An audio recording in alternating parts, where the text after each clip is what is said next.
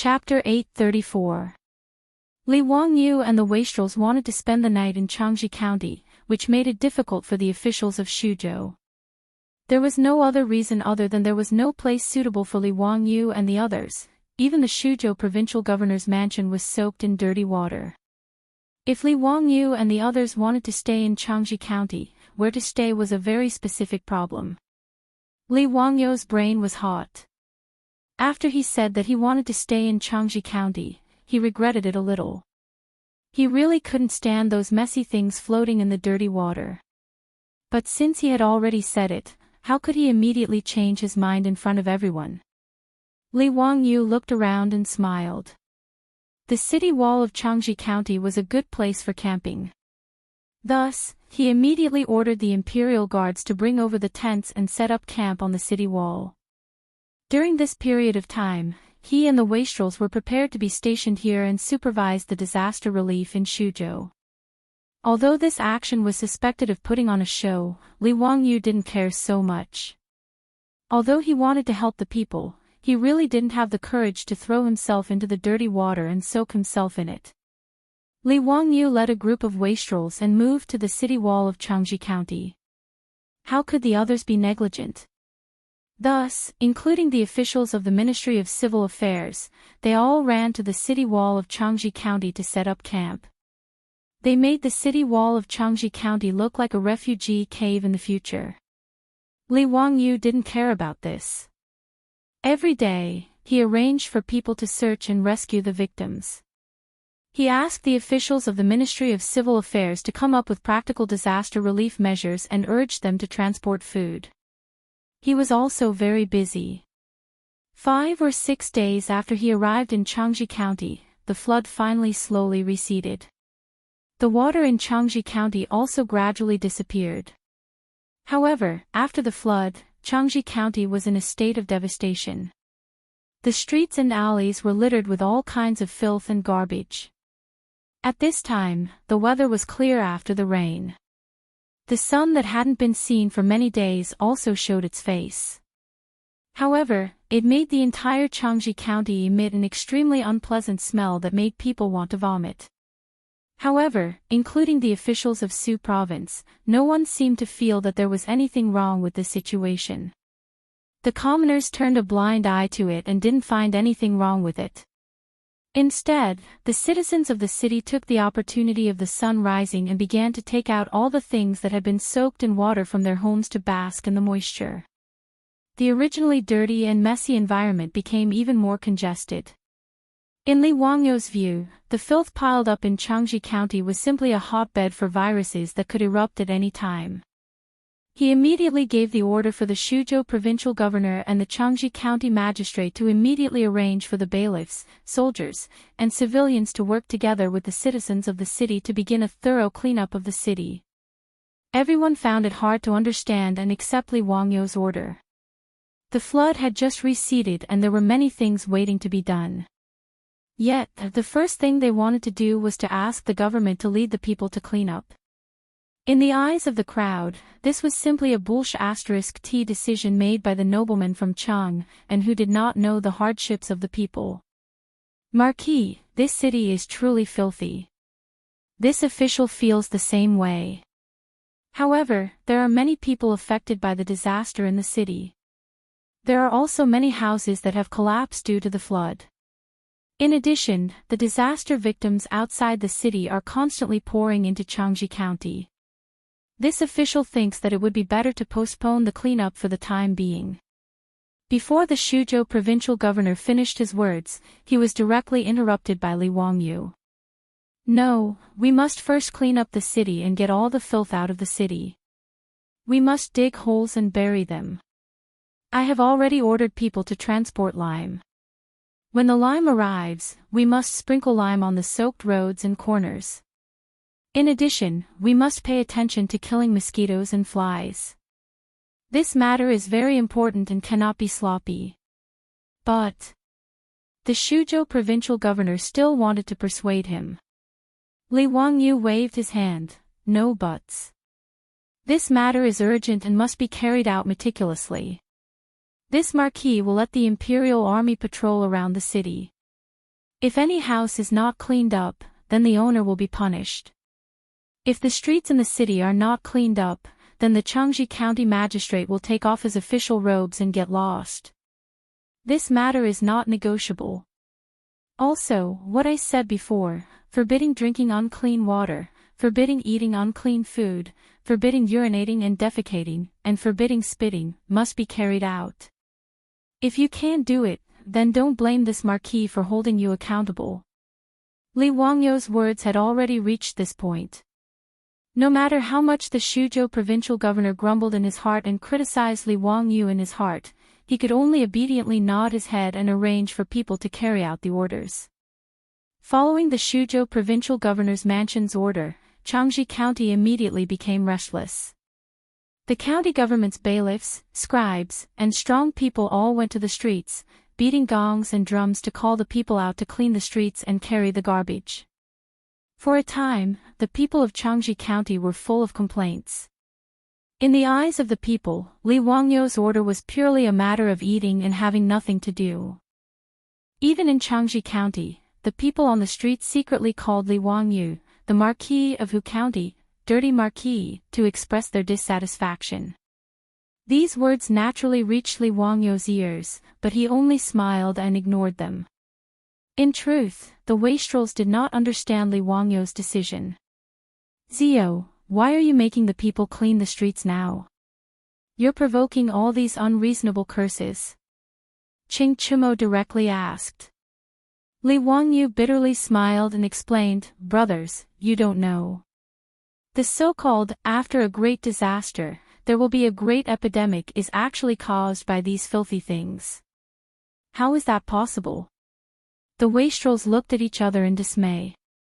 None of them could understand Li Wangyou's words.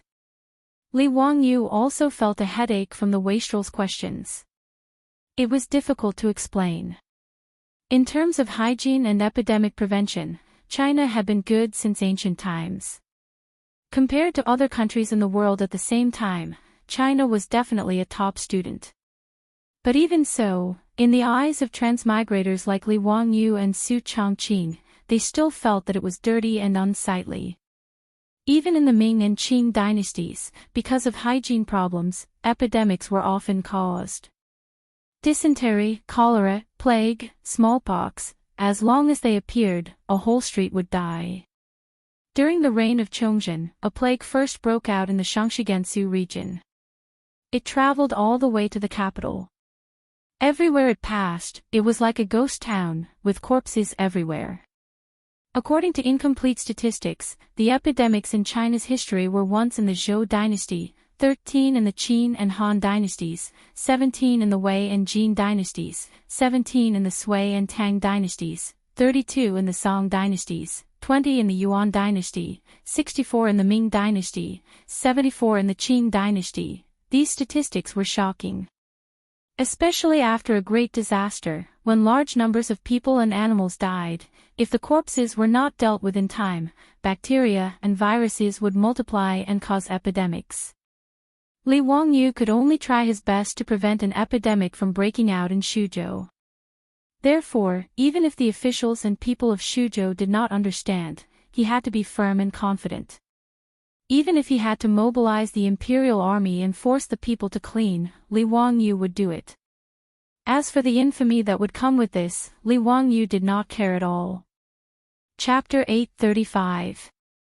In Xianxia County, under Li Wangyou's pressure, the Xuzhou provincial governor led the officials of Xianxia County and forced the people to work for 2 or 3 days. Finally, all the garbage in the city was cleared out. Good news came one after another. The grain from Chongping warehouse in Luoyang had already begun to be transported. After it reached Xianxia County through the Tongji Canal, it was then transported to the 8 counties in Xuzhou. After the flood receded, the Xuzhou provincial governor immediately sent people to get in touch with the other 8 counties. He learned that the situation was still stable and that there were no casualties in the 8 counties. After receiving Li Wangyou's request for help, Qing Yaojin and the others immediately arranged for people to start transporting the lime. On the third day after the flood receded, the ship carrying a large amount of lime had already moored at the Tongji Canal dock outside Xianxia County. Li Wangyu immediately ordered people to transport the lime and began to disinfect and clean the entire city. At the same time, he had the Shuzhou provincial governor send the lime to the other 8 counties and have them thoroughly disinfected like Xianxia County. The only problem now was that after the flood receded, the disaster victims whose villages were destroyed by the flood began to flood into the county. Li Wangyu was busy urging the Shuzhou officials to settle the disaster victims and give them food. However, Li Wangyu did not allow the disaster victims in ragged clothes to enter the county. Instead, he directly set aside an area in the north of the county to settle the disaster victims. Naturally, the victims who were blocked outside the city were full of complaints. What made the disaster victims in Shuzhou even more difficult to accept was that Li Wangyu ordered them to strictly enforce the hygiene ban in the camp area where the disaster victims were settled. The ban on urinating and defecating everywhere, the mandatory bathing before entering the camp area, and so on made the villagers of Shuzhou, who had escaped death, naturally find it difficult to accept. They believed that Li Wangyu, a noble from Chang'an, was deliberately making things difficult for them to pass the time. However, Li Wangyu did not care about this.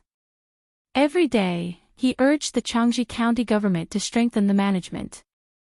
From time to time, he would send the imperial army to patrol the camp area of the disaster victims. Once they found someone violating the rules, they would be arrested and whipped in public. Under such strong pressure, coupled with the fact that there was a sufficient supply of porridge every day, there was no trouble at all. After a few days of good weather, Suzhou's situation slowly improved. Li Wangyu's heart, which had been hanging in the air, gradually relaxed. On this day, on the Tongji Canal, another large fleet went down the river and docked at the pier. Li Wangyu saw it from afar on the city wall, but he didn't think much of it. After all, in recent days, there were ships coming down the river from Zhengzhou, carrying corn, lime, and other supplies. But when he saw the people disembarking from the ship, he hurriedly ran down the city walls and called Qing Chumo and the others, as well as the governor of Shuzhou. A large group of people hurriedly rushed to the docks. He never expected that the person who came down from the boat would be Pai Lupi, followed by Fang Xianling, Du Ruhui, Zhang Sun Wuji, Qing Yao Jin, Yuqi Jingda, and other big shots. Pai Lupi had actually set off. Li Wangyu couldn't help but wonder what was going on. The flood in Shuzhou was not particularly serious. He had already sent a memorial to Chang'an, explaining the situation in Shuzhou. The flood came quickly and left quickly. In the past few days, the officials in Shuzhou had roughly calculated the disaster situation. This year, Shuzhou's grain harvest was definitely poor. 80 to 90% of the farmland had been destroyed by the flood. Of the 117 villages in Shuzhou, 70 to 80 had been destroyed by the flood. The number of casualties was still being calculated. Roughly several thousand people had died, which could be considered a blessing in disguise. For Shuzhou, which had a population of several hundred thousand, although the loss was great, it had already begun to recover. As long as the imperial court could reduce the rent in Shuzhou this year and provide relief corn for the disaster victims to get through the famine, Shuzhou might be able to recover next year. As for the epidemic that Li Wangyu was most worried about, at least for now, there was no bad news.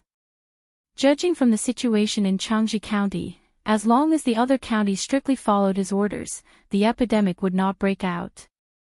After all, in ancient times, epidemics broke out after major disasters mainly because they did not pay attention to hygiene and epidemic prevention.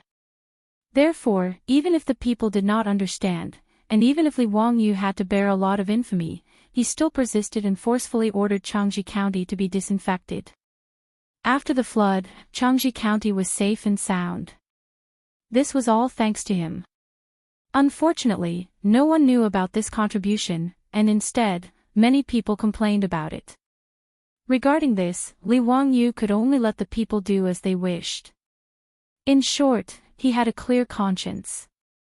Under these circumstances, Pai Lupi suddenly led a group of officials to Shuzhou without any news. What was the meaning of this? Li Wangyu could not understand, but he could only lead everyone to welcome the emperor. Li Wangyu greets your majesty. Why did your majesty suddenly come to Shuzhou? Did something happen? No need for formalities, Zio. This time, I came to Shuzhou to take a look. It's not a big matter, Pai Lupi smiled and waved his hand. I heard that Zio handled the Shuzhou flood well. Let's go, bring me to Xianxia County to take a look. Seeing Pai Lupi being so evasive, Li Wangyu could only rub his nose helplessly and invite Pai Lupi into the city. However, it was not so simple for Pai Lupi to enter the city. He had to wait for the imperial army to take control of the various checkpoints in Shuzhou before Pai Lupi's carriage could enter the city. As for what Pai Lupi said, Li Wangyu did not believe a single word. Who was he trying to fool? Chang'an City was more than 1,000 miles away from Shuzhou. Did you think that the emperor was taking a stroll? Taking a look along the way? Seeing that Pai Lupi was not willing to tell him the truth, Li Wangyu could only secretly ask Qing Yaojin. Uncle Qing, what is His Majesty playing at? Nothing much. Prime Minister Zhang Baoxiang led his troops to the Sinil camp and captured that old man Shili Khan.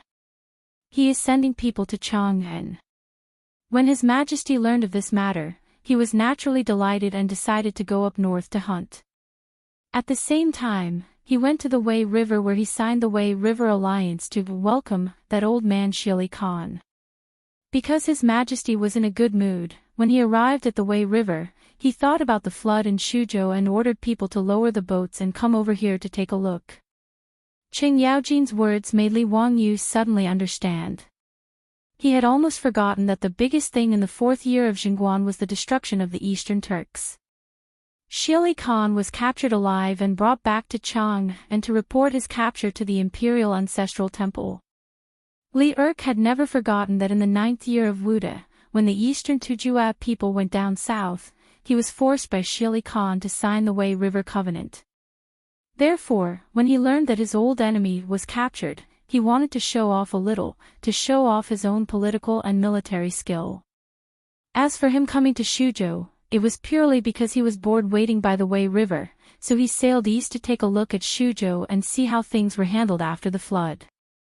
After understanding why Pai Lupi had suddenly appeared in Shuzhou without warning, Li Wangyu could not be bothered to think too much about it and respectfully invited Pai Lupi into the city. Li Er's ceremonial procession slowly set off.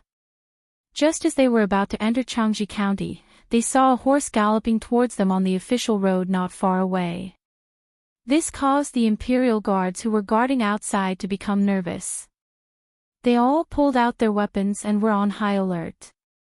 Chapter 836.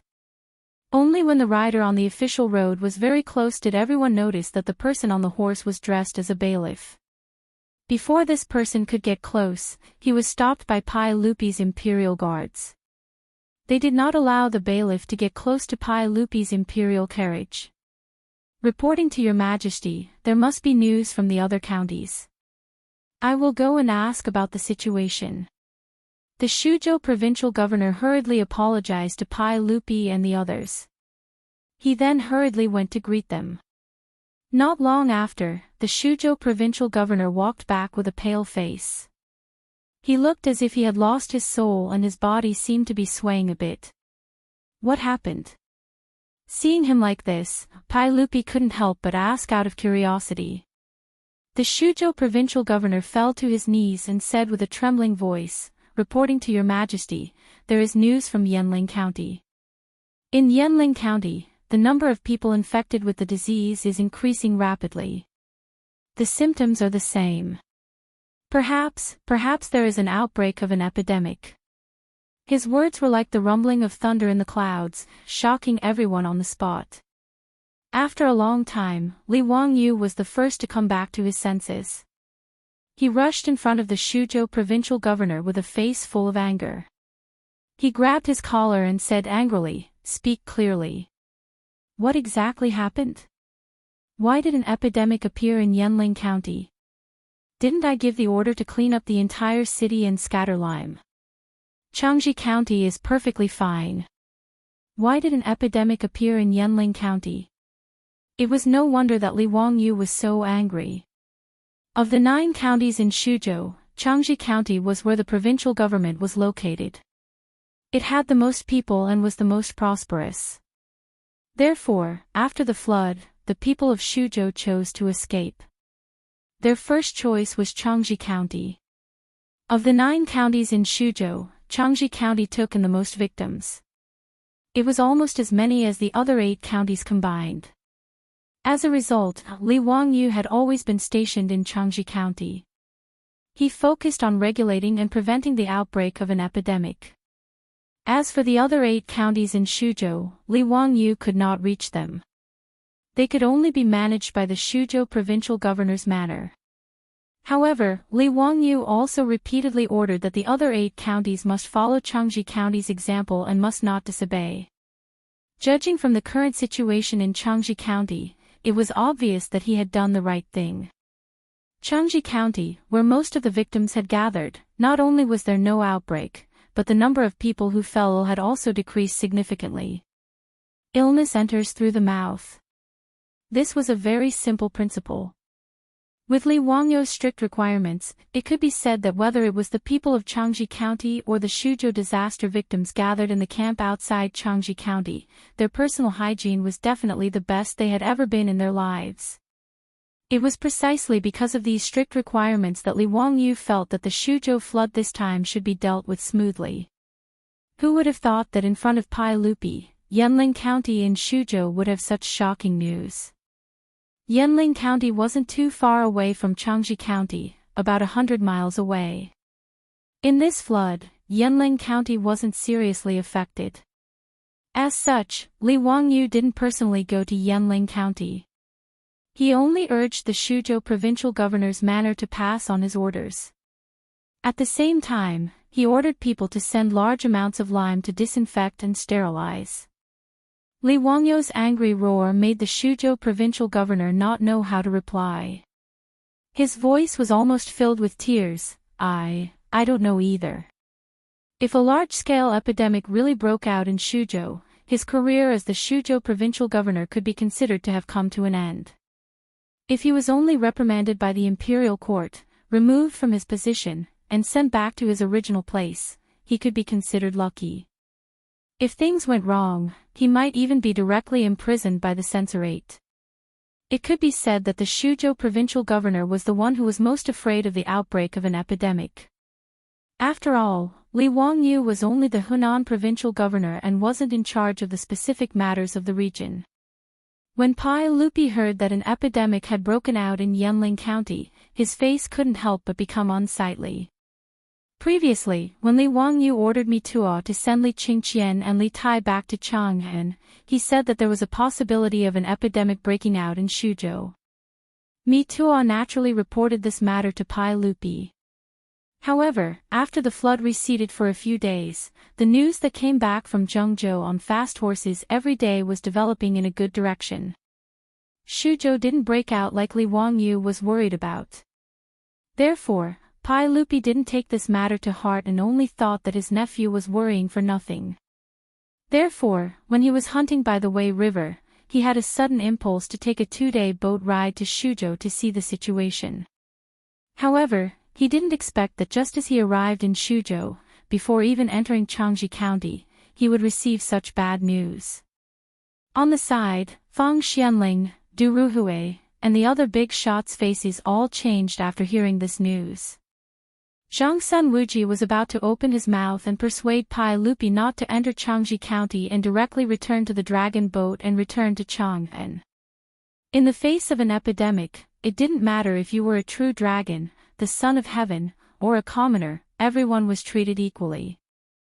Since an epidemic broke out in Xuzhou, no one dared to let Pai Lupi, the emperor, take such a risk. Pai Lupi naturally saw through Zhang Sun Wuji's thoughts, but he waved his hand at him, indicating that he already knew about this matter and that there was no need to say more. Pai Lupi wasn't a hothead.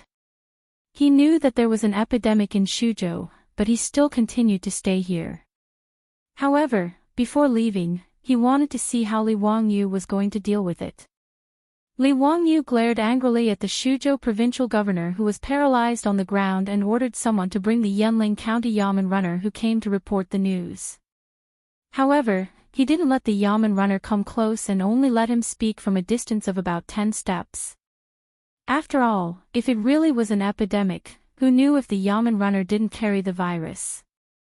When there were no protective measures, keeping a distance was the safest thing to do. What's the situation in Yanling County now? Tell me the truth. Although the Yamen runner didn't know who the people in front of him were, looking at the shiny armor and the imperial guards who were staring at him, he knew that they were nobles that he couldn't afford to offend. Facing Li Wangyu's question, he hurriedly knelt down and didn't even dare to raise his head as he replied loudly. In the county, there were people who got sick and couldn't get out of bed a few days ago. We found a doctor, but he couldn't find anything. Originally, we thought that it was just a cold from the flood, but we didn't expect that there were more and more people who got sick in the various villages. Only then did the Ming house panic and order someone to report to Changji County. Li Wangyu asked, "Let me ask you, after the flood retreated, did your Yanling County implement my orders?" When the Yamen runner heard that, he hesitated slightly before replying, "The Ming house also told us to spread the orders from the provincial governor's manor. But there were many complaints, so what?" Li Wangyu roared. So the Ming house had no choice but to follow the people in the city. The more the Yamen runner spoke, the lower his head and the softer his voice.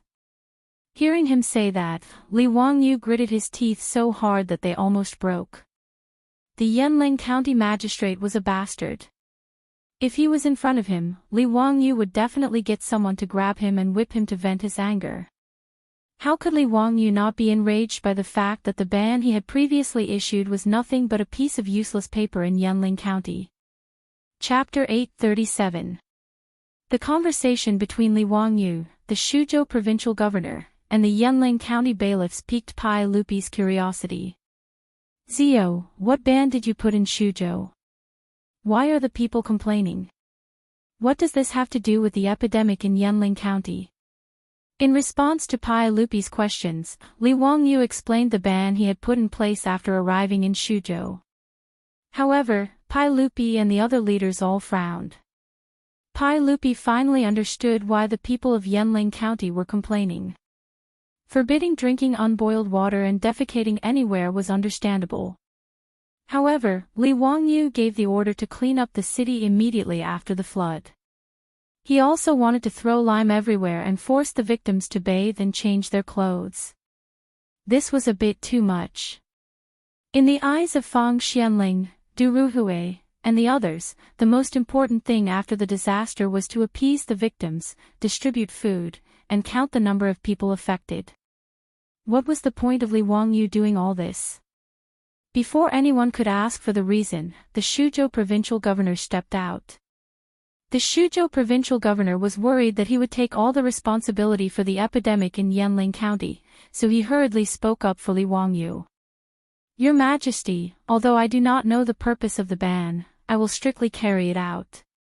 I have repeatedly ordered all the counties in Xuzhou to do the same. The effect of the ban is quite good.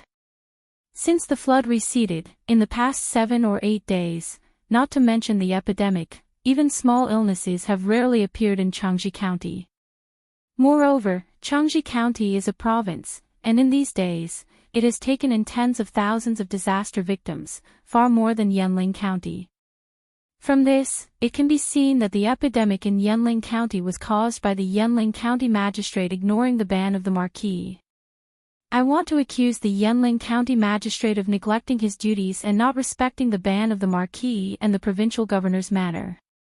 The Xuzhou provincial governor had actually been silently cursing Li Wangyu's ban on the Xuzhou provincial governor. But at this time, in order to clear his name in front of Pai Lupi, he didn't care so much and directly put the blame on the Yanling County magistrate. He also praised Li Wangyu's ban. In fact, what the Shuzhou provincial governor said was not wrong. The Shuzhou provincial governor had indeed conveyed the orders Li Wangyu had issued to the counties under his rule. However, he didn't pay much attention to whether or not those county magistrates followed the rules. After all, the Shuzhou provincial governor did not understand the significance of these prohibitions, and the opinions of the people on the street were great. Naturally, he was too lazy to urge with all his strength. However, since an epidemic had broken out in Yanling County, no matter what, the Shuzhou provincial governor would not admit that this was his responsibility. Naturally, he pushed all the blame onto Yanling County. The bigwigs present were all old foxes in the officialdom. How could they not understand the meaning of Governor Shuzhou's words?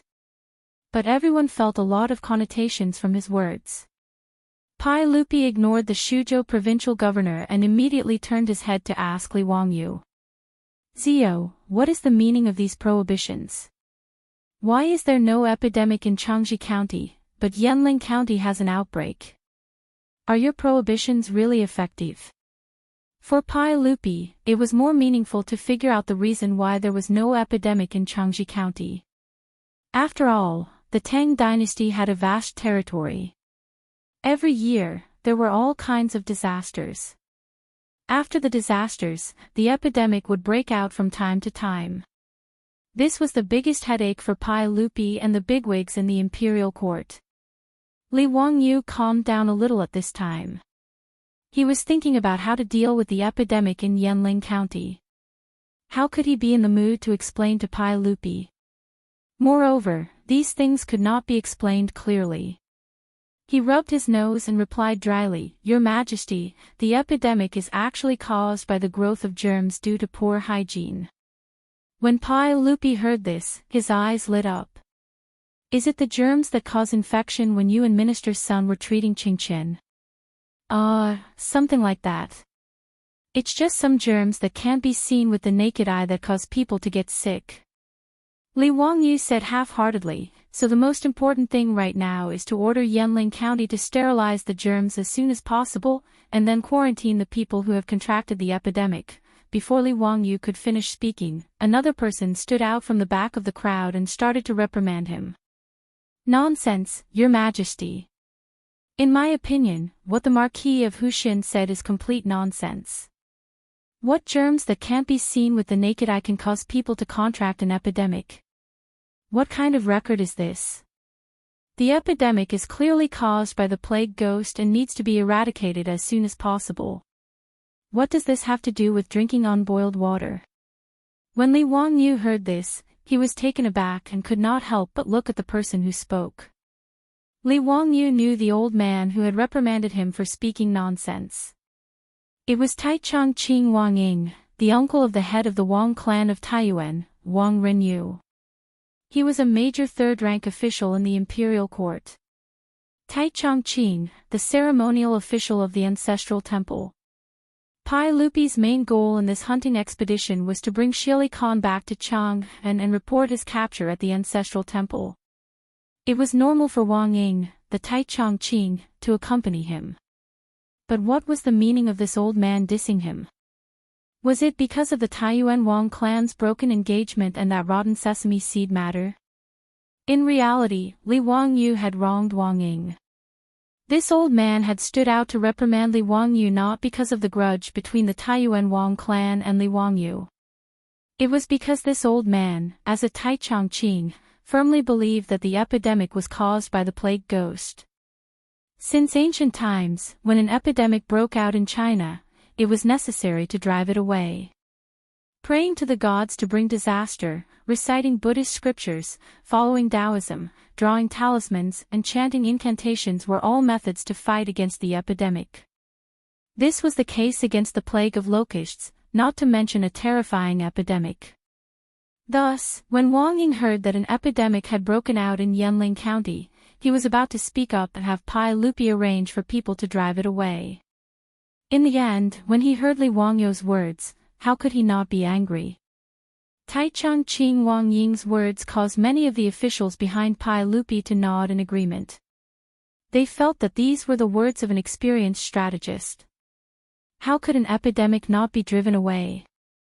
Li Wangyu was also speechless, but he could only patiently explain, Duke Wang, the epidemic was truly caused by germs. It has nothing to do with the plague ghost.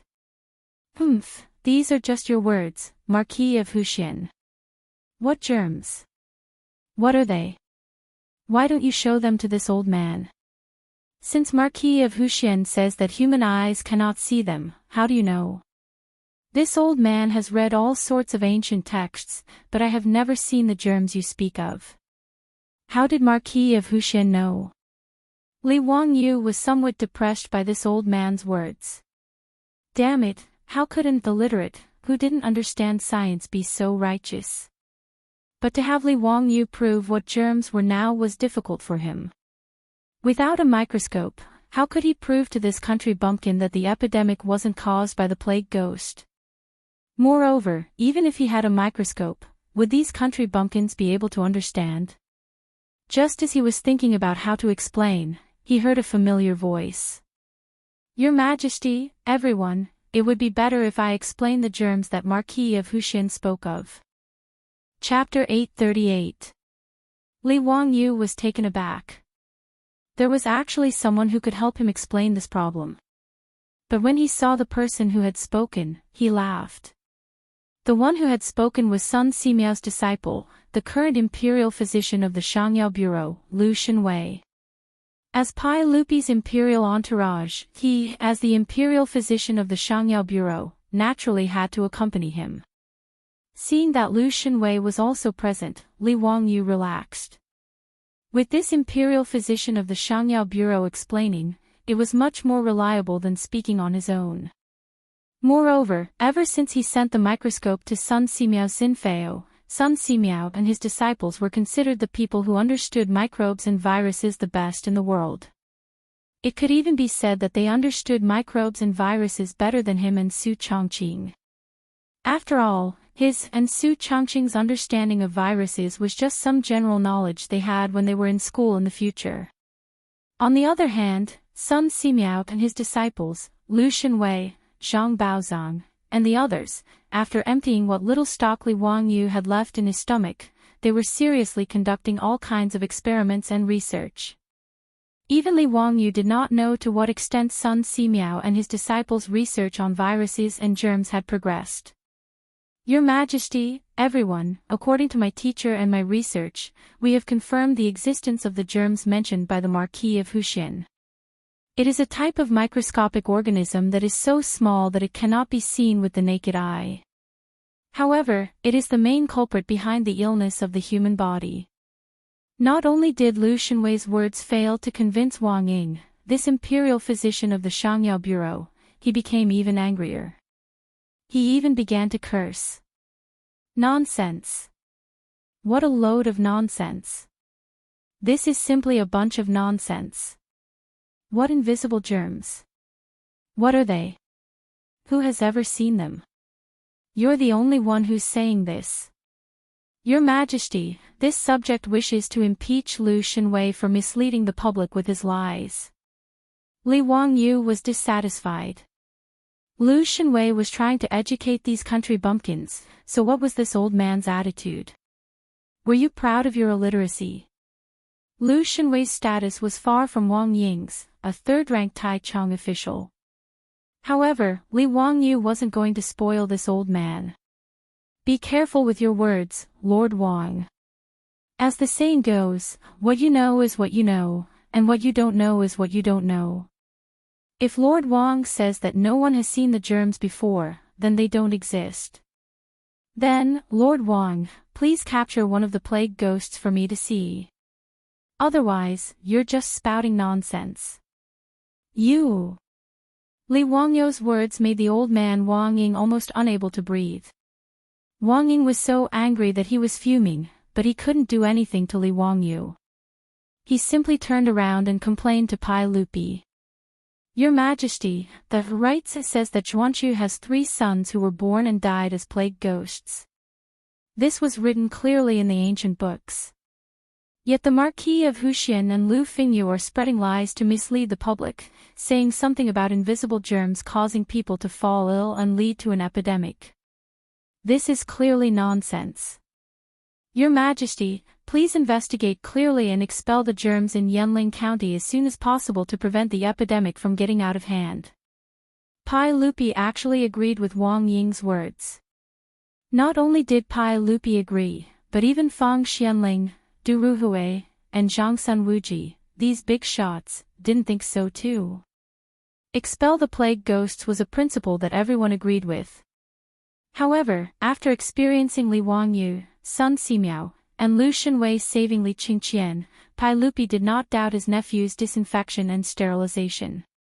Especially after Sun Simiao came up with penicillin, the legendary miracle drug that could kill germs in the body, he really did treat many illnesses. On one side was his nephew, and on the other was Tai Chongqing. This made Pai Lupi somewhat hesitant, not knowing how to choose. Li Wangyu naturally scoffed at Wang Ying's words. Lord Wang's words are nonsense. How is this epidemic different from a normal illness? Naturally, you have to listen to doctors and take medicine. Don't tell me that when Lord Wang is sick, you rely on expel the plague ghosts to treat your illness. You don't look at doctors and refuse to take medicine. In Li Wangyu's opinion, an epidemic wasn't scary. What was scary was people like Wang Ying, who vainly tried to rely on God and Buddha to cure the disease. That was disregarding human life. These are two completely different things. How can you mix them together? An epidemic is an epidemic. What does it have to do with whether I look at doctors or not? The epidemic was caused by the plague ghosts. There's no doubt about this. Even if Marquis Huxian says something different, it's useless. Wang Ying stubbornly insisted that the epidemic was caused by the plague ghosts. Li Wangyu was so angry that he almost wanted to roll up his sleeves and have a real-life PK with him. Lord Wang, you're disregarding human life. When an epidemic breaks out, the patients must first be isolated, then disinfected and sterilized. Only then can doctors administer medicine.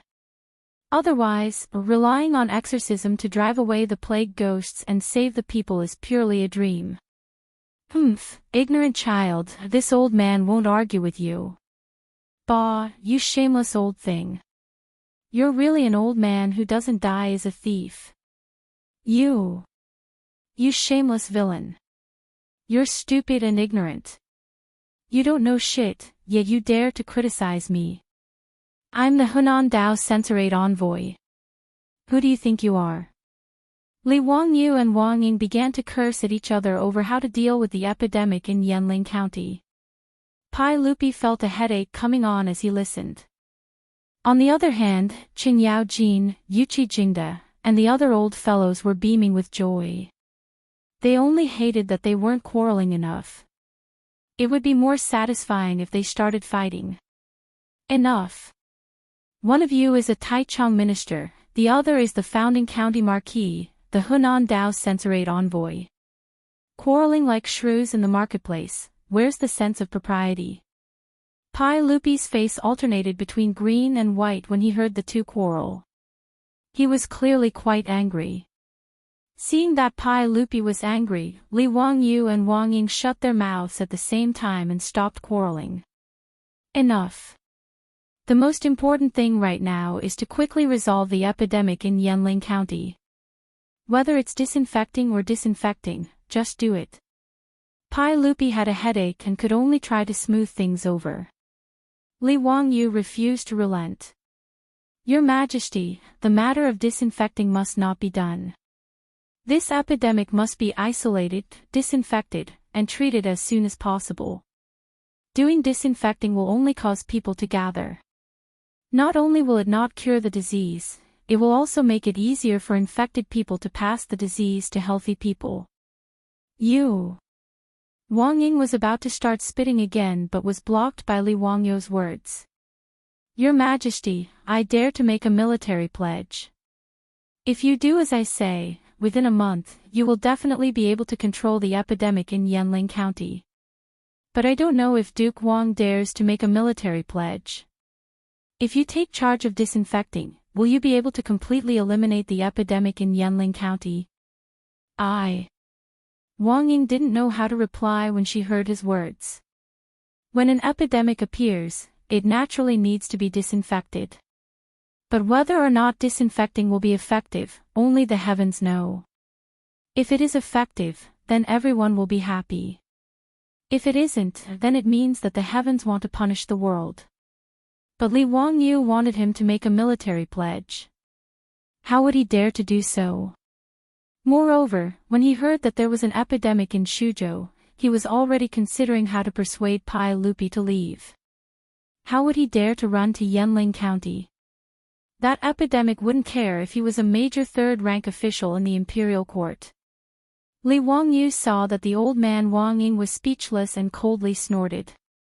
If you don't dare to make a military pledge, then shut up. Stop blabbering here. He then turned his head to look at Pai Lupi. Uncle, this matter cannot be delayed. Otherwise, the epidemic in Yanling County has the risk of spreading. If it spreads to other counties in Shuzhou, then it will be a disaster. Lu Shenwei also bowed. Your Majesty, this subject is willing to stay in Shuzhou and assist the county marquis in treating the epidemic in Shuzhou. Chapter 839. In response to Li Wangyu and Lu Shenwei's advice, Pai Lupi hesitated for a moment before shaking his head decisively. Zio, you can't take the risk yourself. I'll order people to deal with the epidemic in Yanling County. You'd better return to Chang'an with me. Pai Lupi also knew the severity of the epidemic. It attacked indiscriminately regardless of one's status.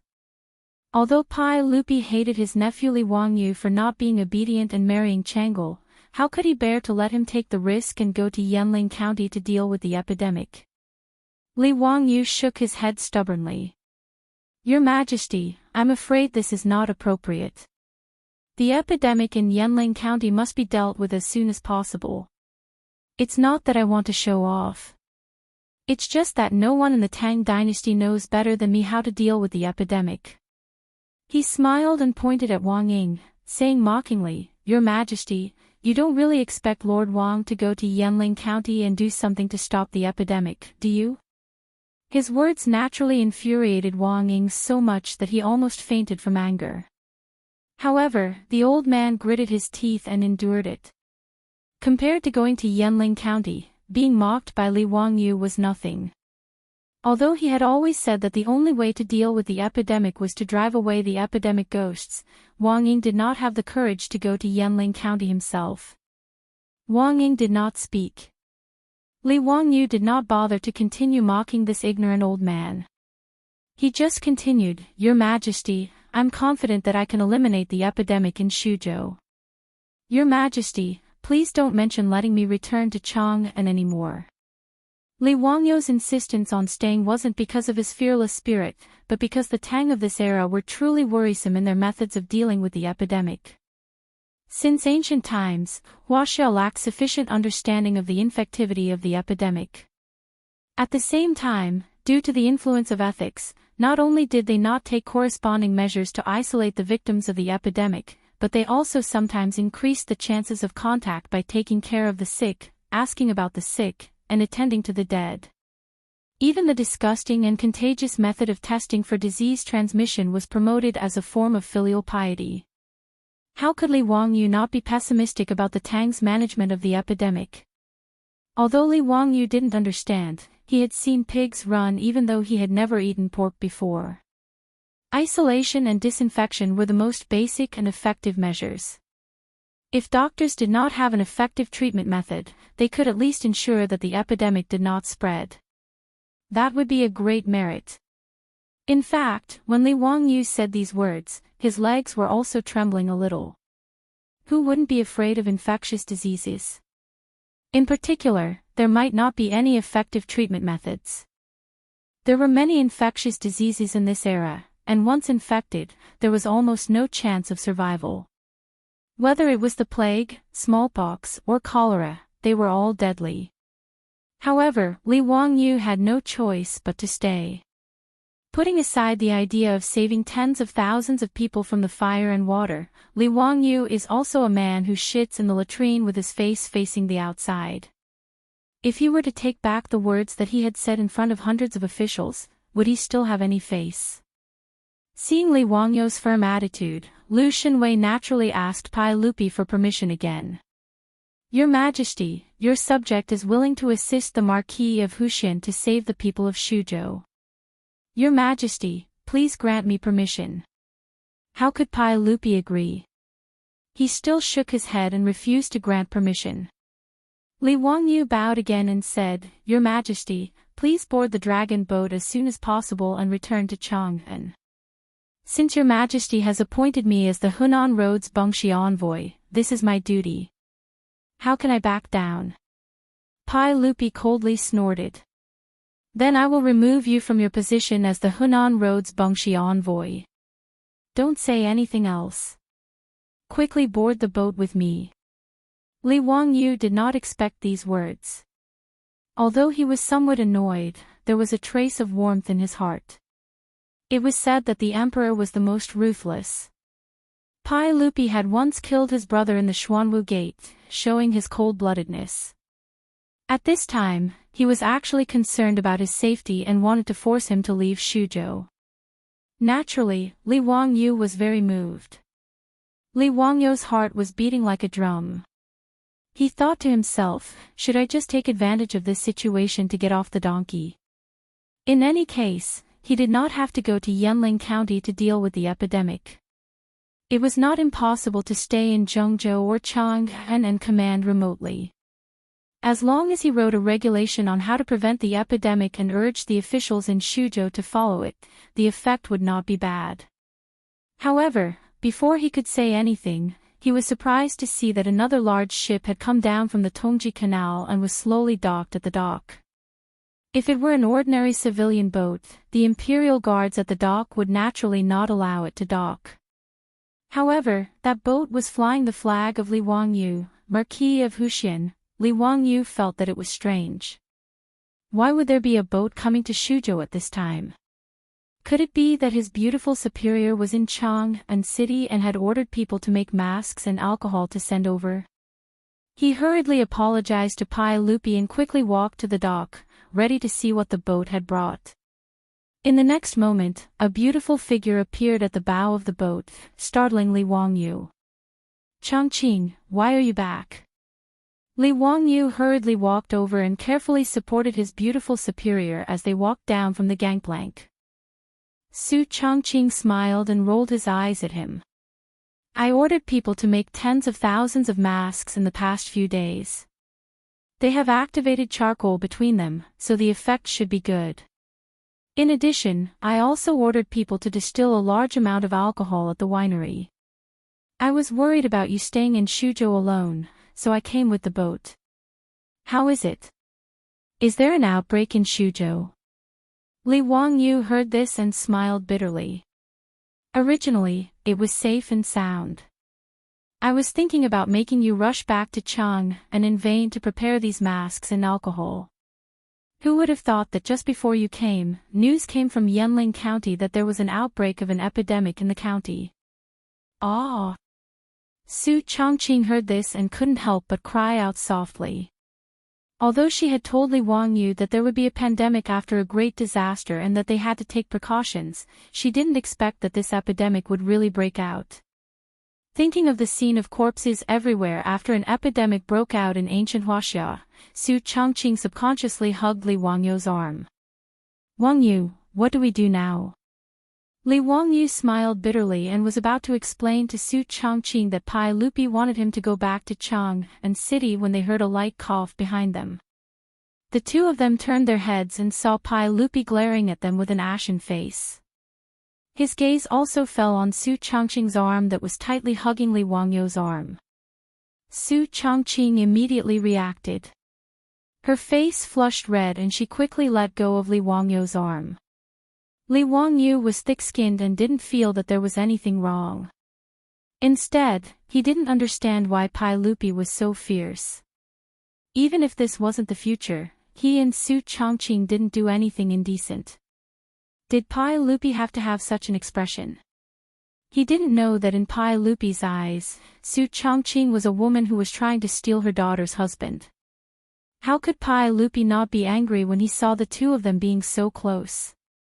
Pai Lupi only coughed to warn the two of them and didn't let the imperial army capture this adulterous couple and drown them in a pig cage. This was already considered magnanimous of Pai Lupi. Chapter 840. At this moment, Li Wangyu couldn't care less about what Pai Lupi was thinking. When he heard that his beautiful boss actually brought the masks and alcohol, he was very happy. With the help of these two divine tools, the elimination of the epidemic in Yanling County would be more assured. He turned to Pai Lupi again and bowed. This time, he didn't call him, "Your Majesty, Uncle, I'm not trying to show off. It's just that I'm afraid that I can eliminate the epidemic in Shuzhou in the shortest time possible. I know that Uncle is worried about my safety, but I'm not saying this because I'm hot-headed." Li Wangyu turned his head to look at Su Chongqing. "Bring me a mask. I'll demonstrate it to Uncle." Su Chongqing immediately agreed and called for someone to bring the masks. These masks were all made by the female workers in the lingerie shop after she returned to Chang'an. The masks she brought were sewn with high-quality white cotton cloth and an inner layer of activated charcoal as an adsorbent. Although it was simple and crude, in this era, it was already the best protection. Pai Lupi looked at the thing in Li Wangyu's hand and didn't know what it meant. "Zio, what is that thing in your hand?" "Uncle, this thing is called a mask." "Oh. What is it used for?" Li Wangyu put on the mask and smiled at Pai Lupi. "Uncle, this mask is used to filter the breath that enters the mouth and nose." "What's the point?" Pai Lupi still didn't understand. Li Wangyu explained, "Uncle, I've said before that the epidemic is actually caused by germs. And those invisible germs will splash out along with saliva because of people's breathing, coughing, spitting, and so on.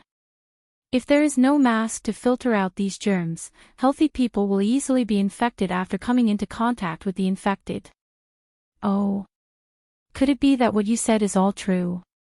The plague really wasn't caused by the plague ghost?" Pai Lupi was skeptical. Li Wangyu shrugged his shoulders and said, "Of course not. I can't prove it to you now.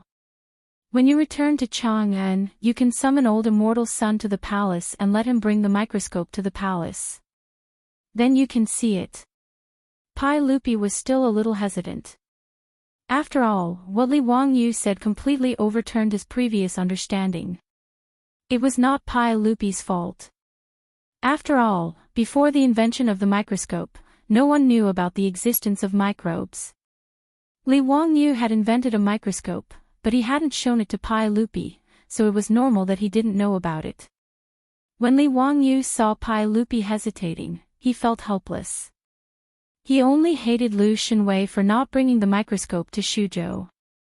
However, when he turned his head and saw Qing Chumo and the other fops, he remembered that the fops often went to Dingzhou village. They were also frequent visitors. Others might not have seen microscopes before, but this group of rich kids had seen them before. Not only had they seen it, but they had also played with it. When these bastards were in the microscope, they almost fought over the right to view the microscope. The old Daoist son Simiao was so angry that he almost went berserk. Only then did the fops calm down. "Uncle, if you don't believe in the existence of germs, you can call Qing Chumo and the others over. They were in old Immortal son's microscope and saw the existence of germs with their own eyes." Pai Lupi immediately reached out and called the fops in front of him. After a series of questions, the answers he received were the same as what Li Wangyu and Lu Xinwei had said. Now Pai Lupi was somewhat convinced that the plague was caused by germs. He reached out and asked Li Wangyu for a mask. He imitated him and put it on his face.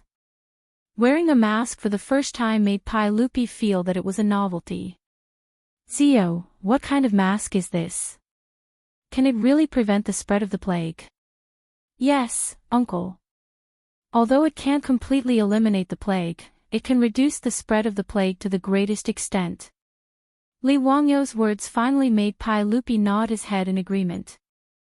Well, in that case, I will leave Xuzhou to you to deal with. I only have one request. Go back to Chang and safely. Don't forget that Chang'e is still waiting for you. Hearing Pai Lupi mention Chang'e again, Li Wangyu suddenly didn't want to talk to him anymore. Damn, his heart was so tired. Uncle, please board the ship as soon as possible. Leave the matter of Xuzhou to me. Li Wangyu now only wanted Pai Lupi to leave as soon as possible. He didn't want to see this middle-aged man again. He turned his head and said to Su Changqing, you also go back to Chang and with His Majesty. Don't worry, with the mask and alcohol you sent, I will take good care of myself. Su Changqing shook her head. No, I want to stay. You asked me to go back to Chang and before to prepare the mask and alcohol. What is it for now? If you can stay, so can I. Li Wangyu was not willing to let her take risks. He shook his head and refused to agree. I don't care. In short, I have to stay. Pai Lupi was a little surprised. There was an outbreak of the plague in Xuzhou. Everyone wanted to avoid it. These two people were interesting. They actually wanted to stay. He appreciated Su Changqing's courage very much. Although as a father, he was very unhappy about Su Changqing's behavior of snatching his daughter's husband, he didn't say anything. In the end, Li Wangyu still couldn't win against Su Changqing. Pai Lupi's dragon boat slowly sailed away from the dock in Changji County, heading north against the current and returning home. Li Wangyu stood on the dock and watched the dragon boat leave. After a while, he rubbed his face hard. Now was not the time to be in a daze. There were many things waiting for him to do. He turned to the governor of Su province and ordered the group of officials, immediately order Captain Zhu of Su province's Shichong mansion to gather the mansion soldiers and surround Yanling County. No one is allowed to leave. Before Pai Lupi left, he generously gave Li Wangyu the authority to command Xuzhou's military power. Su Prefecture was central prefecture. Zhichong Prefecture had 1,000 prefecture soldiers, 1 Zhichong commandant, 1 Zhichong commandant, 1 left, and Guai commandants. In addition to the 500 imperial guards that Li Qingqian and Li Tai left behind for Li Wangyu had 1,500 soldiers in his hands. These mansion soldiers and imperial guards were first deployed by Li Wangyu to the periphery of Yanling County, sealing off the entire city and preventing people from entering or leaving. Sealing the city was a choice that had no other choice. If the people of Yanling County were allowed to enter and leave freely, the virus would spread everywhere. That would be out of control. Taking 10,000 steps back, if the virus really couldn't be cured, then Li Wangyu could only harden his heart and sacrifice the people of a city to save the people of a province or even a road. At this time, he couldn't be soft-hearted. Li Wangyu's order made the Xuzhou officials hesitate slightly. Marquis, if we seal off Yanling County and prohibit people from entering or leaving, I'm afraid there will be a revolt, the Xuzhou governor said with a bitter face. The Yanling County magistrate was tactful about the outbreak of the virus and didn't dare to make it public. He just hurriedly sent people to Changji County to ask for help. However, the people on the streets weren't fools. This kind of thing couldn't be hidden for long. If the people discovered the virus, they would definitely panic. If they sent the mansion soldiers to seal off the city at this time, wouldn't the people panic even more? Li Wangyu shook his head. There's no need to say more. Pass down the order. If anyone dares to cross the line, kill them without mercy. Chapter 841. Yanling County was only 70 to 80 li away from Changji County and could be reached in 2 hours. Yanling County was just a lower county with less than 1,000 households. Based on the average of 5 people per household in the Tang dynasty, there were only 4,000 to 5,000 people. However, after the flood, many refugees came to Yanling County. Originally, most of the disaster victims had gone to Xianxia County, but because of the strict hygiene ban Li Wangyu had implemented in Xianxia County, many of the disaster victims found it too troublesome. As a result, they all dragged their families and would rather travel several dozen li to Yanling County to find a bite to eat than stay in Xianxia County and be controlled by others. Thus, in the small Yanling County, there were tens of thousands of refugees, more than the people in the original county. As for the county magistrate of Yanling County, he did not follow Li Wangyu's example and placed the disaster victims outside the city. Instead, he opened the city gates and allowed the disaster victims to enter the county city and distribute food inside the city. Because there were too many refugees, the county magistrate of Yanling County cancelled the curfew and allowed the refugees to set up camp on the streets of the county. Regarding this, the county magistrate of Yanling County was very proud and felt that he was implementing a benevolent government.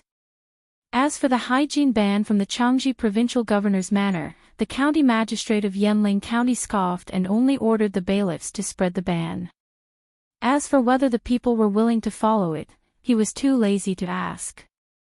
It was already the beginning of summer and the weather was getting hotter.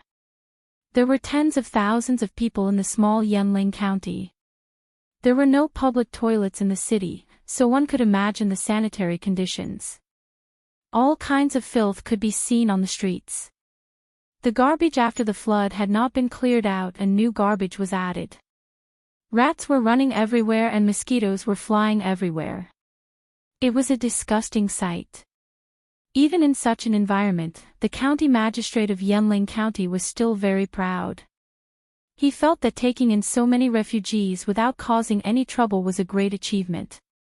When he arrived at the city, there were reports that there were people with fever, coughing, and even coughing up blood. It was the same for the refugees gathered on the streets of the city. Facing such a situation, the county magistrate of Yanling County panicked and the word epidemic jumped out in his mind. The county magistrate panicked and hurriedly sealed off the news. At the same time, he ordered the bailiffs to get on their horses and immediately report to Xianxia County. However, the county magistrate of Yanling County did not expect that a few hours after he sent the bailiff to Xianxia County to report the news, it was not the doctors sent by Xianxia County, but hundreds of government soldiers. These soldiers did not enter the city. Instead, some of them surrounded the 4 city gates of the county. When the Yanling County magistrate received the report from his subordinate, he hurriedly put on his official robe and went out to welcome them. However, before he walked in, he was shocked to find that all the soldiers were wearing a white mask that covered their mouths and noses. Only their eyes were exposed. "Stop! Stay there and don't come over." Before the Yanling County magistrate could get close, he was stopped by the soldiers. At the same time, the soldiers raised their weapons and pointed them at the Yanling County magistrate and the officers behind him. "What are you doing?" "I am the county magistrate of Yanling County. Why are you blocking the city gate?" The Yanling County magistrate could not help but be enraged. He pointed at the soldiers and scolded them. A Guai field officer walked out from the soldiers. He also wore a white mask that covered his mouth and nose. "I am the right Guai field officer of Zhejiang residence in Su province. I am under the orders of the founding Marquis of Hu County and the Zhe envoy of Hunan province to seal off the entire Yanling County. No one is allowed to enter Yanling County without permission. Violators will be killed without mercy." Guai field officer's words naturally caused an uproar among the officers and bailiffs of Yanling County. What? Why are they sealing off the county? What is the reason? Why are we not allowed to enter the county? Ming House, what is going on? Why are the soldiers sealing off the county for no reason? What is going on? At the city gate, the commoners who were watching the commotion started to clamor when they saw this scene. Many people crowded around and walked out of the city.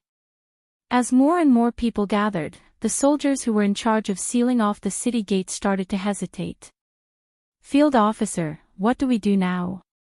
Guai field officer gritted his teeth and ordered fiercely, "If anyone disobeys the order and tries to force their way out of the city, kill them." "Yes, sir."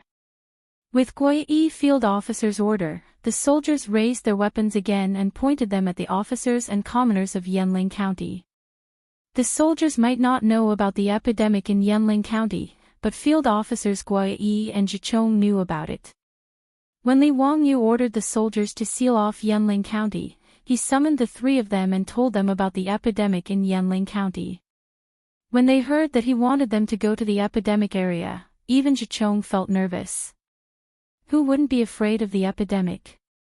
If they accidentally contracted it, the epidemic wouldn't care if they were the emperor or commoner. Li Wangyu saw their hesitation and comforted them with a smile. "You don't have to worry too much. You just need to guard the city gate and prevent anyone from entering or leaving. That will be a great achievement. I won't let you go like this. Do you see this thing on me? It's called a mask and is used to isolate the epidemic. Wear it and you won't have to worry about being infected." In response to Li Wangyu's words, Commandant Zhichong and Commandant Guai looked at each other. Although they didn't say anything, their eyes revealed that they didn't believe that the small white thing in Li Wangyu's hand could isolate the disease. Seeing that the three of them didn't believe him, Li Wangyu rolled his eyes and said, "Haven't you heard of my abilities?" Field Officer Zhichong and the others looked at each other again and nodded. "Of course we've heard of your many abilities. Even though we're in Shuzhou, we've heard of your great abilities. To tell you the truth, this mask isn't an ordinary thing. It's a treasure I made with my immortal powers. Wear it and you'll be immune to all poisons." Li Wangyu's words were a complete lie, but in order to let the soldiers of Shuzhou's Zhichong Manor lock down Yanling County without worry, he could only use this plan. Field Officer Zhichong and Field Officer Guai Field Officer were somewhat skeptical of his words. Shuzhou wasn't too far from Chang'an, and they had naturally heard of what happened in Chang'an. They had also heard of the Marquis's abilities. In Chang'an, many people worshipped Li Wangyu as a living immortal. When these rumors spread to Shuzhou, they were naturally exaggerated. However, there was a difference between hearsay and reality. Moreover, the three of them couldn't help but be afraid of the epidemic. Seeing that they were still hesitating, Li Wangyu rolled his eyes and came up with an idea. Chapter 842. Li Wangyu ordered his men to light a bonfire. After the bonfire was lit, he ordered his men to throw a large amount of wet wood into the fire. After the wet wood was licked by the fire, it immediately emitted thick smoke. Li Wangyu threw the masks to Captain Zhichong and the two Gui captains, put on the masks and stand in the thick smoke to test the effect. He was purely fooling Captain Zhichong and the others by using the masks with activated charcoal made by their beautiful superior as gas masks. In the medical masks of the future, the filter layer in the middle was a melt spray cloth, which could effectively filter the virus in the air. However, this kind of high-tech product was not something that Li Wangyu and Su Chongqing could make in the Tang dynasty. As for the masks with activated charcoal, strictly speaking, they were not suitable for medical protection. They were used to absorb organic gases, odors, and toxic dust. However, in the Tang dynasty, they were already the best protective products. The masks with activated charcoal could effectively absorb carbon monoxide and other harmful gases. Naturally, they could also be used as gas masks. Captain Zhichong and the two Gui captains doubtfully put on the masks and listened to Li Wangyu's orders and walked into the thick smoke. It had to be said that the masks with activated charcoal were absolutely effective in filtering the smoke. The three of them wore masks and stood in the thick smoke. Although the smoke made it difficult for them to open their eyes, they did not find it difficult to breathe at all. This discovery made the three of them pleasantly surprised. They finally believed what Li Wangyu said before. They were all experienced soldiers, so they naturally knew that it was impossible for people to breathe in this kind of thick smoke. It seemed that the masks were indeed immortal treasures. It was because of this confidence that nearly 1,000 soldiers of Zhicheng's mansion in Xuzhou, under the leadership of Captain Zhicheng, all put on masks and rushed to Yanling County to carry out Li Wangyou's ban. Captain Zhicheng ordered his men to fetch lime and drew a white line on the ground outside Yanling County's gate with the lime. Listen carefully. Anyone who dares to cross this line without permission will be killed immediately. Do you understand? Yes, sir. The soldiers put their weapons on the ground and punched their chests with their right hand as they shouted in unison.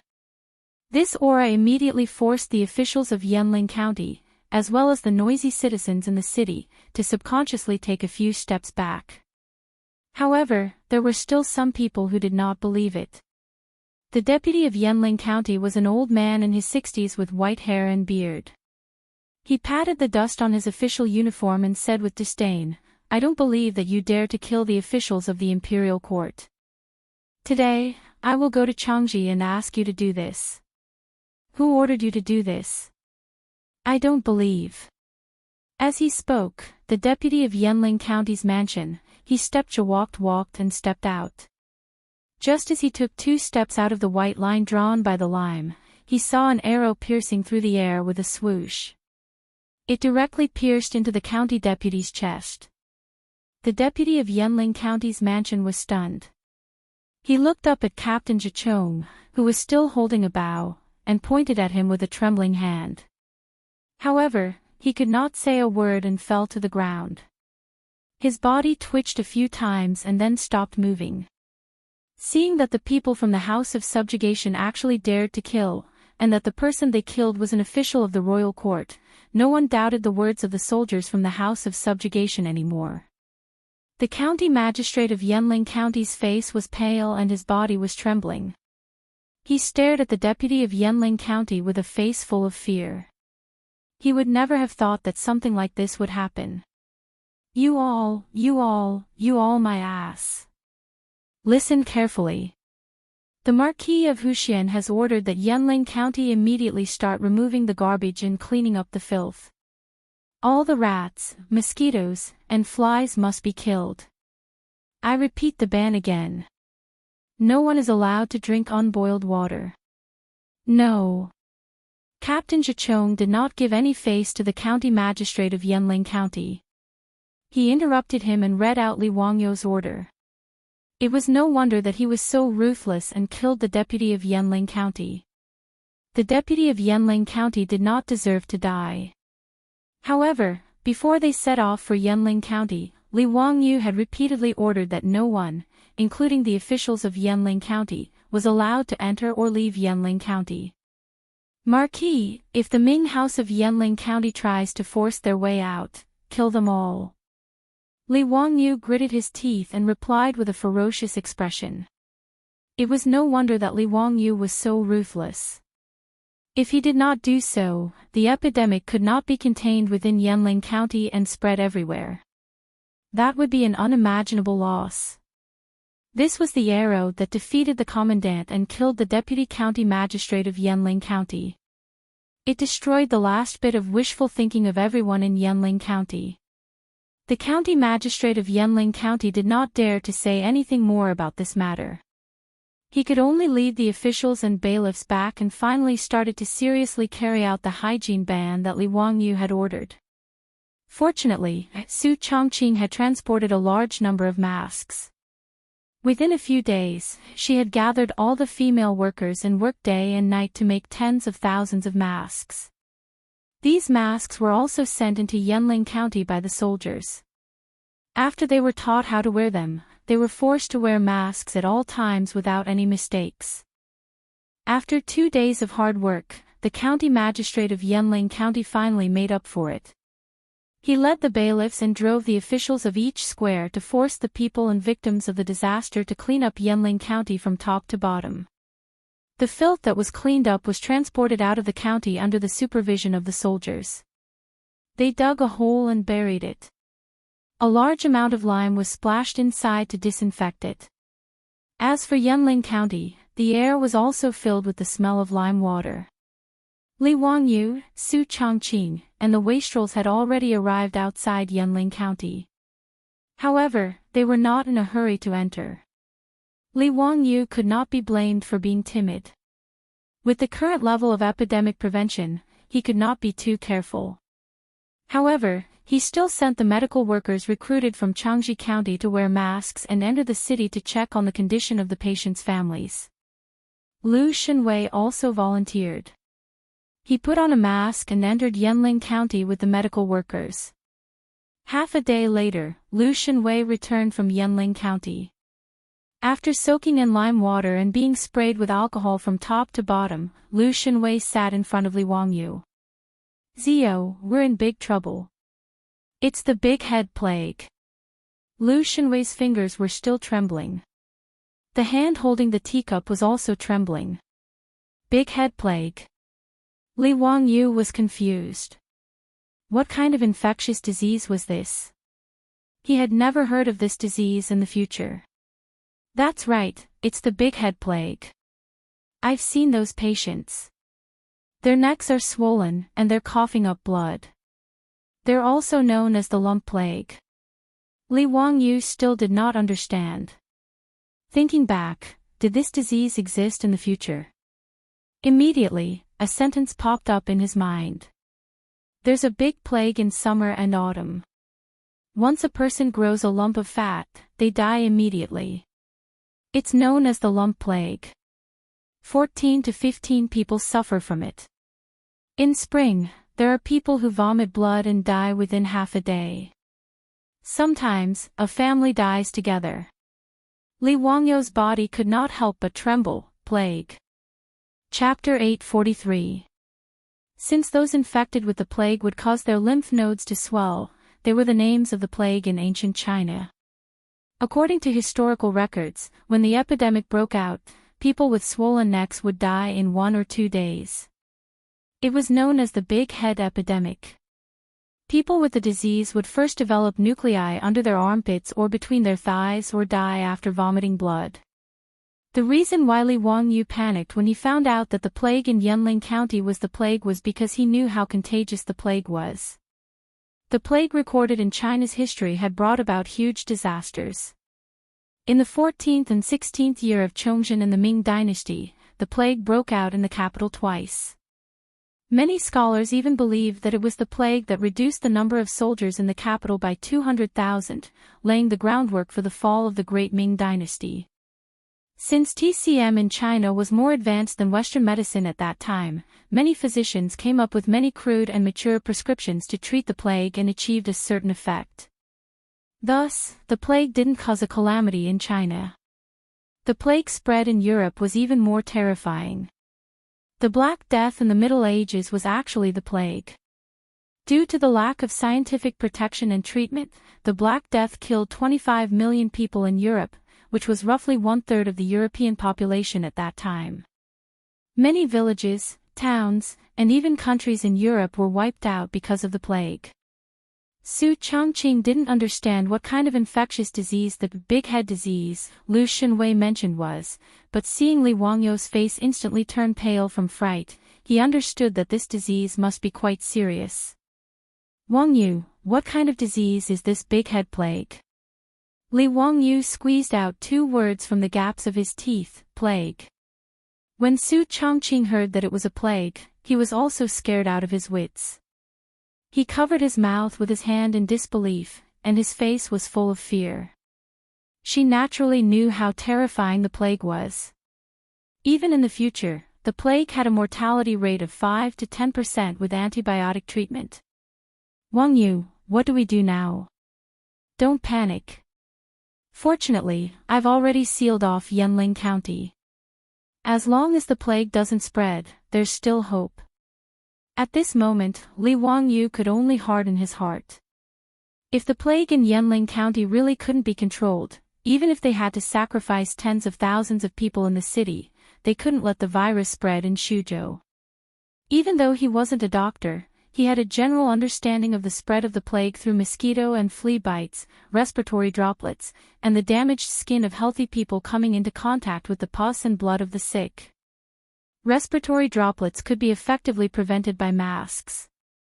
The most important thing now was to exterminate the fleas, mosquitoes, and rats in Yanling County. Li Wangyu forced himself to calm down. He paced back and forth a few times, then ordered someone to summon the Shuzhou provincial governor and commandant Zhichong. Let me tell you a piece of bad news. Keep it a secret for now. Don't spread it around, lest it cause panic. Li Wangyu's expression was unusually serious. The Shuzhou provincial governor and Captain Zhichong looked at each other. They both had a bad premonition. Lu Fingyu went to the city to check just now. The plague in Yanling County is the big head plague. Li Wangyu's words caused the Shuzhou provincial governor's legs to go soft for no reason, and he directly sat down on the ground. Remember, don't spread this around first. Li Wangyu turned to look at Commandant Zhichong. Pass down my order. Strictly guard Yanling County. Don't even let a fly out. If the plague leaks out, I'll first chop off your head and offer it to the heavens. Yes, sir. I dare not die for you. Li Wangyu turned to the Shuzhou provincial governor. Immediately transfer all the lime to Yanling County. Order the city to splash lime water 3 times a day to kill the plague. Also, order the Ming House in Yanling County to gather all the patients with fever and cough in one place. Other than the medical workers, no one else is allowed to enter. In the current Tang dynasty, there was no special medicine for the plague. The only important medicine was penicillin. But Li Wangyu didn't know how much penicillin there was. When his beautiful superior left for Shuzhou, the plague hadn't broken out in Shuzhou. Sun Simiao, Zhang Baozong, and the others were naturally still in Chang'an. Therefore, strict disinfection and isolation measures were the most important thing. Yes, sir. This official will go and arrange it. The Shuzhou provincial governor struggled to get up from the ground. He wiped the sweat from his forehead and replied in a trembling voice. Oh right, there's one more important thing. If there are patients who die from the plague in the city, no religious ceremonies or funerals are allowed. Immediately order people to scatter lime on the bodies and transport them out of the city for cremation and burial. This. Marquis, I'm afraid it's not appropriate. The Shuzhou provincial governor sweated even more. Cremation had never been popular in Wuxia since ancient times. Other than those eminent monks who were willing to give up their bodies, how could ordinary people have the custom of cremation? According to Wuxia's traditions, it was simply unacceptable to burn someone to death. Even for those heinous criminals, after being beheaded or cut in half at the waist, the government would allow the family members to put the bodies back together and do their best to ensure that the bodies were intact. And if the criminals were allowed to have a complete corpse, the condemned prisoners would be deeply grateful. In this kind of situation, Li Wangyu wanted to cremate all the people who died of illness and bury them. The Shuzhou provincial governor couldn't imagine what kind of trouble would arise when the time came. Li Wangyu didn't care about the customs. At this time, how could he care about these things? If the people who died of the plague were not cremated as soon as possible, they would be a huge source of infection. Who knew how many people would die? All right, this matter must be done. Don't say anything else. This marquis still has the same words. Anyone who dares to disobey will be killed without mercy. Yes, sir. The Shuzhou provincial governor now had the heart to die. These matters were each more difficult than the last.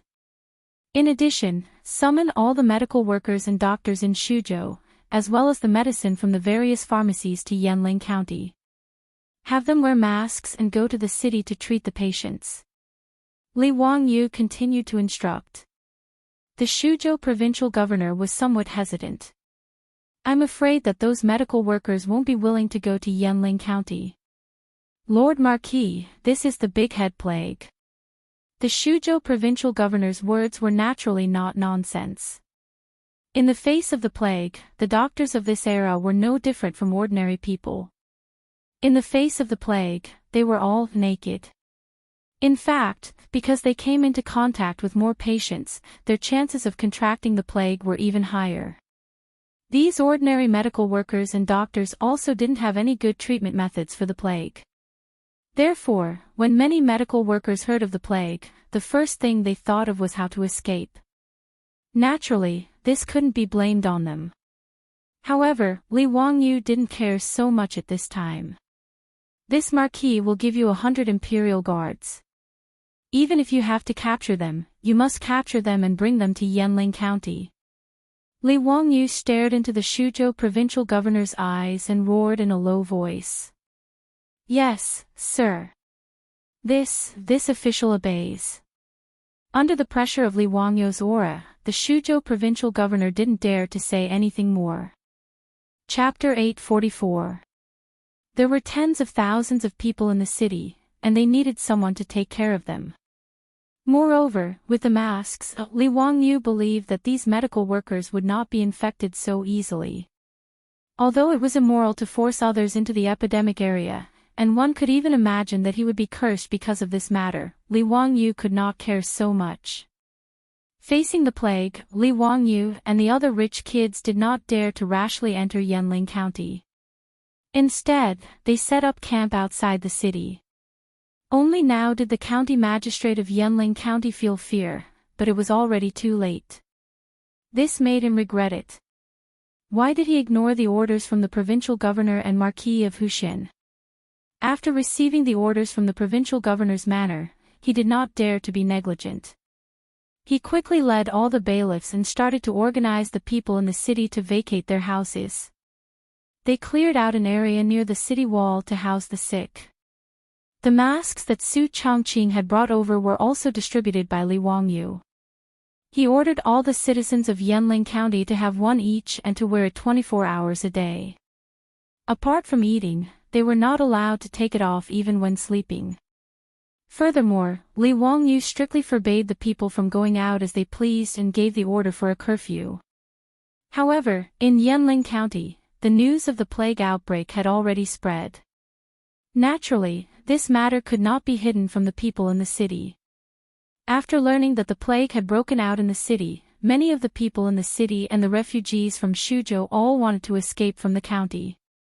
However, when they dragged their families to the county gates, they were horrified to find that the 4 city gates were surrounded by the soldiers, preventing anyone from leaving the city. This naturally caused the commoners to become even more terrified. Their cries shook the heavens. Many people knelt and begged the soldiers who sealed the city gates, begging them to let them live. However, no matter how they begged, no one dared to let them go. There were also some fearless people who fanned the crowd. If the people all rushed out of the city, the soldiers would not dare to use their weapons. All of a sudden, the 4 city gates of Yanling County were in chaos. It looked like a bloody conflict was about to break out. After Li Wangyu received the report, he hurriedly led Niu Wu and the others to the city gate. Seeing that another large group of people had arrived, the citizens who were clamoring to rush out of the city quietened down a little. They no longer pushed and shoved their way out of the city. Instead, they raised their eyes to look at Li Wangyu and the others. When Li Wangyu was about 10 paces away from the crowd, he pulled on the reins of his horse. Gathering his qi in his dantian, he loudly shouted at the common people, "This marquis is the founding county marquis of Hu County, Hunan's Daoist envoy. Why are you not obeying the order and making a ruckus here?" There was a commotion among the crowd at the city gate when they heard this. An elderly man walked out and bowed to Li Wangyu from afar. Replying to the marquis, "Old me and the others only wish to leave the city to seek refuge. Please be merciful and let us go. Now that the plague has begun to appear in the city, if we continue to stay in the city, only death will await us." Li Wangyu shook his head. "No. Since you know that there is a plague in the city, all the more reason you cannot leave.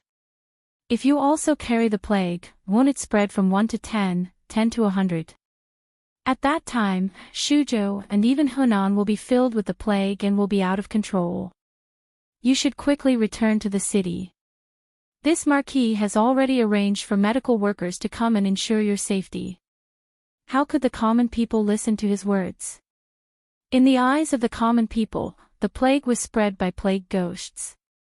Since the plague had appeared in Yanling County, it naturally meant that there were plague ghosts in Yanling County. If they stayed in the city, only death would await them. Moreover, there was no market in the Tang dynasty for this kind of common sense that people in the future would spread from one person to another. No one would believe that the plague could spread from one person to another. The common people at the city gate once again fell to their knees, kowtowing to Li Wangyu and complaining tearfully. Li Wangyu also had a headache, but he didn't dare to show the slightest bit of mercy. As the saying goes, a pitiful person must have a hateful side. At the end of the day, the plague in Yanling County was caused by the common people in the city finding the hygiene ban troublesome and unwilling to strictly enforce it. If he became soft-hearted because of the pitiful common people, he would only harm more common people. Not to mention the distant ones, if Xianxia County was infected by the plague, the consequences would be unimaginable.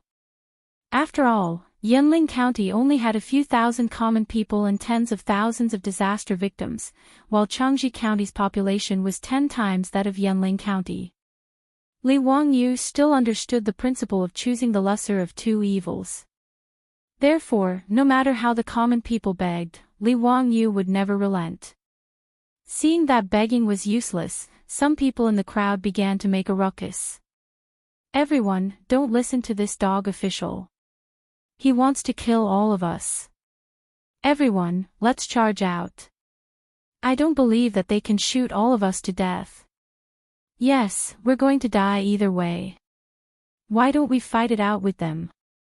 It's better than staying in the city and waiting for death like a ghost.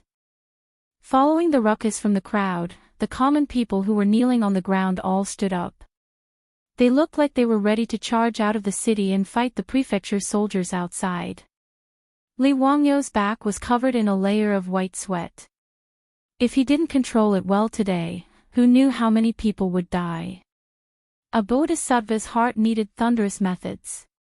He suddenly turned his head to look at Niu Wu beside him. Niu Wu, did you see the people who were talking in the crowd earlier? Niu Wu nodded. Those bastards, I've been watching them. Lang Jun, do you want to capture them? Li Wangyu shook his head, gritted his teeth, and said, no need. Do you have the confidence to kill them directly? Li Wangyu had seen Niu Wu's archery skills before. He could shoot from 50 to 60 steps away. Now that they were only a dozen steps away from the crowd, with Niu Wu's skills, he wouldn't miss even with his eyes closed. Niu Wu didn't hesitate either. He immediately took out a strong bow from his back, knocked an arrow, and shot it out. A green-skinned man who was still rousing the common people in the crowd suddenly felt a pain in his chest as if his body was hit by a heavy hammer. He looked down in shock and saw that an arrow had pierced through his chest. The arrow tip came out from his chest, bringing with it a pool of blood. That green-skinned man let out a blood-curdling scream and fell to the ground, no longer breathing. This sudden turn of events caused a commotion in the crowd. Before the common people could react, a second arrow pierced through the air and killed another person who was rousing the common people. Niu Wu's 2 arrows caused the previously noisy commoners to scream and retreat. Only now did they know that the young marquis wasn't joking with them. Under the threat of death, it didn't take long for the originally crowded city gate to be emptied of people. Other than the 2 corpses lying in the pool of blood, there were only the miscellaneous items that the common people had thrown out in the panic. It was a complete mess. Li Wangyu silently sighed in his heart, but he didn't dare to show the slightest bit of pity on his face. He kept a straight face and hid his feelings. He ordered people to drag the 2 corpses out and burn them. Li Wangyu's thunderous methods finally made the common people of Yanling County stop trying to escape. They all retreated into their homes and closed their doors. 2 days later, the provincial governor of Su Province finally completed his mission. Over 100 imperial guards escorted over 100 medical workers gathered from all over Su province to the outskirts of Yanling County. Chapter 845. Hundreds of medical workers and doctors were recruited by the Su province provincial governor from all over Su province. Originally, these physicians did not know what was going on, but when they were pulled out of Yanling City, they happened to encounter the carriages transporting corpses out of the city. In just 2 days, Yanling County had already begun to have cases of patients dying. Low fever, headache, fever, coughing up blood, until finally death. Everything happened so quickly. Fortunately, under Li Wangyu's strong pressure, all the patients in the city who showed symptoms of the disease were all gathered in the square near the city wall. When the first batch of deaths from the plague appeared, it did not attract the attention of the other citizens in the city. Li Wangyu, who received the news, was also terrified. He did not expect the plague to be so lethal and death to come so quickly. Therefore, he immediately ordered people to sprinkle lime on the corpses and transport them out of the city for cremation.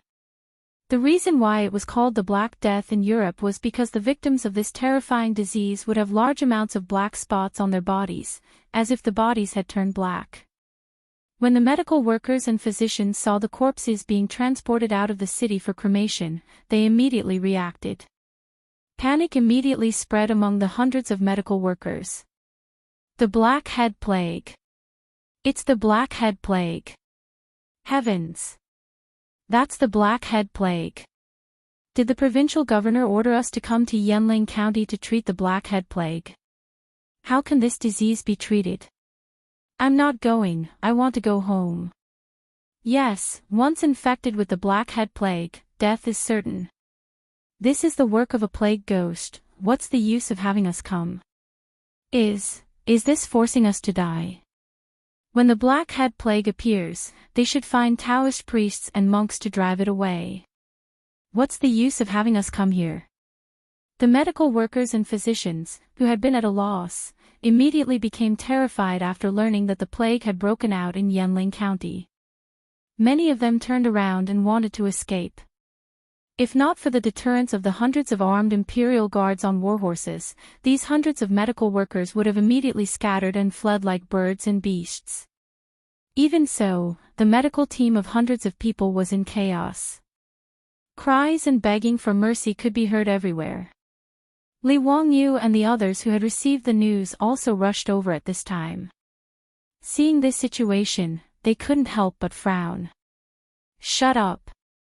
If he dares to make any more noise, I'll chop him up. Seeing the medical workers making a ruckus, the Imperial Army captain in charge of escorting them couldn't help but feel annoyed. He pulled out a shiny saber from his waist and waved it around to threaten the medical workers. When all of the Imperial guards had unsheathed their weapons, the noisy medical workers finally quieted down. Li Wangyu also had a headache dealing with these medical workers and doctors. The doctors and nurses of the later generations were known as the most beautiful ones. Regardless of whether it was an epidemic or a disaster, they would rush to the front line to save people without hesitation. How could they be as unbearable as the doctors of the Tang dynasty? Of course, the medical workers couldn't be blamed. After all, the status of medical workers and doctors today was too low. Medicine was one of the middle 9 paths, a level lower than scholars, farmers, workers, and merchants. It was known as the lowly profession and had no social status to speak of. As such, hoping that these medical workers would be like the doctors and nurses of the later generations, saving lives and healing the injured as their responsibility, was a dream. Li Wangyu also didn't expect these medical workers to have such high awareness. I am the Marquis of the founding county of Hu County, the Hunan Taoist envoy. Under the orders of the Emperor, I am here to deal with the epidemic in Yanling County. I have summoned you here in hopes that you can save lives and save lives. Save tens of thousands of people in Yanling County. Why, are you not willing? Li Wangyu's words made the hundreds of medical workers all kneel down and kowtow. Esteemed one, we are just normal medical workers. How would we know how to treat the big head epidemic? It's not that we aren't willing, but that we are powerless. Marquis, please let us live. Asking us to save people in Yanling County is no different from seeking death. Esteemed one, please spare us. Li Wangyu had no choice but to patiently guide the medical workers on how to perform. Everyone, please be at ease. I will not force you to throw your lives away. What good would that do for me? Marquis, but we really don't know how to treat the big head epidemic. Please understand. Li Wangyu comforted them, don't worry, as long as you listen to my arrangements, it will be fine. Once the epidemic is over, I will reward you handsomely. Everyone will be rewarded with 100 strings of copper coins. 100 strings of copper coins wasn't a small sum to these medical workers. Under normal circumstances, they could only earn 7 or 8 strings of copper coins a year. 100 strings of copper coins was equivalent to more than 10 years of their income. But the fear of the big head plague suppressed the medical workers' greed for money. Although birds died for food and men died for wealth, when faced with the threat of death, these medical workers were somewhat clear-headed and weren't tempted by Li Wangyu's carrot. Moreover, in the eyes of these medical workers, they probably wouldn't be able to get the 100 strings of copper coins because no one could survive until the epidemic was over. Esteemed one, please have mercy. We don't want any copper coins. Esteemed one, please let us go back. Marquis is merciful and compassionate. Please let us pitiful people go. Esteemed one, please let us go. We still have parents at home that need to be served. Esteemed one, please take pity on us. No matter how Li Wangyu tried to persuade them, the hundreds of medical workers refused to nod their heads. This made Li Wangyu, Qing Chimo, and the others somewhat impatient. Li Wangyu gritted his teeth and prepared to use force to have the imperial army drive these medical workers into the city. Since the carrot didn't work, he could only use the stick. Su Chongqing reached out to stop Li Wangyu. Wangyu, let me try. If these medical workers are unwilling, even if they go to Yanling County, they may not be able to treat the disease. Chongqing, what method do you have? Li Wangyu didn't understand. Su Chongqing reached out to fiddle with her hair that had been blown by the wind, faintly saying, don't worry about it. Believe me, I can persuade them. Hearing Su Chongqing's words, Li Wangyu could only let her try. Su Chongqing urged her horse to Niu Wu's side and whispered a few words to him. Niu Wu's face greatly changed and he shook his head. Su Chongqing tried to persuade him again, but Niu Wu still shook his head.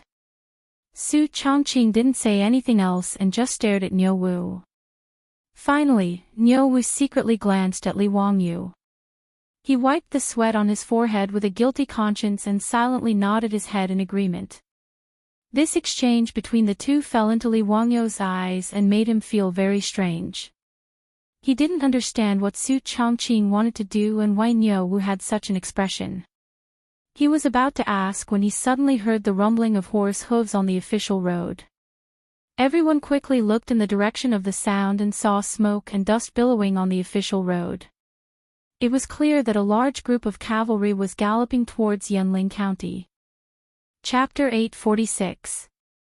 The sudden arrival of this cavalry unit made Li Wangyu and the others slightly nervous. Luckily, they soon saw the flag of the cavalry, a huge Qing character. Qing Chimo looked at his two brothers in confusion. Why is father here? Qing Chuliang and Qing Chubi were also confused. They did not understand why Qing Yaojin, who had returned to Chang and with the saint, would suddenly lead a large group of imperial guards back to Shuzhou. On the other hand, Li Wangyu could vaguely guess the reason. After Pai Lupi's dragon boat went north, it did not directly return to Chang'an. Instead, it returned to Zhengzhou and temporarily stayed there. When Li Wangyu learned that the outbreak in Yanling County was actually the most terrifying plague, he immediately ordered people to send a secret report to Pai Lupi. In these few days, Li Wangyu would order people to send the report to Zhengzhou about the situation in Yanling County every day. Pai Lupi was obviously worried that the epidemic in Xuzhou would go out of control, which was why he sent Qing Yaojin over. As for the large group of imperial guards, needless to say, they were here to seal off the entire Xuzhou to prevent the epidemic from spreading. In the secret report that Li Wangyu presented to Pai Lupi, he had already explained in detail how the epidemic spread, which made Pai Lupi somewhat believe that the epidemic was not caused by the plague ghost. As for Li Wangyu's suggestion of quarantine, Pai Lupi also expressed his approval, which was why Qing Yaojin led the troops over.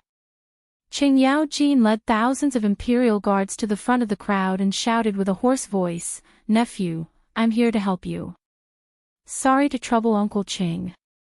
Li Wangyu was naturally happy to see Qing Yaojin lead the troops to Yanling County. He only had 1,000 prefecture soldiers and 500 imperial guards. To completely seal off Yanling County, which was tens of thousands of people, it was still a little difficult. If the epidemic broke out in the city, the people would not care about anything and rush out of the city. With so few people, they might not be able to stop them. Now that Qing Yaojin had led thousands of imperial army soldiers over, they could at least guarantee that the virus wouldn't spread out if the epidemic in Yanling County couldn't be controlled. In Li Wangyu's heart, he had already prepared for the worst, which was to sacrifice the tens of thousands of people in Yanling County to save the entire Xuzhou and even Hunan province. It wasn't that he had a heart of stone, but that he had no other choice. After all, he was not an immortal. If he really could not save the people in the city, he could only do this even if he had to bear the infamy. Of course, this was Li Wangyu's bottom line. He didn't mention this to anyone. After all, even Pai Lupi, the greatest emperor of all time, could make up his mind to abandon tens of thousands of people. Qing Yaojin looked at the doctors and workers kneeling on the ground, then looked at Li Wangyu.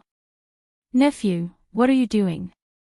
These people seem to be medical workers?" "Yes, these are the medical workers and doctors that I ordered people to recruit from all over the Su province. I am preparing to arrange for them to enter Yanling County to treat those patients. However, these people are unwilling to enter the city no matter what. I am trying to persuade them." "Bastard, what time is it now? Why are you still being so wishy-washy? If it was up to me, I would just chop off anyone's head that doesn't listen." Qing Yaojin was indeed a devil incarnate. When his words fell into the ears of those doctors, it made them cry even louder. "Even if the noble orders the military to kill us, we have nothing to say. However, we can really go to Yanling County. Why are you so pitiful? Please spare us. We have not done anything that offends the heavens and reason. Why is the Marquis forcing us? Rather than going to Yanling County, becoming neither human nor ghost, and finally being burned to ashes, it is better to die now." The words of the medical workers gave Li Wangyu a headache. This had become "the people are not afraid of death, so why use death to scare them?" These medical workers were not even afraid of death, so how could they be forced? Moreover, as the beautiful superior had said, if these medical workers were not willing to enter the city to treat the patients, even if they were forced to enter Yanling County with swords and knives, it would not be of much use. Instead, it would spread panic in the city. Therefore, he had promised them great rewards, thinking that there would be brave men under such rewards. However, this big-head plague was too terrifying in the eyes of these medical workers. Even the carrot that Li Wangyu had thrown out had no effect. No matter how Li Wangyu persuaded them, they were unwilling to enter Yanling County. Many medical workers would rather be killed by the imperial army than go to the epidemic area. After all, in their opinion, if they were killed by the imperial army, at least their corpses would be left intact. If they were unfortunate enough to contract the disease in Yanling County, not only would their bodies turn black after death, they would also be dragged out and burned to ashes by the Marquis. As a result, there were even fewer medical workers willing to enter the city. Qing Yaojin looked at these crying medical workers and felt a headache. These medical workers were not even afraid of death, so how could they be forced? Even Qing Yaojin knew that there was no use in dispersing the disease. They still had to rely on these medical workers to treat the disease. When everyone was in a dilemma, they saw their beautiful superior dismount and walk in front of the medical workers. "Everyone, can you listen to me?"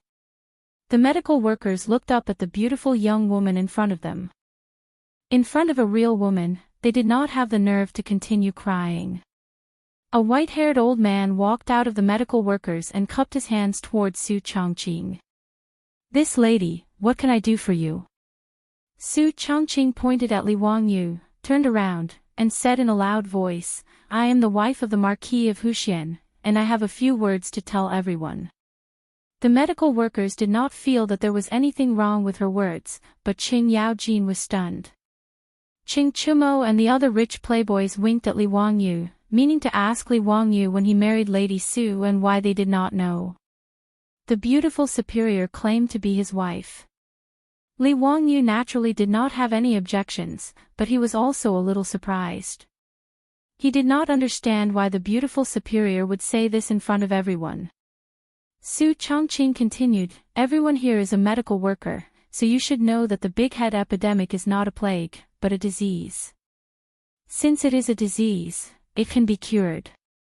How can you doctors bear to watch the tens of thousands of people in Yanling County die of illness because of a lack of medicine? Won't you doctors have a conscience?" Her words naturally made the group of medical workers somewhat ashamed, but there were still people who argued, "Marquise, it's not that we don't have empathy, but we don't know how to treat that big-headed plague. Even if we go, it won't help." "That's right, it is not that we do not want to save the patients, but that we are also helpless." Su Changqing smiled sweetly, "I naturally have a treatment method to pass on to you doctors, how about it? Are you doctors willing to go into the city to save people?" This. Su Changqing's words made the medical workers speechless. They did not know how to answer. "Marquis, don't make fun of us. How can there be a cure for the big head epidemic? We have read all the medical books and classics, but there is no record of it." Su Changqing saw that everyone did not believe her, so she pointed at Lu Shenwei. "I naturally would not joke about this matter. If you do not believe me, you can ask Lu Fingyu. Lu Fingyu is the Fingyu of the Medicine Bureau. How is his medical skill compared to yours?" Chapter 847. After hearing Su Changqing's introduction, the group of medical workers and doctors hurriedly bowed to Lu Shenwei. In the medical profession, the saying that the one with the most experience is first was still very important. This was especially true in an era where knowledge was passed down from master to disciple through word of mouth. Many of the medical school's secret prescriptions were only passed down to sons and not daughters, and they would not easily show it to others. In this era, doctors would not write prescriptions for patients because they were worried that their secret prescriptions would be leaked. Therefore, most of them would just grab the medicine directly from the medicine store and boil it for the patient to take. The purpose was to keep it a secret. Therefore, the medical school respected famous doctors and divine doctors more than ordinary people. Their purpose was self-evident. They hoped to get some guidance from them so that they could enjoy it for the rest of their lives. The reason why Sun Simiao was famous in the later generations and was crowned with the title of Medicine King was because Sun Simiao wrote 1,000 gold prescriptions, Ming Tang acupuncture chart, 1,000 gold wings prescriptions, and other medical techniques. He also made them public, so he was respected by people. In the eyes of the medical school, as the Fingyu of the Xiangyao Bureau, Lu Shenwei's standard was self-evident. Su Changqing waited for everyone to greet Lu Shenwei before continuing. "If everyone is willing to enter the city to save the people, since Lu Fingyu is willing to teach everyone how to treat the big head plague, what do you think?" Her words naturally caused the medical school to hesitate. If they could receive guidance from the Fingyu of the Xiangyao Bureau, it would naturally be a good thing. However, this was the big head plague.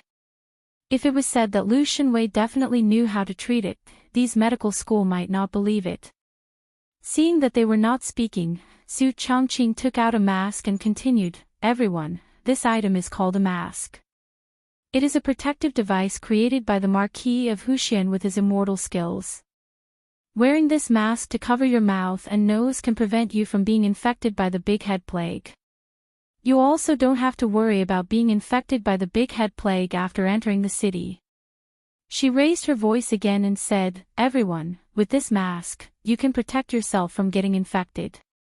You can also receive the reward of 100 strings of coins from the Marquis of Wuxian and Lu Shenwei's medical skills. Where else can you find such a good thing? Why are you still hesitating? Don't tell me that I have to wait until the blade and axe come down on me before it's too late for regrets." Su Changqing's words caused the group of doctors to immediately discuss. Some people felt that what she said was reasonable, but more people did not believe her at all. They thought that she was just fooling everyone. After all, whether it was the mask or the so-called cure of the big head plague, they were all unheard of. How could they be convinced by Su Changqing's empty words? "Marquise, it's not that we don't want to believe your words, it's just that this matter is too outrageous. This small piece of cloth covering the mouth and nose was enough to ward off the big head plague. We really can't believe it." "That's right. How can we prove this? What kind of mask is this? It has never been recorded in any medical records. It's easy for the nobles to say, but if we catch the big head plague, we'll be the ones to die. What kind of mask is this?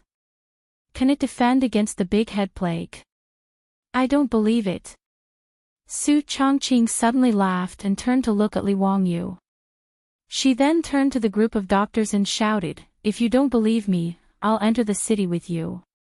As the wife of the Marquis of Wuxian, I even dare to enter the city. Don't tell me you're still worried. If I catch the big head plague, I won't be able to avoid it either." When she said this, the hundreds of doctors and workers were all stunned. No one spoke at the scene. Only Li Wangyu was stunned when he heard this. He then shouted, "No. This can't be done. I don't agree." In Li Wangyu's opinion, even if all the people in Yanling County died, he would not let his beautiful superior take the risk. This was not Li Wangyu being selfish, but human nature. Letting his woman take the risk for a group of people he had never met before, Li Wangyu would not do such a Virgin Mary bitch even if he was beaten to death. Whether or not their self-made masks were effective, who could say for sure? Moreover, even if these masks could achieve the protective effect of the medical masks of the future, it was not 100% immune to the threat of the plague. Li Wangyu remembered seeing the records of the plague in the northeast during the Beiyang period. The chief professor of the Beiyang Medical School, the Frenchman Mini, went to the epidemic area to check the situation.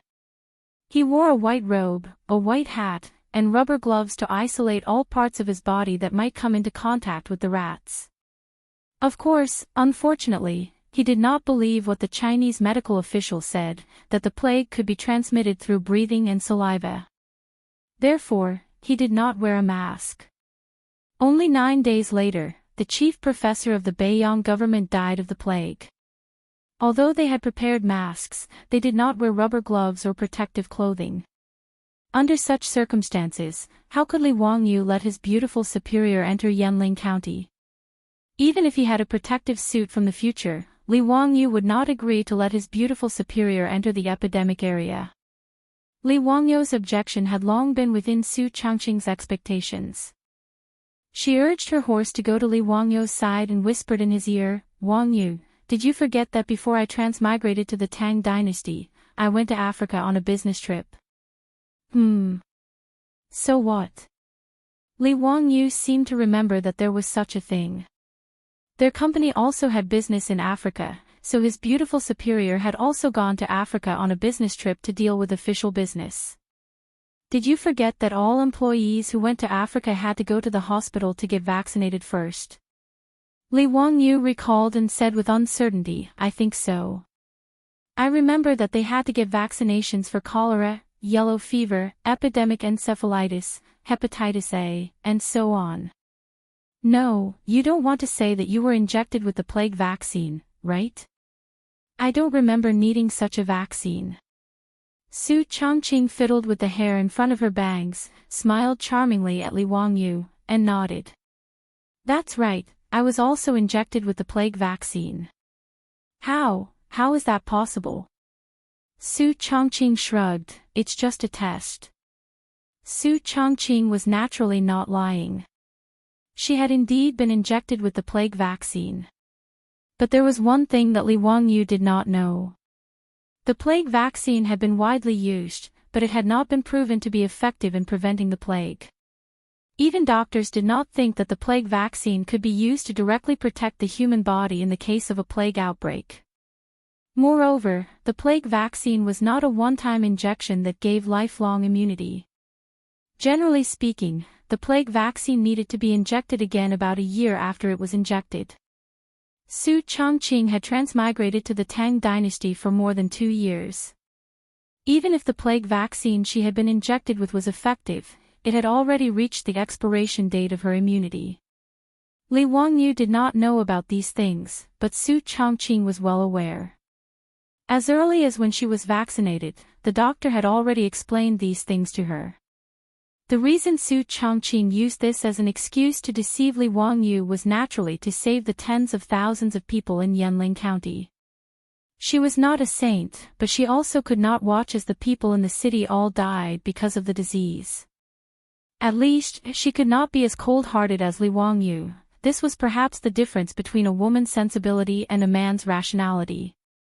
Therefore, when Su Chongqing saw that the medical workers and doctors were unwilling to enter the city to save the patients, she decided to step forward and personally enter the city to lead the medical workers to save the patients. In order to increase her persuasiveness, she deliberately announced in front of everyone that she was Li Wangyu's wife, using her identity as the Marquise to express her attitude. Chapter 848. But Su Chongqing's words moved the group of medical workers and doctors. What kind of noble status did the Marquise Madame have? She actually wanted to enter the city with them. At this time, Lu Xinwei also stood out. I will also enter the city with you to treat the patients, how about it? Do you all dare? The Marquise Madame, a woman, dares to enter Yanling City to treat the patients. As doctors, are you all so cowardly? If this matter were to spread out, would you still have the face to enter your ancestral tombs? Su Chongqing and Lu Xinwei's words caused the hundreds of doctors to be speechless. Each and every one of them was so embarrassed that their faces turned red. Li Wangyu pulled Su Chongqing and growled in a low voice, "Chongqing, don't mess around. That's the plague, you can't joke about it." "No, I definitely won't agree to let you enter Yanling County." Su Chongqing's beautiful eyes glanced at him. She didn't care about shocking the world. She leaned over and gently kissed Li Wangyu's face. "Be good, be obedient, it's fine." "You."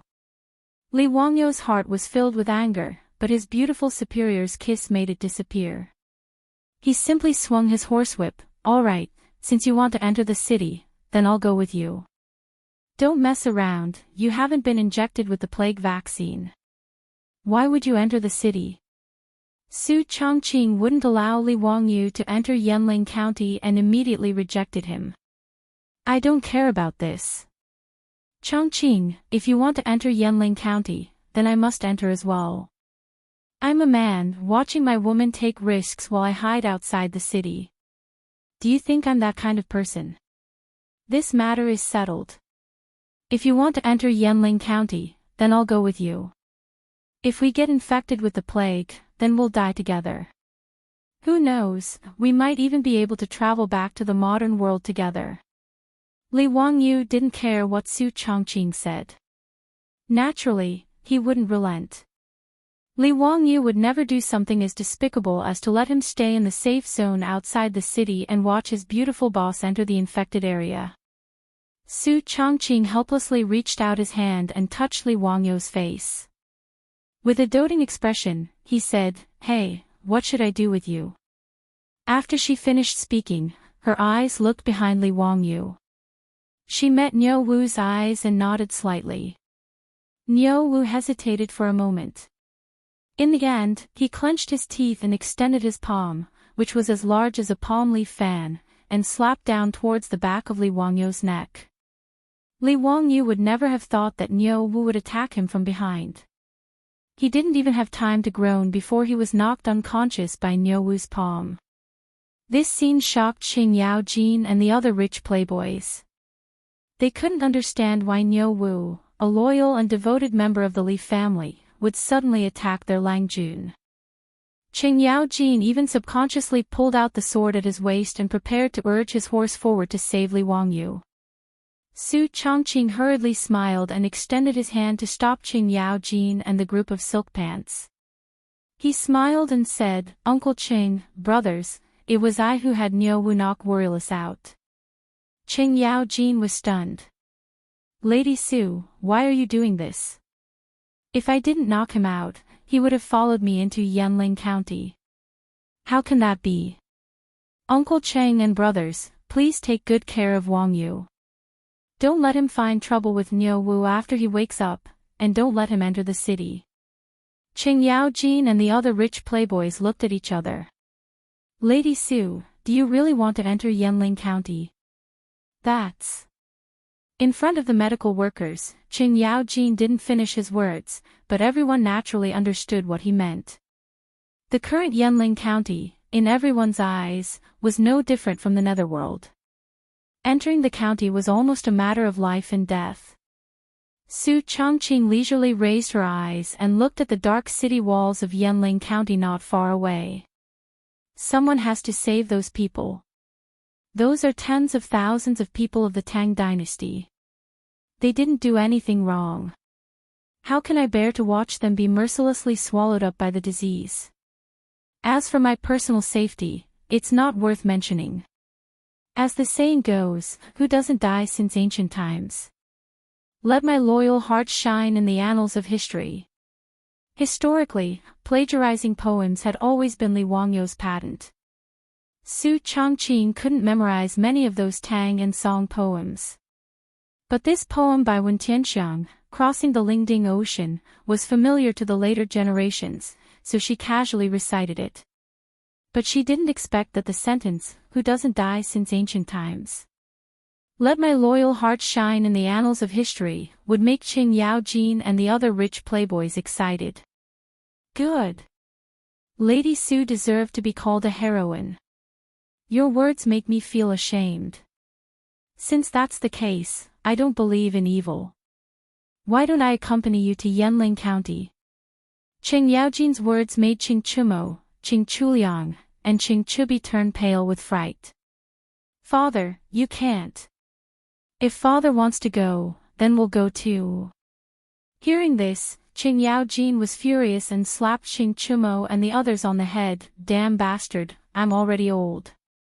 I killed my way out of a mountain of corpses and a sea of blood, so I dare to say this. You three bastards who haven't even grown hair yet, what nonsense are you talking about? If you dare to make trouble like this again, I'll order people to tie you up and take you back to Chang'an." Although Qing Yaojin was the #1 troublemaker in the Tang dynasty, he was also protective of his children. He could take the risk himself, but if his 3 sons dared to take the risk, he would definitely explode. Su Chongqing covered her mouth and chuckled, "Uncle Qing, you shouldn't go into the city. You're not a doctor, so what's the use of going into Yanling County?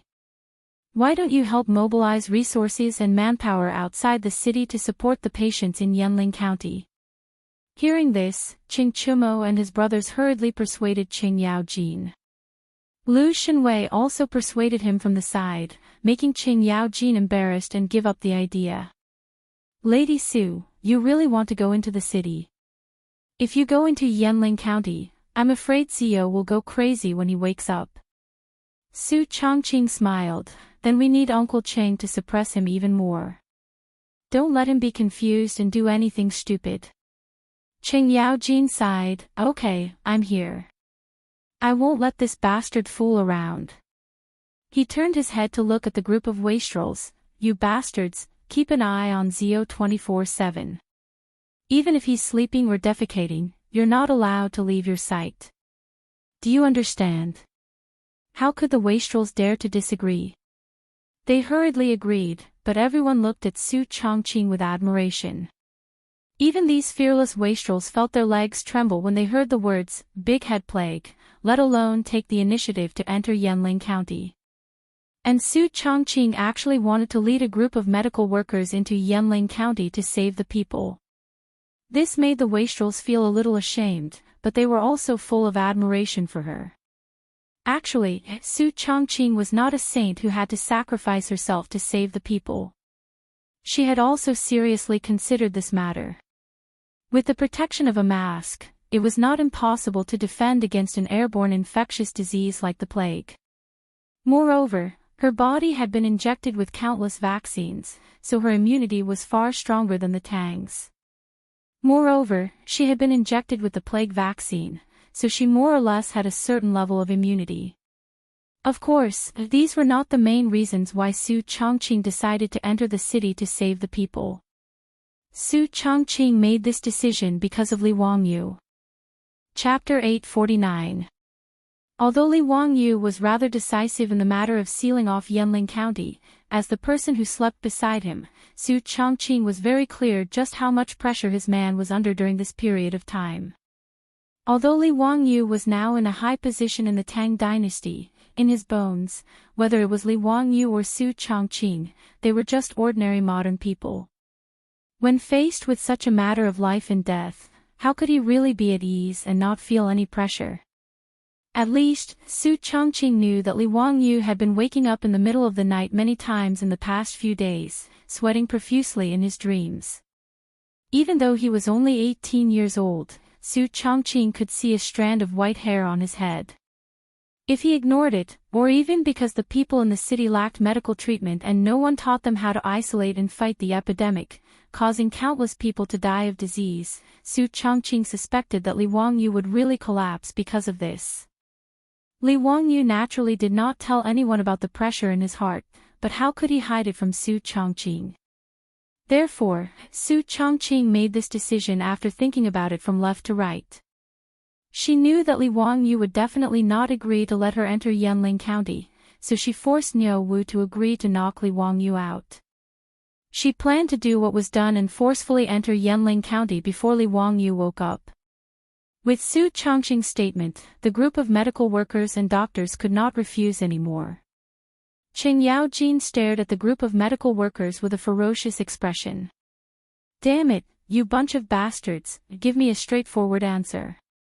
Are you going to enter the city or not? If you don't enter the city, I will chop you all to death right now." More than 100 medical workers and doctors, facing the fierce Duke Lu Qing Yaojin, did not dare to say a word. They all nodded and agreed with a sad face. After all, if they followed the Marquis and the Minister of Medicine into the city to treat the patients, they might die, but there was still a glimmer of hope and a huge reward.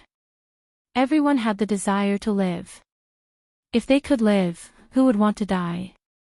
Seeing that the doctors had nodded in agreement, Su Chongqing did not waste any more time. He immediately ordered people to send over masks and taught the doctors how to wear them. "Ladies and gentlemen, I can tell you with certainty that the big head plague is mainly transmitted through human saliva, and is definitely not a plague ghost. Therefore, as long as you wear a mask, cover your mouth and nose, and be careful not to come into contact with the blood of the patients, you won't be infected easily. Now, follow me into the city and save those people."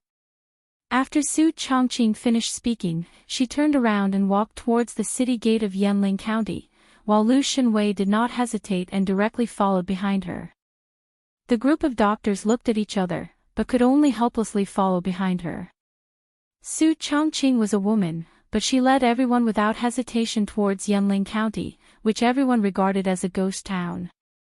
This made Qing Yaojin and the group of Silkpants speechless.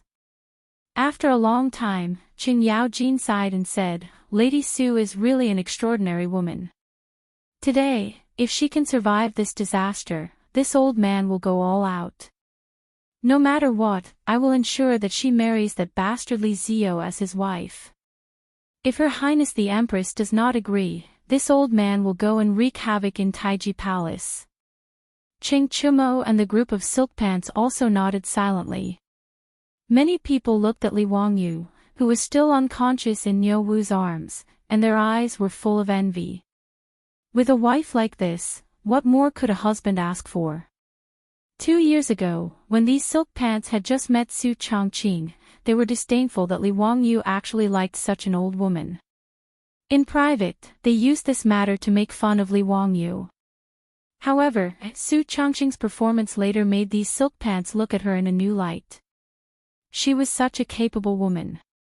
Countless officials and nobles in Chang'an were drooling over this goddess of wealth, who was famous throughout Chang'an. If it wasn't for Li Wangyu's increasingly prominent position and his close relationship with Pai Lupi, it wouldn't be just the two brothers from Xinjiang family who had designs on their beautiful boss. Today, Su Chongqing's courage made these silk pants have a new understanding of her. Qing Yaojin suddenly turned his head and shouted at the group of imperial guards, "Bastard, who among you has the guts to follow Lady Su into the city and protect her and the group of doctors? Is there any man with balls in the Jin Wu guards? Anyone who dares to follow Lady Su into the city, this old man will reward him with 100 strings of copper coins." The group of imperial guards also admired Su Chongqing's courage. With Qing Yaojin's provocation, each of them shouted as if they had been injected with chicken blood. Each of them scrambled to say that they were willing to enter the city and protect Su Chongqing. This group of imperial guards was naturally not like those doctors. They were originally in the business of licking blood from the tip of a knife. Although the big head plague was scary, if a woman like Su Chongqing wasn't afraid, how could they, the cavalrymen of the Tang dynasty, be afraid? Wouldn't they be looked down upon by others? Qing Yaojin was also very satisfied with the performance of his imperial guards. He couldn't help but raise his head and laugh. In the end, he still chose 200 cavalrymen and had them all wear masks before catching up with Su Chongqing's group. Qing Yaojin's mission was to protect Su Chongqing's safety in Yanling County and not let anyone hurt her. With his understanding of Li Wangyu, it would be fine if Lady Su died from the disease. However, if she was harmed by some rascal in Yanling County, that brat Li Wangyu might even massacre the entire city. Protecting Su Chongqing was also protecting the people in Yanling County. The imperial guards acknowledged the order and urged their horses to catch up with Su Chongqing's group. Su Chongqing naturally understood Qing Yaojin's meaning. She turned around and curtsied to Qing Yaojin from afar to express her gratitude.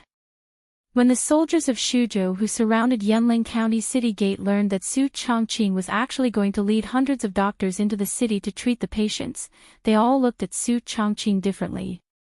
In the past few days, these soldiers had also learned of Su Chongqing's identity. With Su Chongqing's noble status, she actually wanted to personally enter Yanling County. This made many soldiers of Shuzhou put down their weapons and directly kneel on the ground to kowtow to Su Chongqing. These soldiers of Shuzhou all had their families in Shuzhou. Among the 1,000 soldiers, there were even dozens of people whose families were in Yanling County. When they learned that the big head plague had broken out in Yanling County, these soldiers of Shuzhou were actually incomparably tormented. On one hand, they also knew that the Marquis of Wuxian and the Hunan Circuit Commissioner Li Wangyu's order to seal the city was correct. However, from an emotional point of view, they could not accept it. Many soldiers even felt a trace of hatred for Li Wangyu. However, due to the Tang army's strict military orders, no one dared to express it. After all, Li Wangyu's order to seal the city was cutting off their family's path to survival. However, today, Li Wangyu's woman was actually going to personally lead a group of doctors into the city to treat the people in Yanling County. How could these soldiers not be moved to tears? Chapter 850. Within Yanling County, the county magistrate, county lieutenant, and other officials had already received the news and hurried to the city gate. Many commoners in the city also knew about this matter and disregarded the ban to leave the city. They all rushed towards the city gate and looked at the weak woman, Su Chongqing, with complicated gazes as she led hundreds of medical workers and doctors into the city. No one knew who started it, but a voice suddenly rang out from the crowd, "This commoner kowtows and thanks the noble one. Thank female bodhisattva." More and more common people began to kneel and prostrate themselves towards Su Chongqing's group. The female bodhisattva they spoke of was a term used in the Tang dynasty for women. Because of the existence of the bodhisattva, the Tang were also used to calling beautiful women bodhisattvas. In the end, even the officials of Yanling County prostrated towards Su Chongqing. "Thank noble lady." The officials and common people of Yanling County did not know of Su Chongqing's identity and could only call her noble lady. However, the captain who had led the 200 imperial army soldiers into the city to protect Su Chongqing was quick-witted. He immediately called out to the imperial army soldiers and shouted, "The Marquis's wife has entered the city to save the people, the Marquis's wife has entered the city to save the people." With the cries of the imperial army, the officials and common people in the city learned of Su Chongqing's identity and were even more shocked.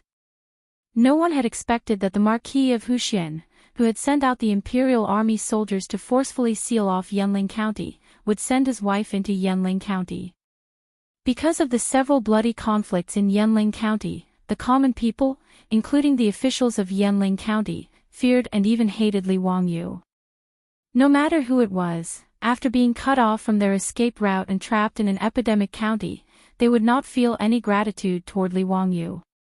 Even though Li Wangyu had ordered people to deliver masks and various grains and herbs, he could not stop the common people and officials from hating him.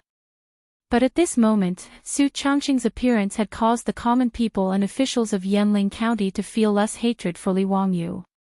To be able to let his wife lead hundreds of doctors into the city to treat the patients, this naturally caused the commoners to be deeply grateful. This commoner thanks the Marquis. The Marquis is a living bodhisattva, a living Buddha. We're saved. The Marquis has led the medical family into the city. In the small Yanling city, the cheers grew louder and louder. The citizens trapped in the city had finally vented the fear in their hearts for the past few days. The officials of Yanling County hurriedly and respectfully invited Su Chongqing to rest in the county office, but were rejected by Su Chongqing. She knew that it was a race against time. The sooner they could implement the strictest quarantine measures, the sooner they could reduce the spread of the plague virus. It was absolutely unacceptable for the citizens to gather together because of her entry into the city today. As Su Chongqing's order was passed down, the commoners who had run out to watch the commotion were driven back to their own houses by the bailiffs and imperial guards. In order to control the epidemic, Su Chongqing divided the entire Yanling County into 4 areas for quarantine and monitoring. He sent the hundreds of medical workers and doctors to the various workshops to treat the patients. Patients with fever, cough, or swollen necks had to be sent to special quarantine houses once they were diagnosed with the big head plague. No one was allowed to visit them. Apart from the bailiffs and the 200 imperial guards who had risked their lives to patrol the streets, no one was allowed to walk on the streets. When Su Chongqing began to deploy anti-plague measures in the city, Li Wangyu finally woke up outside the city. Niu Wu naturally had a sense of propriety in his actions and did not harm Li Wangyu. He only fainted for a little over 2 hours. When Li Wangyu woke up, the first thing he did was to look for traces of his beautiful superior. Niu Wu naturally did not dare to say it, while the other wastrels also hesitated. No one dared to tell Li Wangyu that his woman had led hundreds of doctors into Yanling County.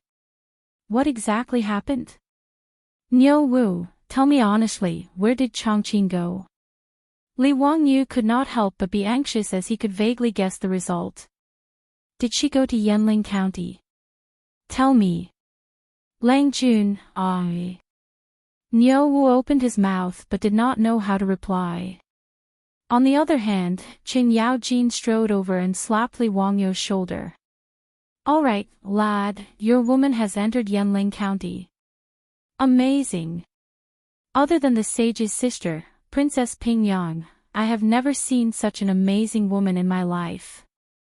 When Li Wangyu heard this, his eyes widened and he looked like he was about to swallow someone whole. "Niu Wu, why didn't you stop Chongqing?" Before he could finish his words, Qing Yaojin slapped him on the shoulder again. "Lad, since things have come to this, don't let your woman take the risk to enter Yanling County for nothing. What kind of ruckus is this? Don't act like a little girl. Bastard, have you forgotten that you are the Hunan Taoist envoy? Right now, the hundreds of thousands of people in Suzhou are still counting on you." Qing Yaojin's angry rebuke made Li Wangyu sober up a little. His body swayed a little before he finally stood firm. Li Wangyu did not want to say anything at this moment. He only silently walked out of the tent and raised his head to look at the walls of Yanling County not far away. When he thought that his beautiful superior had gone to the city where the plague had broken out, he felt like his heart was being cut by a knife. He even wanted to ignore everything and rush into Yanling County. Luckily, Li Wangyu still had some rationality. He fiercely clenched his fists, his nails digging into his skin. The piercing pain made Li Wangyu sober up a little. He turned back to the tent and stretched out his hand to summon Niu Wu. "Niu Wu, immediately bring people and rush back to Chang'an City. Bring old Immortal's son to Suzhou. Be quick. Whether or not the tens of thousands of people in the city can be saved depends on whether old Immortal's son can come in time." Actually, when Yanling County confirmed that it was the plague that had broken out, Li Wangyu had already thought that the only medicine that could possibly cure the plague was penicillin. Therefore, he had already sent people to Chang'an City to inform Sun Simiao to bring all of the penicillin and quickly come to Yanling County to save lives. At this moment, 2 or 3 days had already passed. He did not know whether the people he sent back to deliver the letter had arrived or not. He also did not know whether Sun Simiao and his group had left. Therefore, Li Wangyu could only send Niu Wu to bring Sun Simiao back. The sooner the penicillin arrived, the sooner the safety of the people and Su Chongqing would be guaranteed. Niu Wu naturally did not dare to hesitate. He immediately turned and left the tent to gather people. Previously, he had listened to Su Chongqing's words and knocked Li Wangyu unconscious. He was worried that Li Wangyu would wake up and cause trouble for him. At this moment, he did not dare to continue staying in the tent.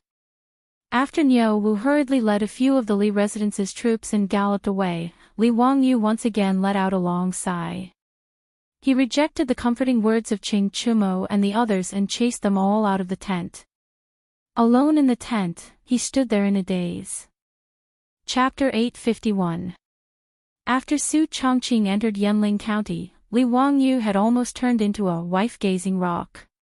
Every day when he was free, he would stare at the walls of Yanling County in a daze, making Qing Chumo and the others nervous.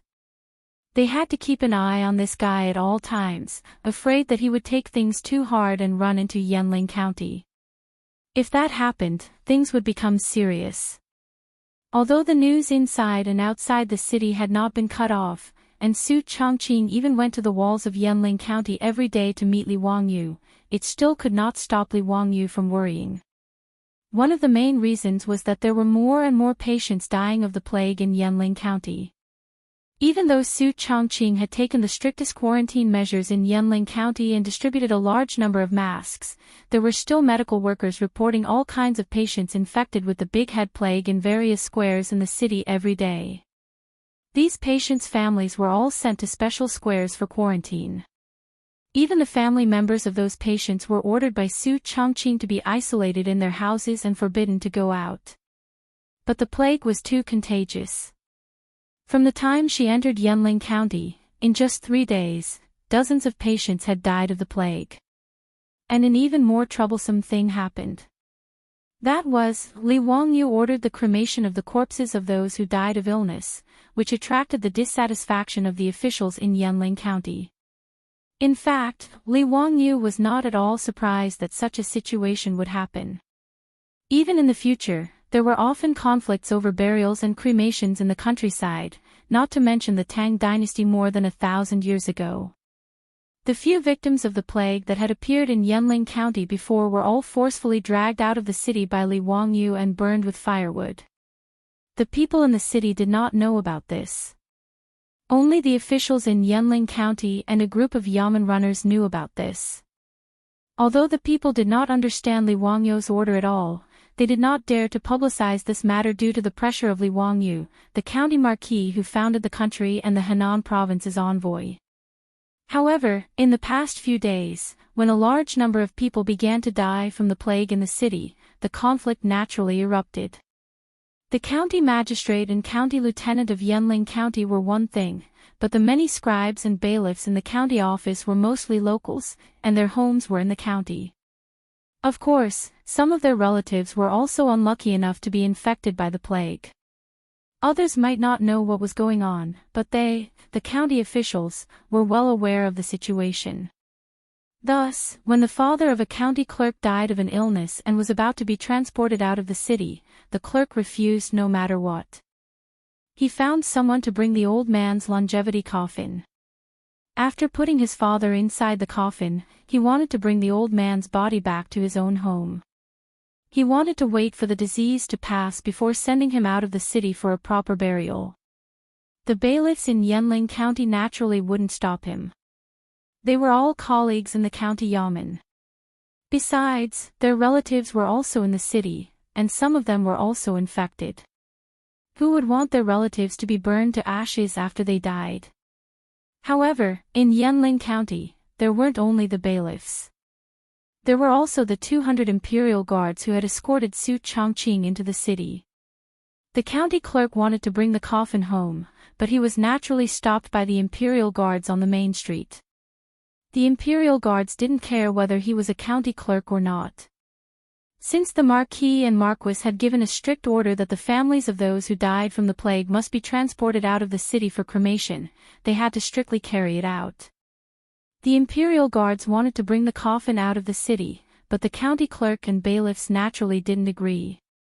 The two sides instantly entered a stalemate on the main street. The imperial guard captain was very angry about this. Just as he wanted to disregard everything and forcefully order the imperial guards to disperse the bailiffs, Su Chongqing, who had received the news, hurried over. "Everyone stop. Don't gather here and make a ruckus." Su Chongqing displayed the aura of a strong woman and shouted from the back of the horse. In these few days, Su Chongqing had already built up her prestige in Yanling County. After all, her identity was special. As the marquis that everyone knew, in addition to the 200 fully armed imperial guards around her, no one dared to ignore her presence. Even the grade 7 county magistrate of Yanling County didn't dare to be rude in front of Su Chongqing and followed Su Chongqing's lead. Secondly, Su Chongqing had taken the risk to enter the city and lead 100 school of medicine into Yanling County. The people in the city had already treated her like a living bodhisattva. There were even people who set up a marquis memorial tablet in their homes and prayed to her every day. Seeing Su Chongqing appear, the two sides that were arguing shut up. The Imperial Guard captain, Su Chongqing, cupped her fists and reported, "Madam, in this coffin is a family with the plague who had just passed away. I noticed that they were preparing to bring the coffin back to my residence, so I stopped them and requested them to bring the coffin out of the city and burn it. Not only did they not agree, they even dared to insult us. Madam, please be clear about this." Su Chongqing's brows were tightly knitted. She and Li Wangyu had already expected such a thing to happen. But she still felt that it was troublesome when facing it. Su Chongqing looked at the family of the deceased and advised, "Everyone, the dead can't be brought back to life, so please restrain your grief. But this plague cannot be neglected and the corpse must be brought out of the city to be cremated." Since Su Chongqing had spoken, the scribes and bailiffs in the county office didn't dare to go against her and knelt on the ground. "Marquis, how can this person be cremated? Even those heinous criminals were allowed to be buried. Why did our relatives have to die without even a single bone remaining? We can't burn them, we can't burn them." "That's right, Marquis. This skin and hair were given to us by our parents, so how can it be easily destroyed?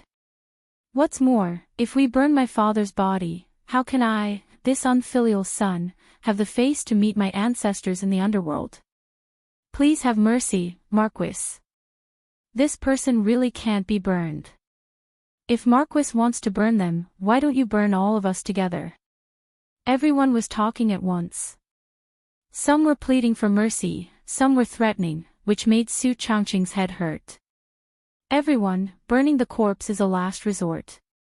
If we don't burn the corpse as soon as possible, the plague will spread and no one in Yanling County will be able to survive.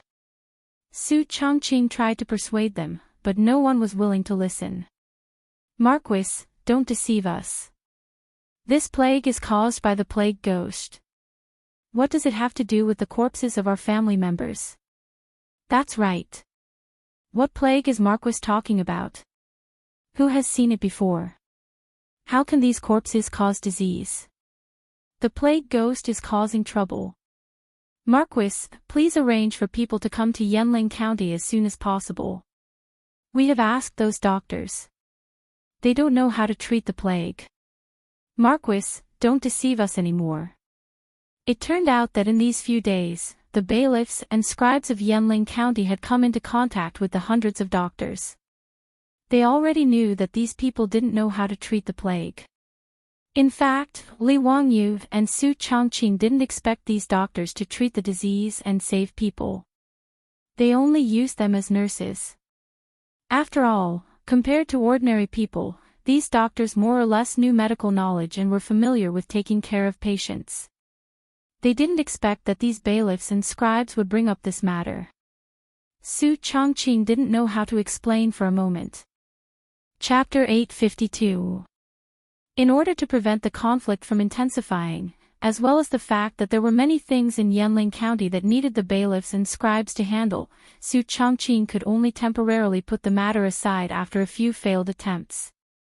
She planned to discuss with Li Wangyu how to deal with it. However, she did not allow the scribes to bring the coffin back to her residence as it was too dangerous. In the end, Su Changqing agreed to temporarily not bring the coffin out of the city as a condition. She allowed the scribes and bailiffs to bring the coffin back to the square that was used to isolate the sick. However, this matter had to be resolved as soon as possible. Otherwise, if more and more people died of the plague in the city and the corpses were not dealt with as soon as possible, more people would die. Furthermore, due to the conflict between the bailiffs and the imperial army on the streets today, the matter of cremating the corpses probably could not be hidden in Yanling County anymore. If the tens of thousands of people in the city also made a ruckus because of this matter, it would be even more difficult to deal with it. Although Su Changqing was a strong woman, she could not be as cold-hearted as Li Wangyu to order the imperial army to cremate the corpses. Stuck between a rock and a hard place, Su Changqing could only ask Li Wangyu for help. Li Wangyu, who received the notice, hurried to the outskirts of Yanling County. Ever since Su Changqing entered Yanling County, Li Wangyu, in order to make it easier to communicate with her, took out the copper wire and bamboo tube phone that he had used to trick Xinkongbua in the Eastern Market. A copper wire was stretched from the top of the city walls to the outside of the city, and a bamboo tube was fixed at the two ends for communication. After all, he and Su Changqing only shared their thoughts. There were some things that he was embarrassed to say in front of everyone, right? Even if Li Wangyu was thick-skinned, he still had to consider the face of his beautiful superior. Li Wangyu couldn't help but feel a lump in his throat as he looked at his beautiful superior's increasingly thin figure on the city wall. He said to Bamboo Tube, "Changqing, are you all right?" "I'm fine, Wangyu. Listen to me.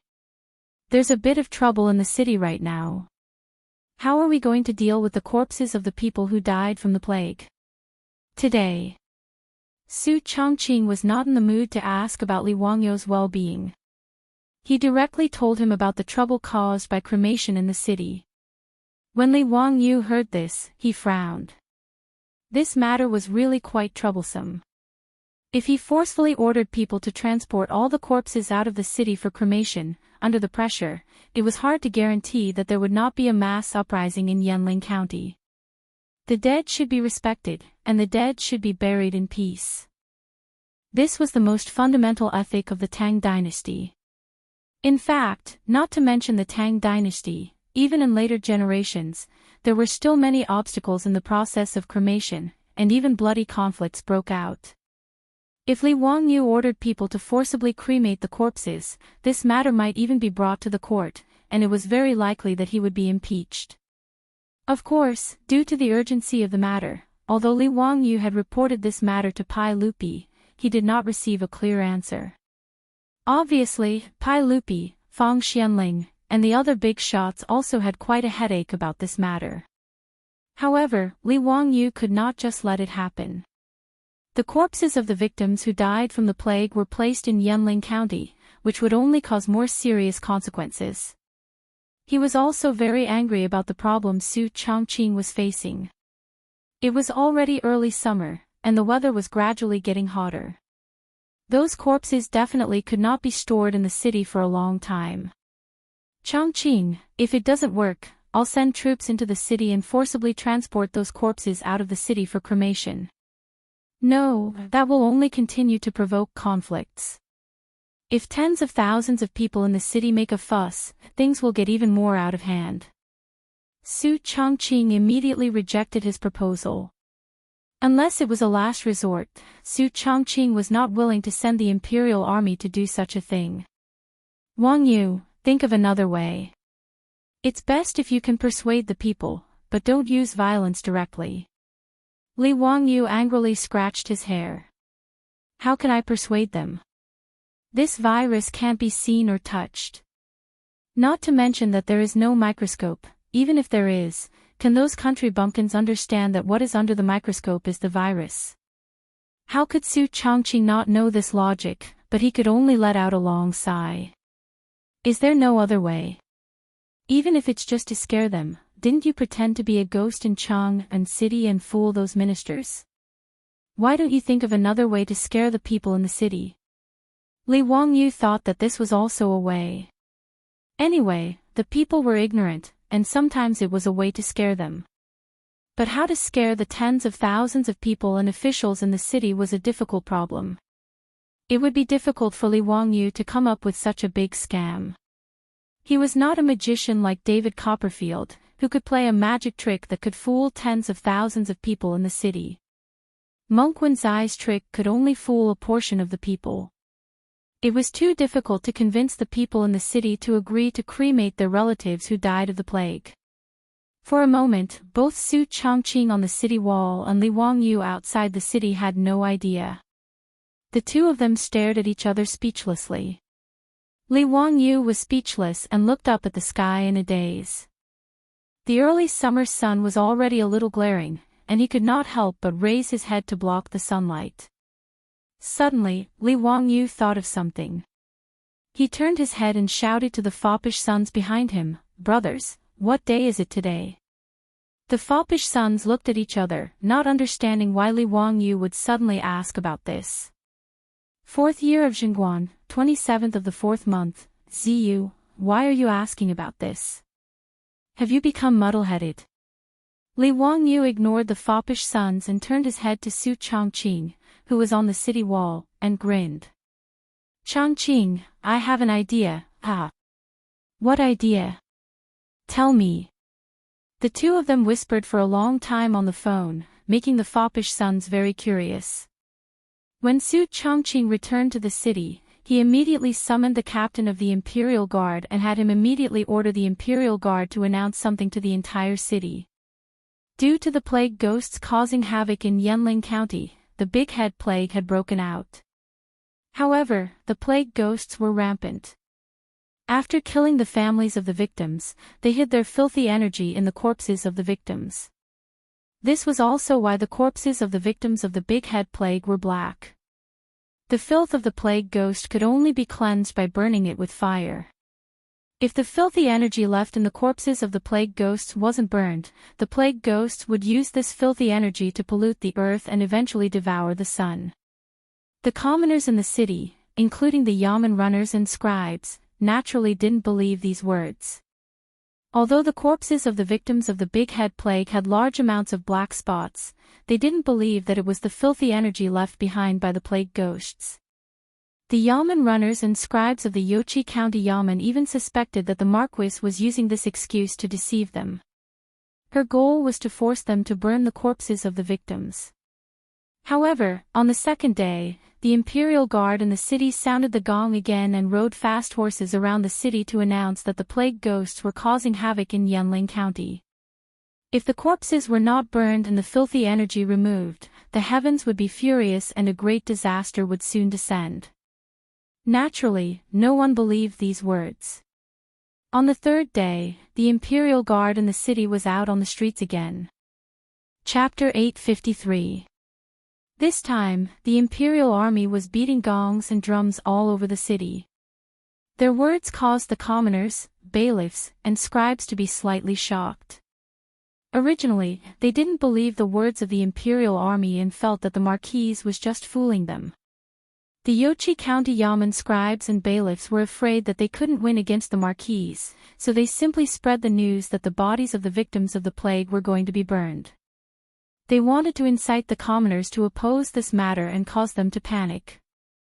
In this day and age, no one was willing to see the bodies of their family members being burned. If someone dared to do this, they would even fight with their lives on the line. Thus, 2 days ago, when the Imperial Army was beating gongs and drums to announce that the bodies were contaminated by the plague ghosts, no one believed it.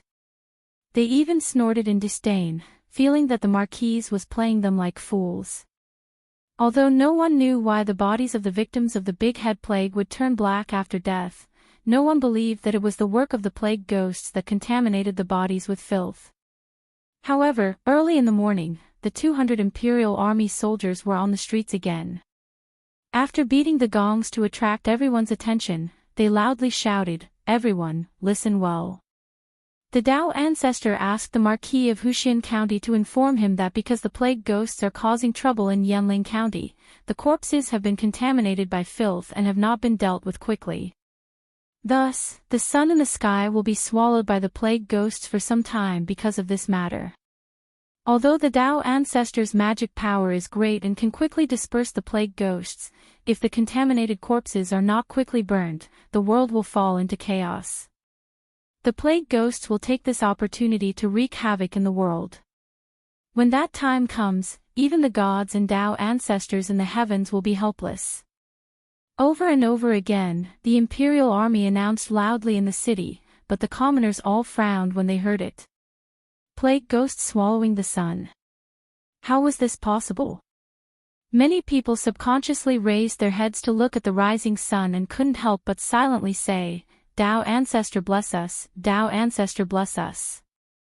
Regardless of whether the commoners believed it or not, there was a large question mark in their hearts. This was because if the Marquis of Wuxia and the Marquise were still trying to trick them, it would be too easy to expose them. If the plague ghosts did not appear today, wouldn't that mean that this was all a scam? Since that was the case, what was the point of the Marquis of Wuxia ordering people to spread the news? Yanling County instantly became lively because of the Imperial Army's announcement. Although everyone was strictly forbidden from leaving the square, the people in the square still could not suppress the shock in their hearts. They all walked out of their own houses and discussed with their neighbors in low voices. "Daolong, do you think this is true? Could it be that the corpses of the people who died because of the plague ghost were really contaminated by the filth?" "Bah, I don't believe such nonsense. In my opinion, this is definitely something that the Wuxia Marquis is saying to trick us. None of these officials are good." "Everyone, you still don't know, right? A few days ago, many people had died in the inner square beside the city wall that was specially used to house the sick. The Marquis had ordered his men to drag them out of the city and burn them. Because of this, many family members of the patients are crying at the county yamen. TSK, do you think that the Marquis is crazy? He actually wants us to burn the corpse. This is something that has never been heard of since ancient times. If this corpse is burned to ashes, I'm afraid it will be even more torturous down there, right? Isn't that right? We are not the eminent monks in the Buddha's gate who can be led to the Western paradise after death. If this corpse is burned, our ancestors won't even receive incense offerings in the future. In my opinion, what plague ghosts swallowing the sun? It's just nonsense. The yamen runners and scribes also gathered in the county yamen and whispered to each other about this matter. But no matter what, almost no one believed the imperial army in the city, even though their throats were about to break from shouting. What the imperial army had been spreading in the city for the past 2 days was naturally what Li Wangyu had taught Su Chongqing. At that time, his mind was full of how to trick the people in the city, but his eyes were blinded by the sunlight in the sky. When Li Wangyu covered the sun with his hands, a sentence suddenly popped up in his mind. In the 4th month of the 4th lunar month, there will be a solar eclipse. This was recorded in the Comprehensive Mirror for Aid of Governance about the solar eclipse that occurred in the Tang dynasty in the 4th year of Zhenguan. The 1st lunar month of the 4th lunar month was April Fool's Day in the future. After Li Wangyu asked the wastrels and found out that it was March 27th of the 4th year of Zhenguan, he immediately thought of using the solar eclipse to trick the tens of thousands of people in the city. In the future, even elementary school students could clearly explain the principles behind solar eclipses. But in China, it was an ominous sign since ancient times. Under normal circumstances, people called solar eclipses the heavenly dog eclipse. The sun represented the emperor of heaven, and the emperor was the son of heaven. If there was a solar eclipse, it would be an ominous sign of a demon invading the emperor's rule. Solar eclipses were not only ominous, but also extremely ominous. In fact, it was not only China that was like this. In the era when astronomy was not perfect, the attitude of the various countries towards solar eclipses was not very different. Therefore, when a solar eclipse occurred, these events would be recorded seriously in the history books. Li Wangyu recalled that there would be a solar eclipse on April 1st of the 4th year of Zhenguan, so he immediately thought of using this solar eclipse to solve the problem of cremating the corpses in the city. Since the people were ignorant, blindly spreading the news might not be effective. Moreover, time waited for no man. At this time, using the solar eclipse to fabricate the story of a plague ghost swallowing the sun, to scare them was the most effective method. Li Wangyu not only planned to scare the people of Yanling County, but he also immediately wrote a memorial and had it sent to Zhengzhou. He wanted to present it to Pai Lupi, who had been stationed in Zhengzhou to observe the situation in Shuzhou.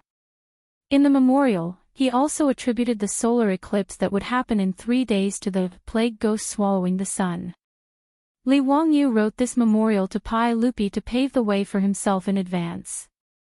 In the future, in the imperial court, those bored imperial censors would use the matter of him cremating the corpses to impeach him. At the same time, Li Wangyu was also helping Pai Lupi to get out of trouble. After all, a solar eclipse in the Tang dynasty was an ominous omen. Moreover, it was usually attributed to the emperor's lack of virtue and the power of the traitors.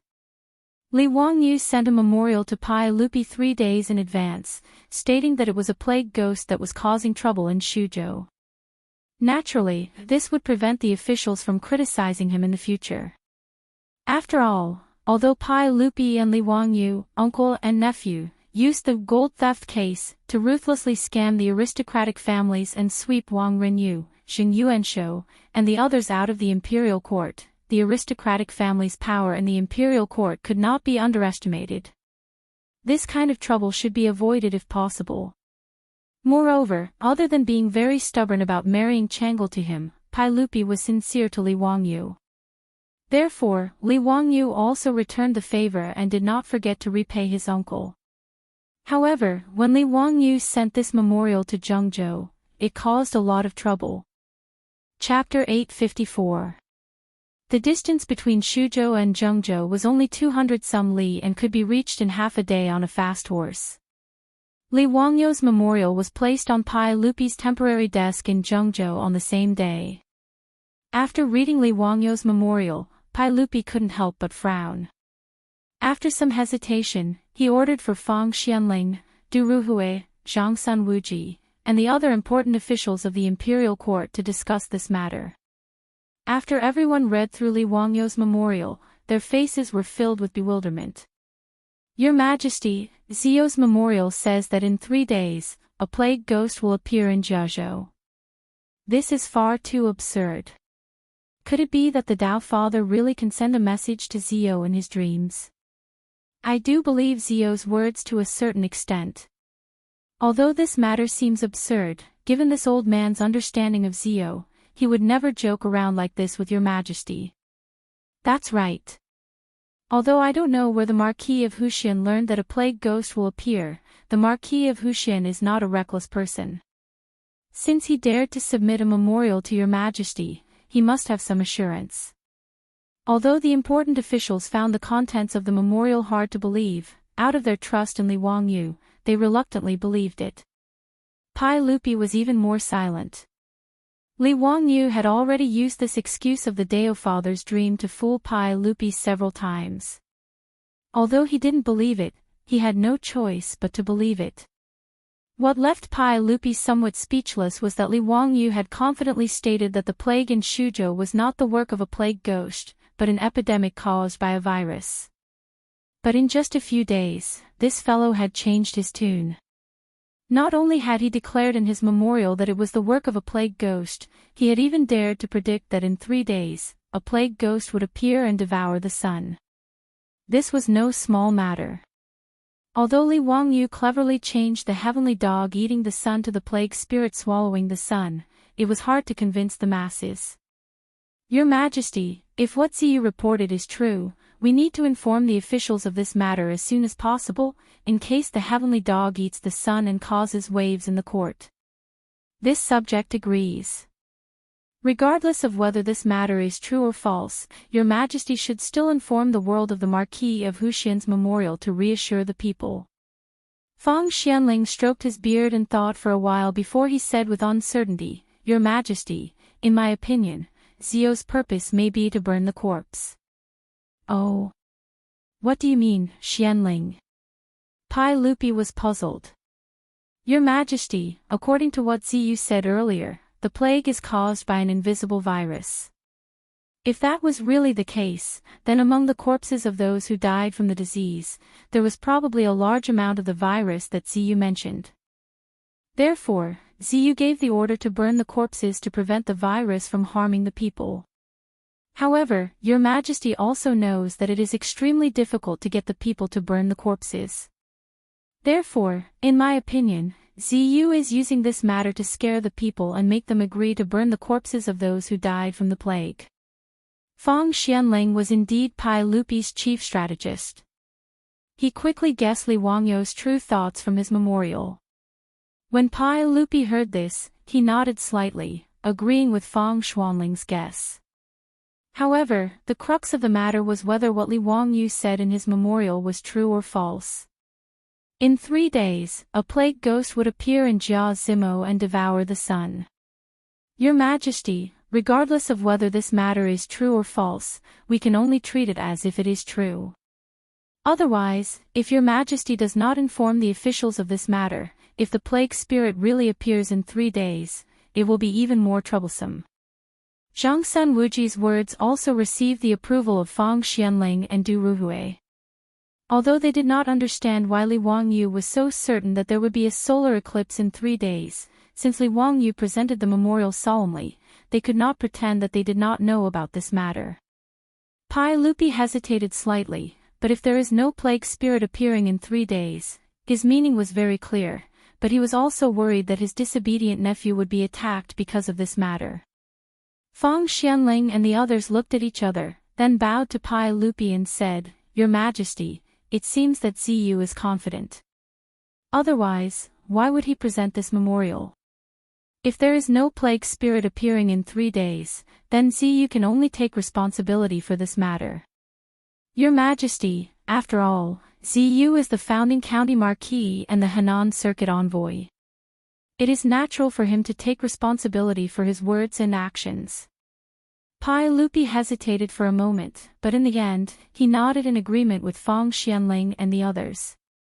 He ordered people to gather the officials who had accompanied him to Zhengzhou and read out Li Wangyu's memorial in front of everyone. When the officials heard that Li Wangyu dared to say that there would be a plague spirit appearing in 3 days, they were all in an uproar. Tai Chongqing Wang Ying immediately spoke out. Your Majesty, the Marquis of Wuxian's words are truly bewitching. How can he be so sure that there will be a plague spirit appearing in 3 days? Even the Imperial Historian Bureau did not send any information about a solar eclipse, so how could the Marquis of Wuxian know? In this old subject's opinion, this is utter nonsense. The Imperial Historian Bureau that Wang Ying spoke of was the imperial astronomer of the later generations. Its job was to observe the heavens, calculate the solar terms, and set the calendar. During the Qin and Han dynasties, it became the Imperial Historian Bureau. During the Tang dynasty, it was renamed the Imperial Historian Bureau. Later, it was renamed the Secretarial Pavilion, the Armillary Sphere Overwatch Council, the Armillary Sphere Bureau, and the Directorate of Astronomy. Predicting solar eclipses was naturally the responsibility of the Imperial Historian Bureau. However, in an era where astronomy had not been perfected, predicting solar eclipses, especially accurately predicting solar eclipses, was extremely difficult. The Imperial Historian Bureau did not dare to carelessly predict the appearance of a solar eclipse. After all, if the prediction was wrong, they would lose their heads. This was also why Li Wangyu's memorial had made Pai Lupi very hesitant. Even if Li Wangyu's prediction was wrong, Pai Lupi would not cut off his head, but he would definitely be punished with a reduction of his title and a fine of copper. As for his position as the Henan Circuit envoy, he would not be able to continue. Before Pai Lupi could speak, Yuqi Jingde jumped out and pointed at Wang Ying's nose. How do you know that there won't be a solar eclipse in 3 days? If there really is a plague spirit appearing, what will you say? Do you dare to write a contract that if there is a solar eclipse, you will apologize and resign? You. Wang Ying didn't know how to respond to Yuqi Jingde's words.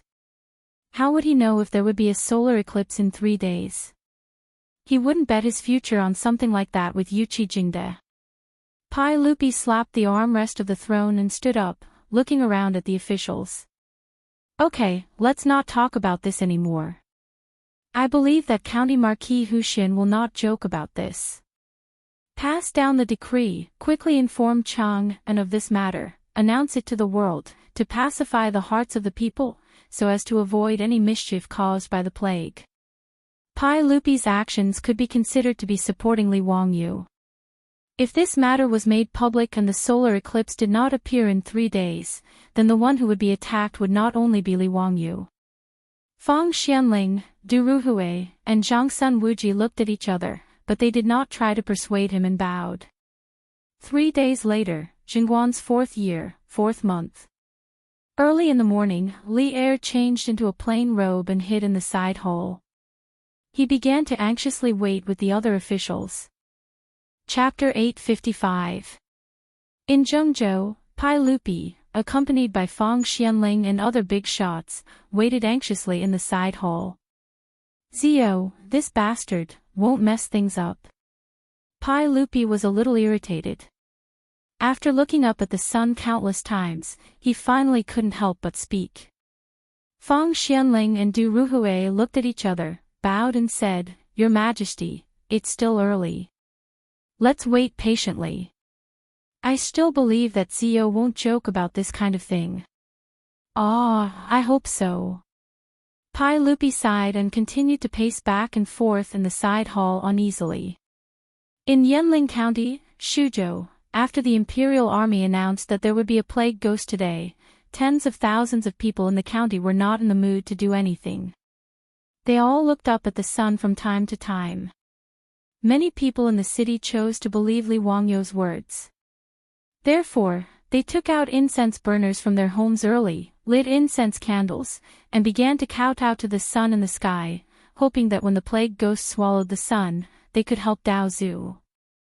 Outside Yanling County, the playboys all wore sunglasses and looked at the sun in the sky from time to time. Zio, are you sure you're not mistaken?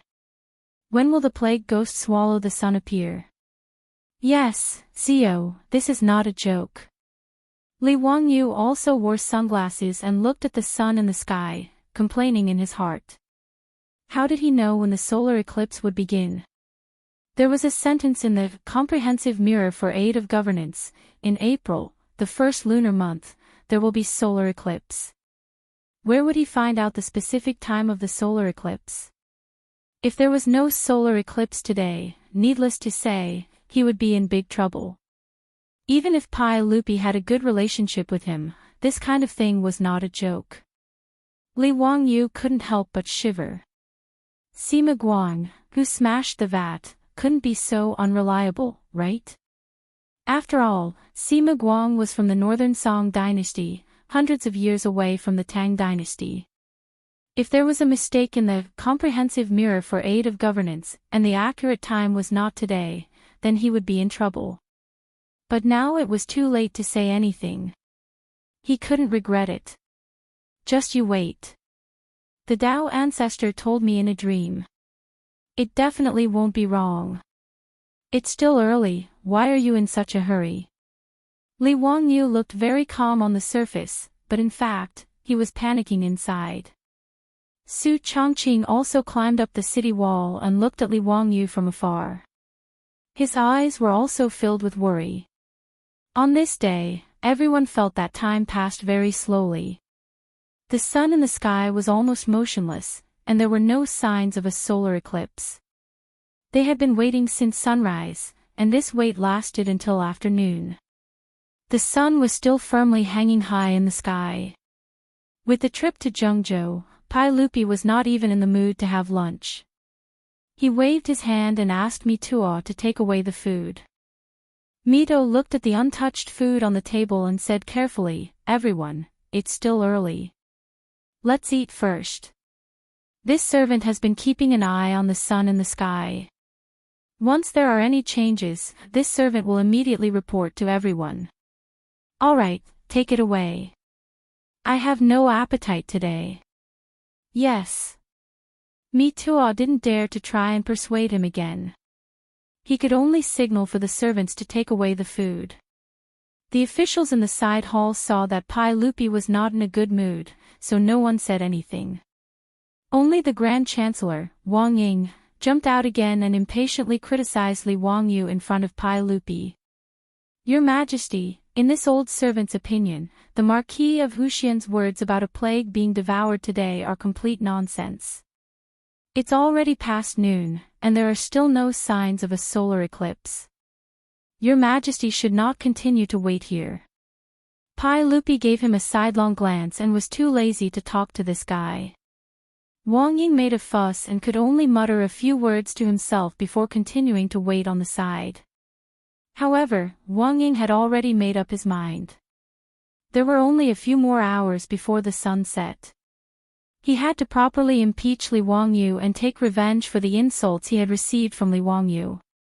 In Yanling County, the common people were discussing spiritedly, and the scribes and bailiffs in the county government snorted disdainfully at the plague being devoured by the sun.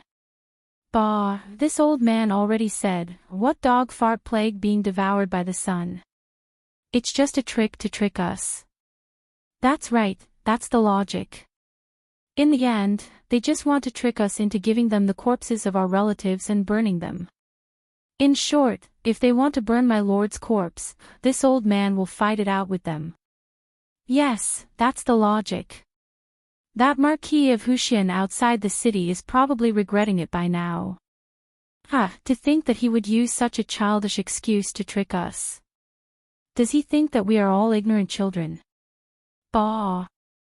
If some plague being devoured by the sun appears today, this old man will go to the streets and bark like a dog and crawl in a circle. If the plague being devoured by the sun doesn't appear today, can you make that dog fart Marquis crawl in a circle on the ground? I heard that in Xianxia County, that Marquis was called the Marquis of Dirty Marquis. Now it's even worse. After coming to Yanling County, not only did he not allow us to leave the city to seek refuge, but he also forced us to burn the corpses. The way I see it, that bullshit marquis can't wait for us to all die in this city. Damn it, if that dog fart marquis doesn't give us a way out, why don't we fight it out with them? Anyway, staying in this city is a dead end. That's right, if that marquis doesn't give us a way out, we'll fight it out with them. The more the scribes spoke, the more excited they became. It looked like they were ready to rebel at any moment. Of course, this group of yamen runners and scribes also knew that they were just making empty promises. There were 1,000 government soldiers and thousands of the most elite imperial guards of the Tang dynasty outside the city. It was simply a joke for them to rebel with just a few people. Not to mention other things, just the 200 imperial guards in charge of protecting Su Chongqing in the city were enough to kill all the people in the county office. These people in the county government were just talking nonsense. Outside Yanling County, Li Wangyu was on the phone with Su Chongqing on the city wall. Wangyu, are you sure you didn't remember wrongly? Are you sure there will be a solar eclipse today? Li Wangyu scratched his head in annoyance. It shouldn't be wrong, right? I just don't know if Sima Guang is reliable or not.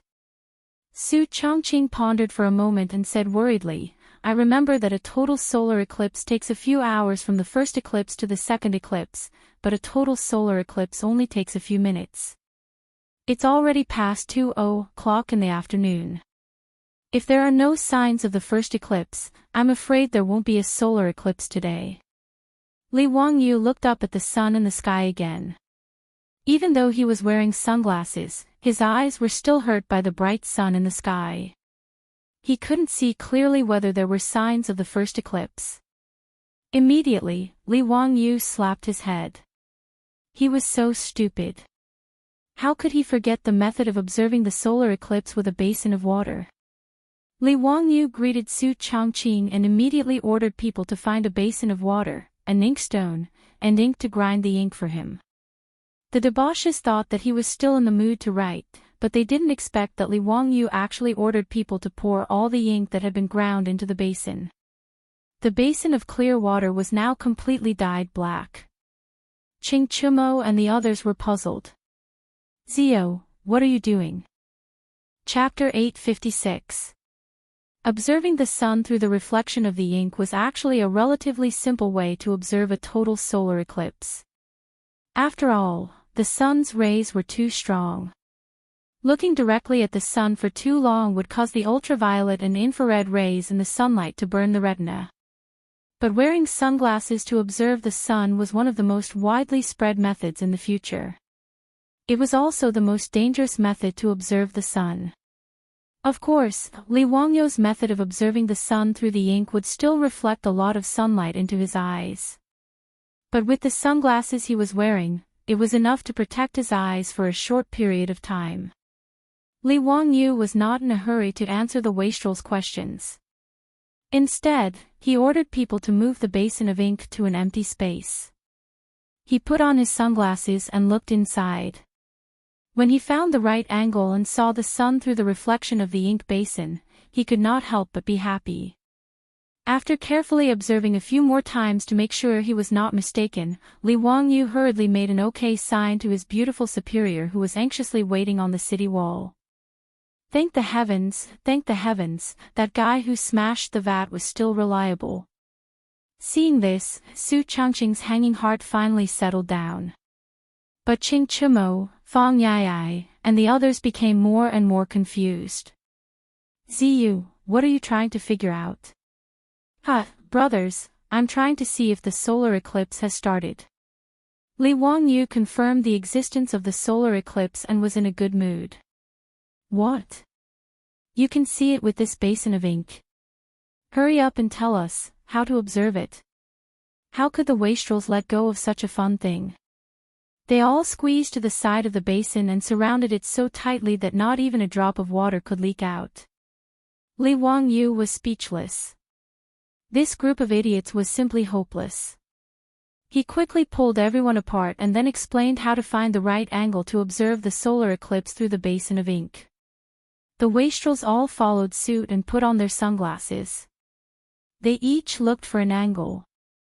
Wahahaha, I see it, I see it. Ah. Why is the sun in the sky missing a piece? I see it too, a piece of the sun has been bitten off. Ziyu, is this the plague ghost swallowing the sun? It has already started. Where? Quick, point it out to me. Didn't he see the silk pants jumping up and down anxiously?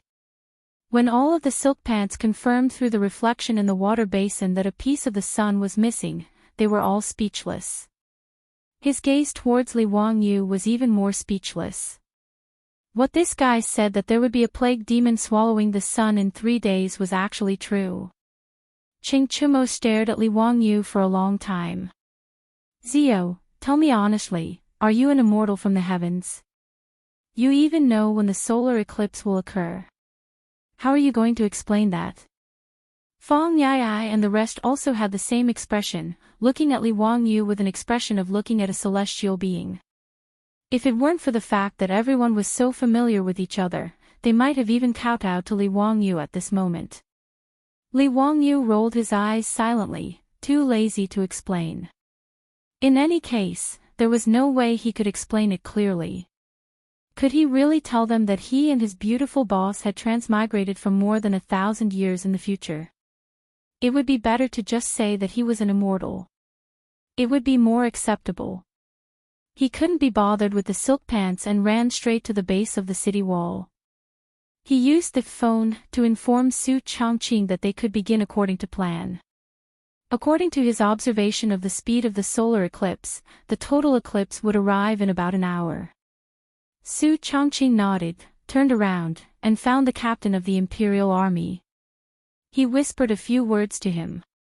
Not long after, the sound of drums and gongs once again rang out in Yanling County, attracting the attention of the people in the city.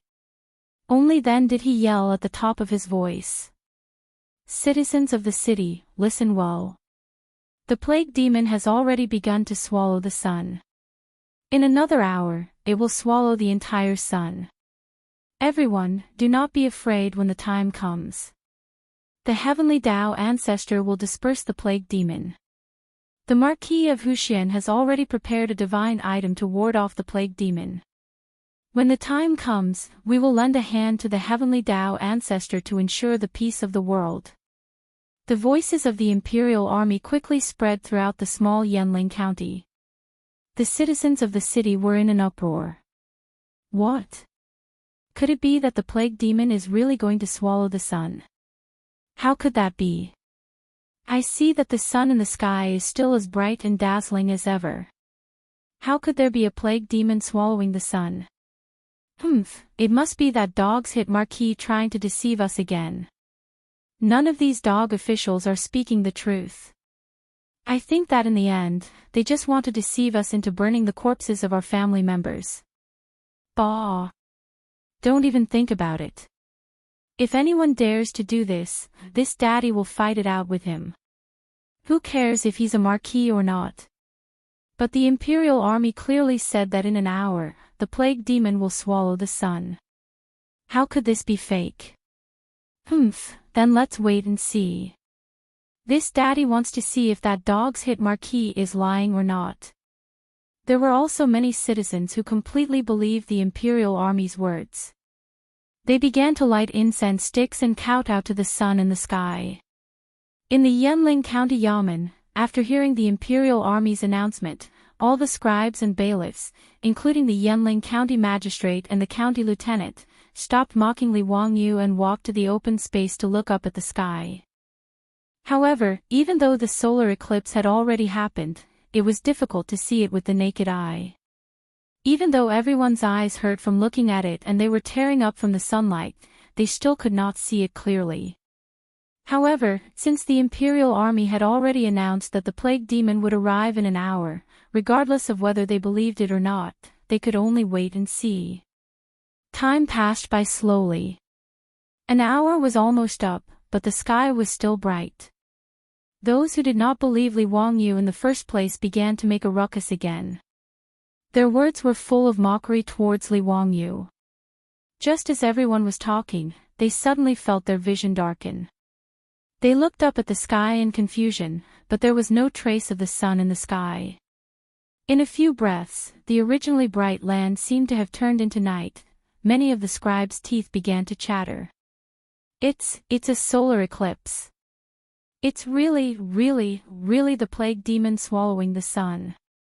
Everyone in the county yamen, including the Yanling county magistrate, knelt down as their legs turned to jelly.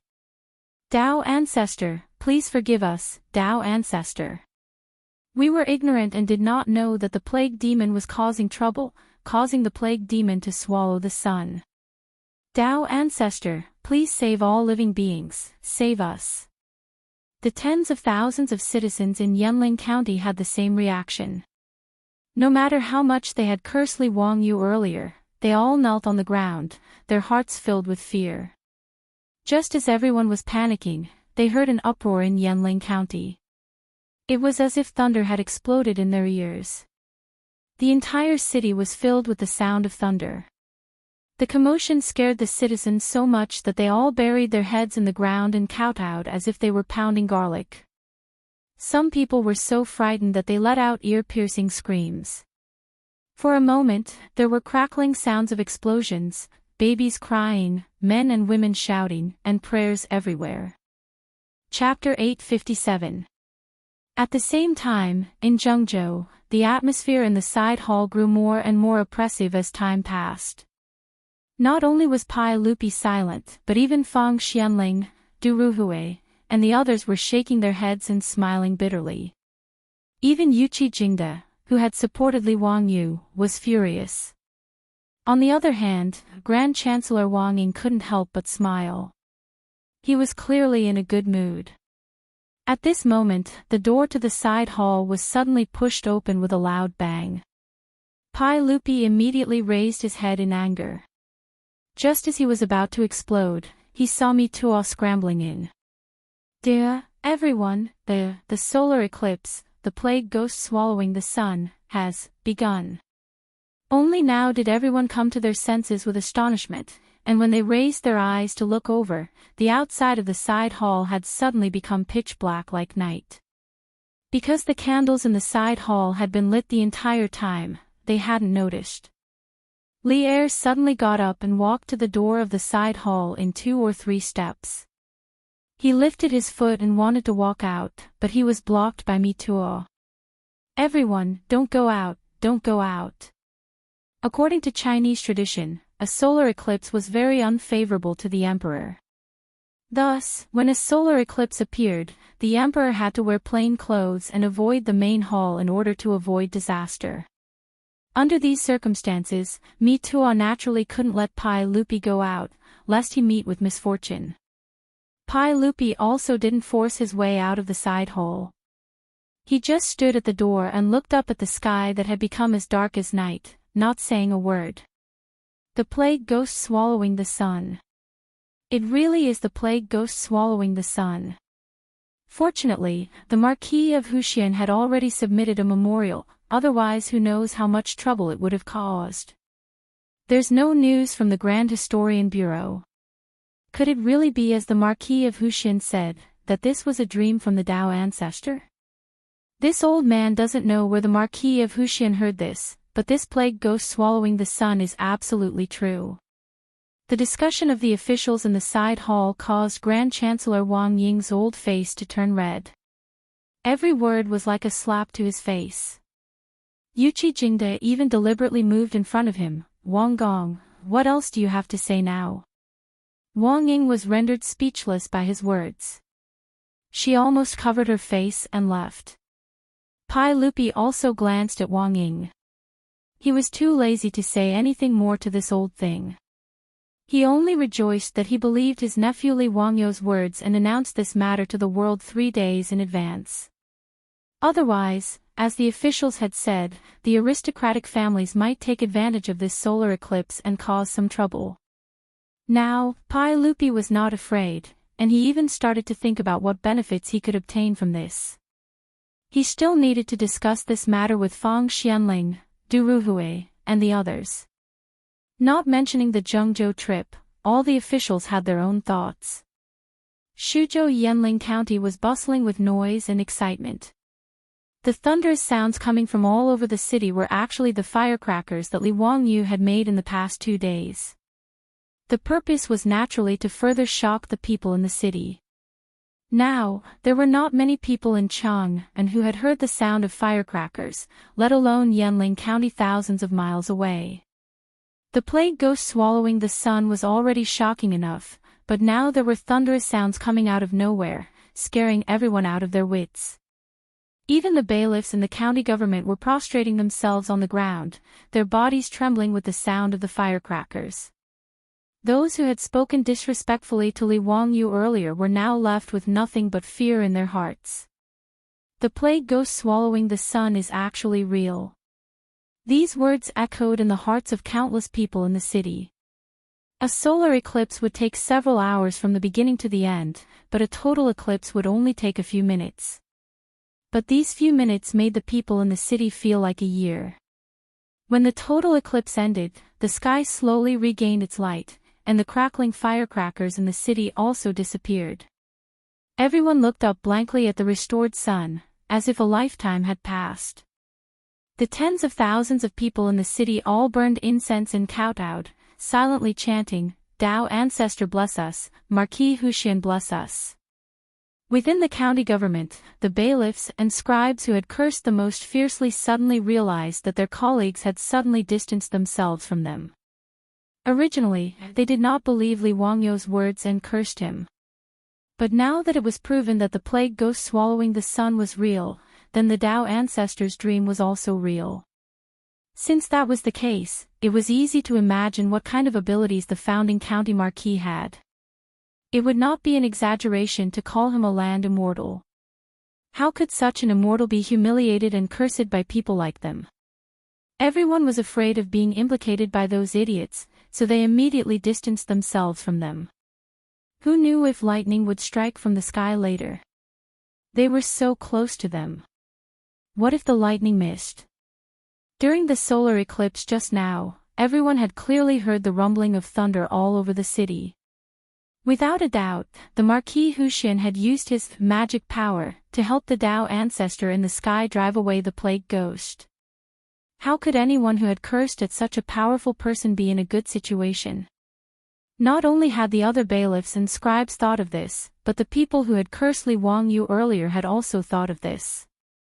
Their faces immediately turned ashen and their legs trembled.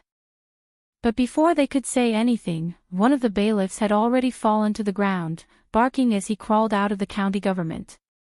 Only now did everyone remember that this person had said that if the plague ghost swallowed the sun, he would bark like a dog and crawl in a circle on the streets of the city. Putting aside how regretful the bailiffs and scribes were, no one in Yanling County had any doubts about the matter that Li Wangyu had ordered the imperial army to spread in the city. No one dared to question it. Even those bailiffs and scribes who dared to question Li Wangyu might be beaten to death by the people of the city. As for the corpses of those who had died from the plague, no one dared to leave them behind. Although they were unwilling to cremate the corpses of their loved ones.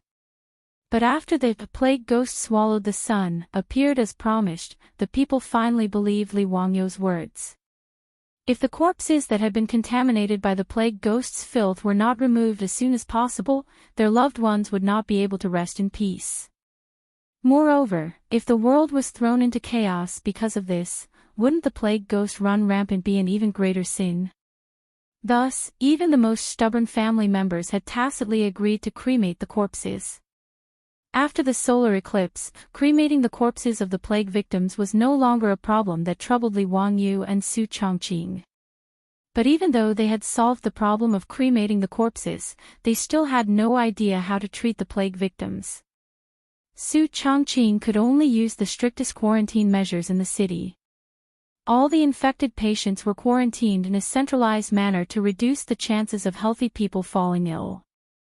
But after seeing those infected with the plague die in pain every day, this strong woman was about to break down and could not hold on any longer. Just 7 days after Su Chongqing entered Yanling County, Li Wangyu, who had been suffering every day, finally saw a glimmer of light. The king of medicine, Sun Simiao, had come. Chapter 858. When Sun Simiao received the news of the outbreak of the Big Head Plague in Shuzhou, he immediately gathered his disciples, packed their things, and set off for Shuzhou. However, he and Zhang Baozong were already old. Naturally, they could not travel on horses like Niu Wu and the rest. Fortunately, they had Li Wangyu's four-wheeled carriage. Although it was not as fast as riding a horse, it was not much slower. With the carriage provided by Shunfeng Carriage Company, Sun Simiao and the rest met Niu Wu and the rest who came to pick them up. After they met up, they hurried towards Shuzhou again. Along the way, Sun Simiao and the rest finally arrived at Yanling County. After receiving the news, Li Wangyu could not help but be overjoyed.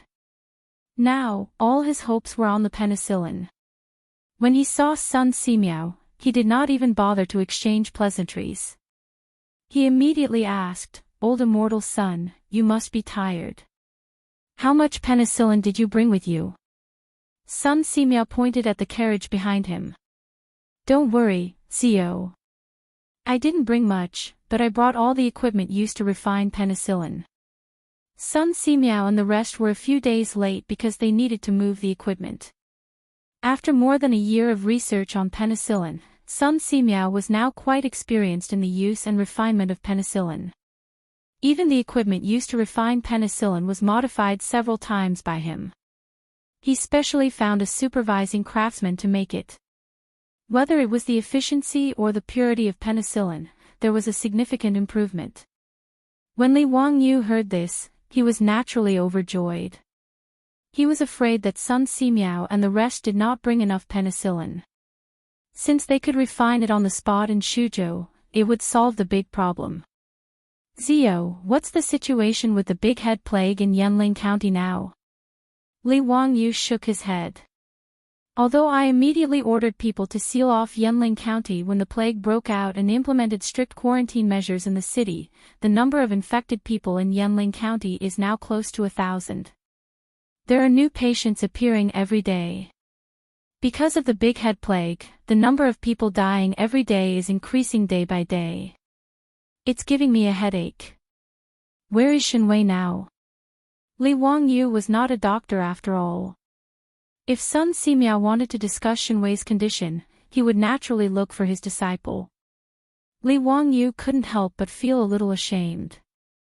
"Old immortal son, 7 days ago, Brother Shenwei entered Yanling County with my family's Madam Su.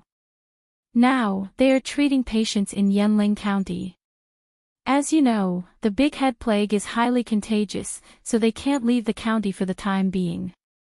Li Wangyu still felt very guilty about the fact that Lu Shenwei, the Fengyu of the Shangyao Bureau, stayed behind to help him but followed Su Chongqing into Yanling County. Especially when Sun Simiao asked about Lu Shenwei, it was hard for him to speak. However, Sun Simiao didn't mind at all. Instead, he nodded approvingly, "Not bad. This child, Shenwei, still puts her family first. This makes me feel very gratified. Since that's the case, make some preparations. I'll go to Yanling County to take a look." When Li Wangyu heard this, he felt a headache coming on. Su Chongqing and Lu Shenwei had already entered Yanling County. It was still unknown when they would be able to come out safely. Sun Simiao was also going to enter. How could that be? "Old immortal son, it's better if you don't enter Yanling County. How about you stay outside the county and guide Brother Shenwei? I already feel very guilty that Brother Shenwei entered Yanling County. I don't dare to let you enter Yanling County as well." "Ha, Zio, what are you saying? As a medical practitioner, if I don't enter Yanling County, how can I treat patients? Can't you send the penicillin to Brother Shenwei? Brother Shenwei's medical skills aren't bad. As long as there's penicillin, the Big Head Plague will be suppressed." Li Wangyu earnestly persuaded. However, Sun Simiao was abnormally stubborn. No matter how Li Wangyu persuaded him, he wasn't willing to listen. He was determined to personally oversee Yanling County. Bao Zong and Zio will be outside the county to refine the penicillin. This Daoist will go inside the county to assist Madame Su. Alright, let's not talk about this anymore. Right now, the epidemic is more important. Zio, let's not talk about it anymore. Li Wangyu's persuasion was to no avail. He could only pinch his nose and accept it. For Sun Simiao to be revered as the medicine king in the future, he was indeed extraordinary. Actually, Li Wangyu also wanted to enter Yanling County. However, he was being watched by the rich playboys. They didn't even give him a chance. When he thought about how his beautiful boss was suffering in Yanling County, Li Wangyu wanted to slap himself twice. Shameful, it was too shameful. However, since things had already reached this point, he couldn't learn from those male leads in Cheong Yao's dramas. Other than crying and doing nothing, wouldn't that be even more disgraceful? He would be letting down his beautiful superior's sacrifice. These days, Li Wangyu couldn't eat or sleep in peace. He was busy supervising the Shuzhou officials to transport food, herbs, lime, and other materials. He was also responsible for his beautiful superior's logistics. Now that Sun Simiao and penicillin had finally arrived, Li Wangyu saw a glimmer of hope. As for whether or not penicillin was effective against the plague, he could only wait and see. Under Li Wangyu's melancholy gaze, Sun Simiao led his disciples and grand-disciples into Yanling County. They wore masks and white cotton-padded coats that Li Wangyu had specially made.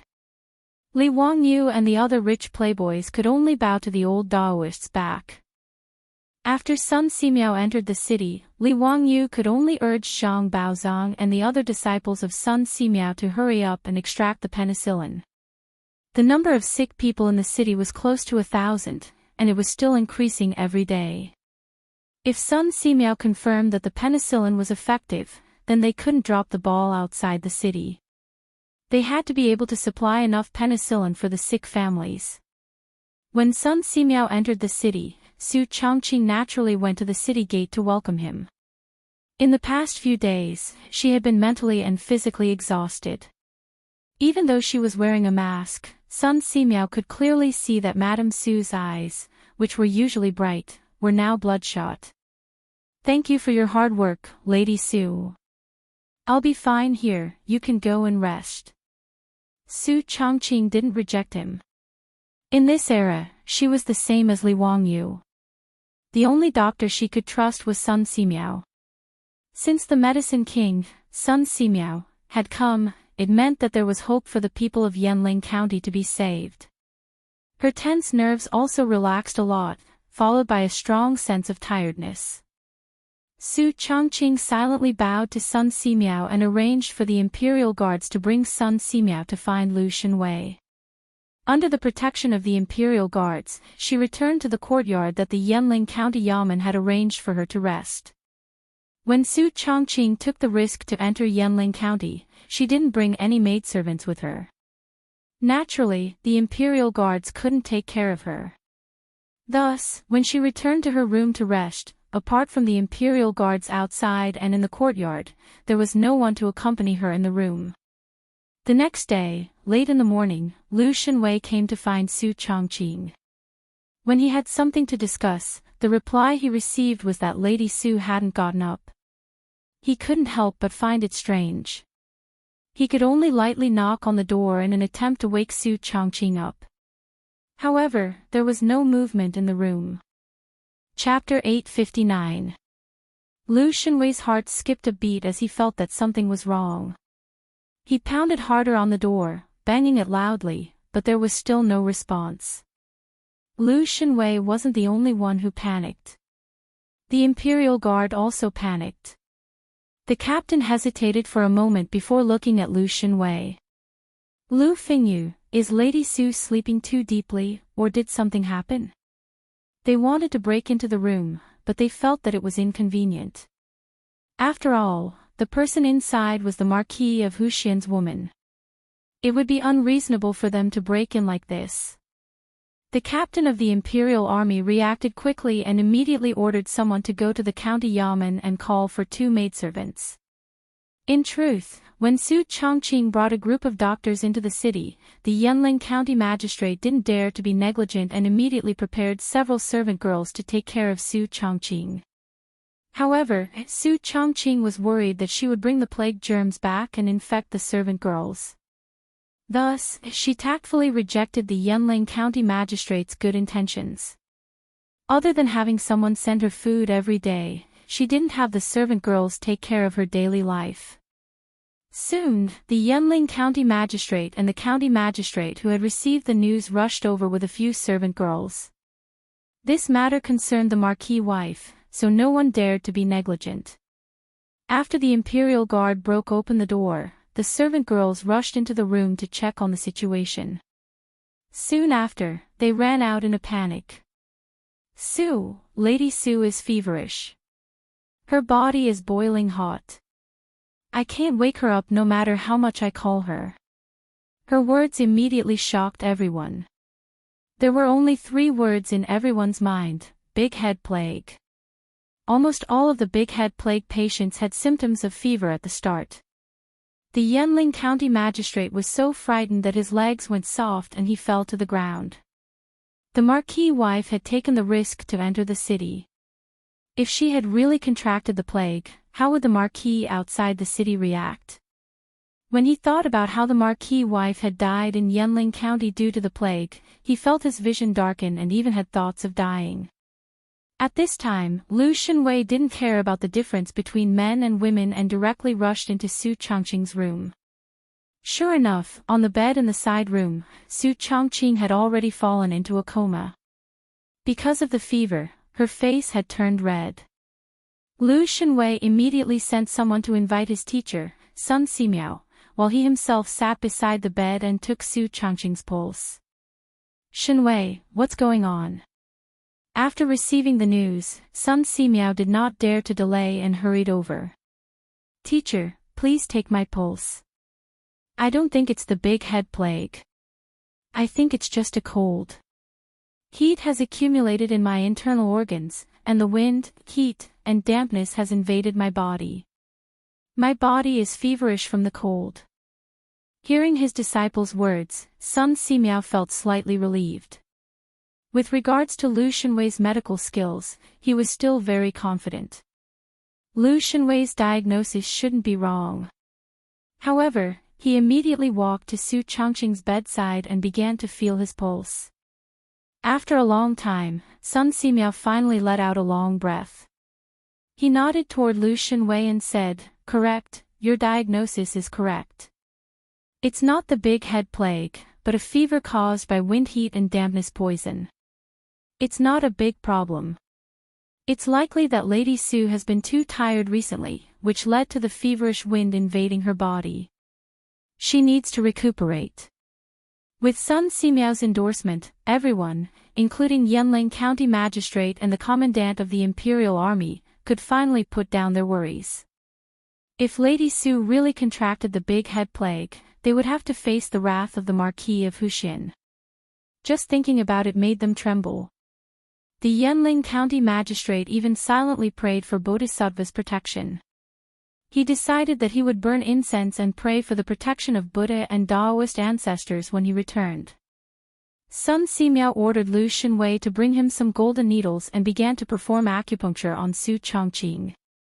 It had to be said that Sun Simiao's medical skills were indeed brilliant. After a few needles, Su Chongqing, who had been unconscious due to her fever, slowly woke up. When she opened her eyes, she saw that there were many people gathered around her bed. She couldn't help but jump in fright and struggle to get up. What's wrong with me? Su Chongqing's voice was abnormally hoarse. Lady Su, the wind has entered your body, causing you to feel cold and feverish. You should rest well. With this Daoist here, you don't need to worry. You'll recover after taking a few doses of medicine.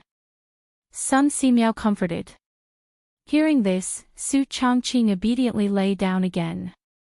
At this moment, she only felt that her entire body was aching and shivering. she also knew that she was sick. In fact, ever since Su Changqing entered Yanling County, she had been under a lot of psychological pressure every day. In order to carry out the epidemic prevention work, she had to travel back and forth every day. Yesterday, when Sun Simiao entered the city, the tension in her heart suddenly loosened and her body immediately felt tired. After returning to her room, she didn't even wash up and fell asleep on the bed. In the end, she had a high fever in the middle of the night, but no one was by her side to take care of her. She sweated a lot and didn't replenish her water, so she fell into a semi-conscious state. As a result, when Lu Shenwei called for her, she didn't react at all. Sun Simiao personally wrote a prescription for Su Changqing and instructed Lu Shenwei to get the herbs and boil the medicine. He also had a servant girl carefully help Su Changqing up and feed her the medicine. Don't tell the county marquis about this for now. Sun Simiao pondered for a moment, then instructed everyone. Lu Shenwei didn't understand. Teacher, why is that? Hey, Shenwei, can't you see? Zio is a person who values relationships. If he knows that Lady Su is sick, do you think he won't rashly barge into Yanling County? If he also enters Yanling County, who will take care of the situation outside? Therefore, for the sake of the people of Su Province and the tens of thousands of people in Yanling County, this matter must be kept a secret for now. We can't let Zio know. Sun Simiao understood Li Wangyu quite well. Naturally, he wasn't wrong. If Li Wangyu knew that his beautiful superior was sick, no matter if it was Qing Yaojin or those hedonistic sons of rich families, they wouldn't be able to stop him from entering the city. Lu Shenwei was slightly hesitant. Teacher, I'm afraid this matter can't be hidden from Zio. Lady Su meets with Zio every day at the top of the city wall. If Lady Su doesn't show up, how can Zio not be suspicious? This. Sun Simiao also hesitated.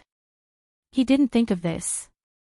After drinking the medicine prescribed by Sun Simiao, Su Changqing felt that her body had regained some strength.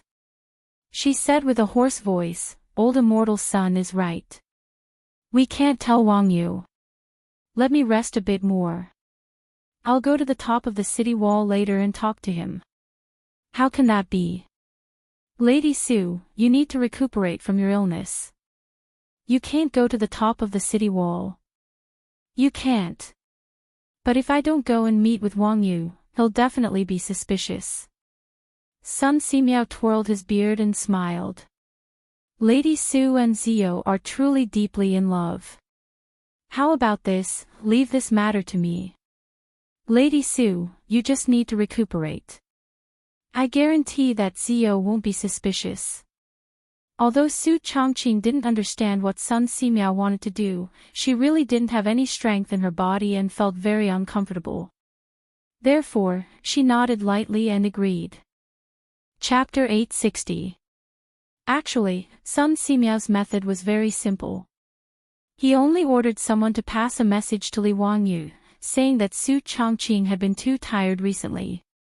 Therefore, he prescribed a few doses of medicine for Su Changqing to rest well.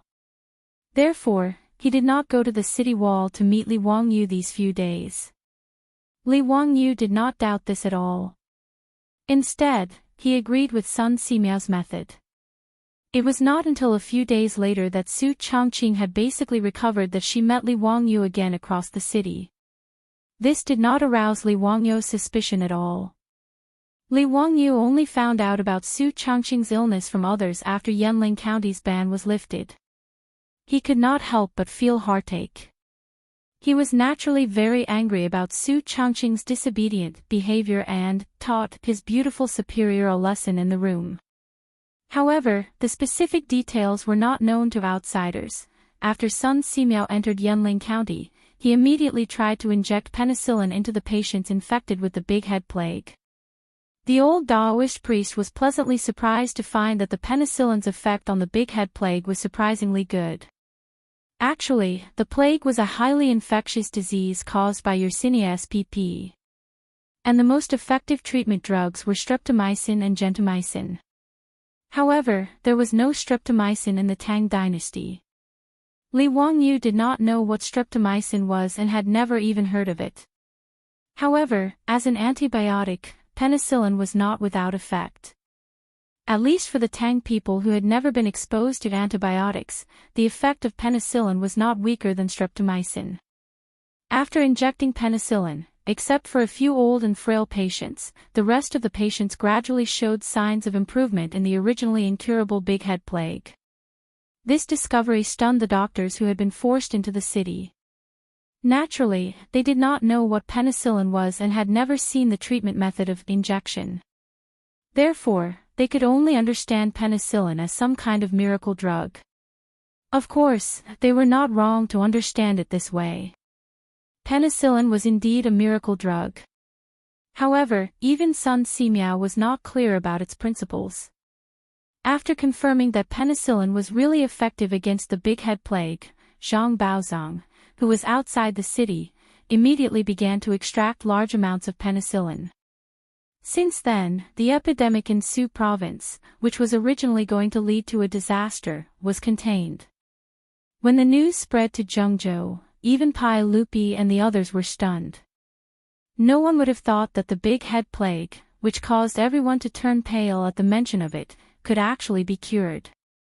Although the plague in Yanling County had not completely disappeared and the lockdown had not been lifted, Pai Lupi was so excited that he issued an imperial edict to promote Li Wangyu, Sun Simiao, and the others.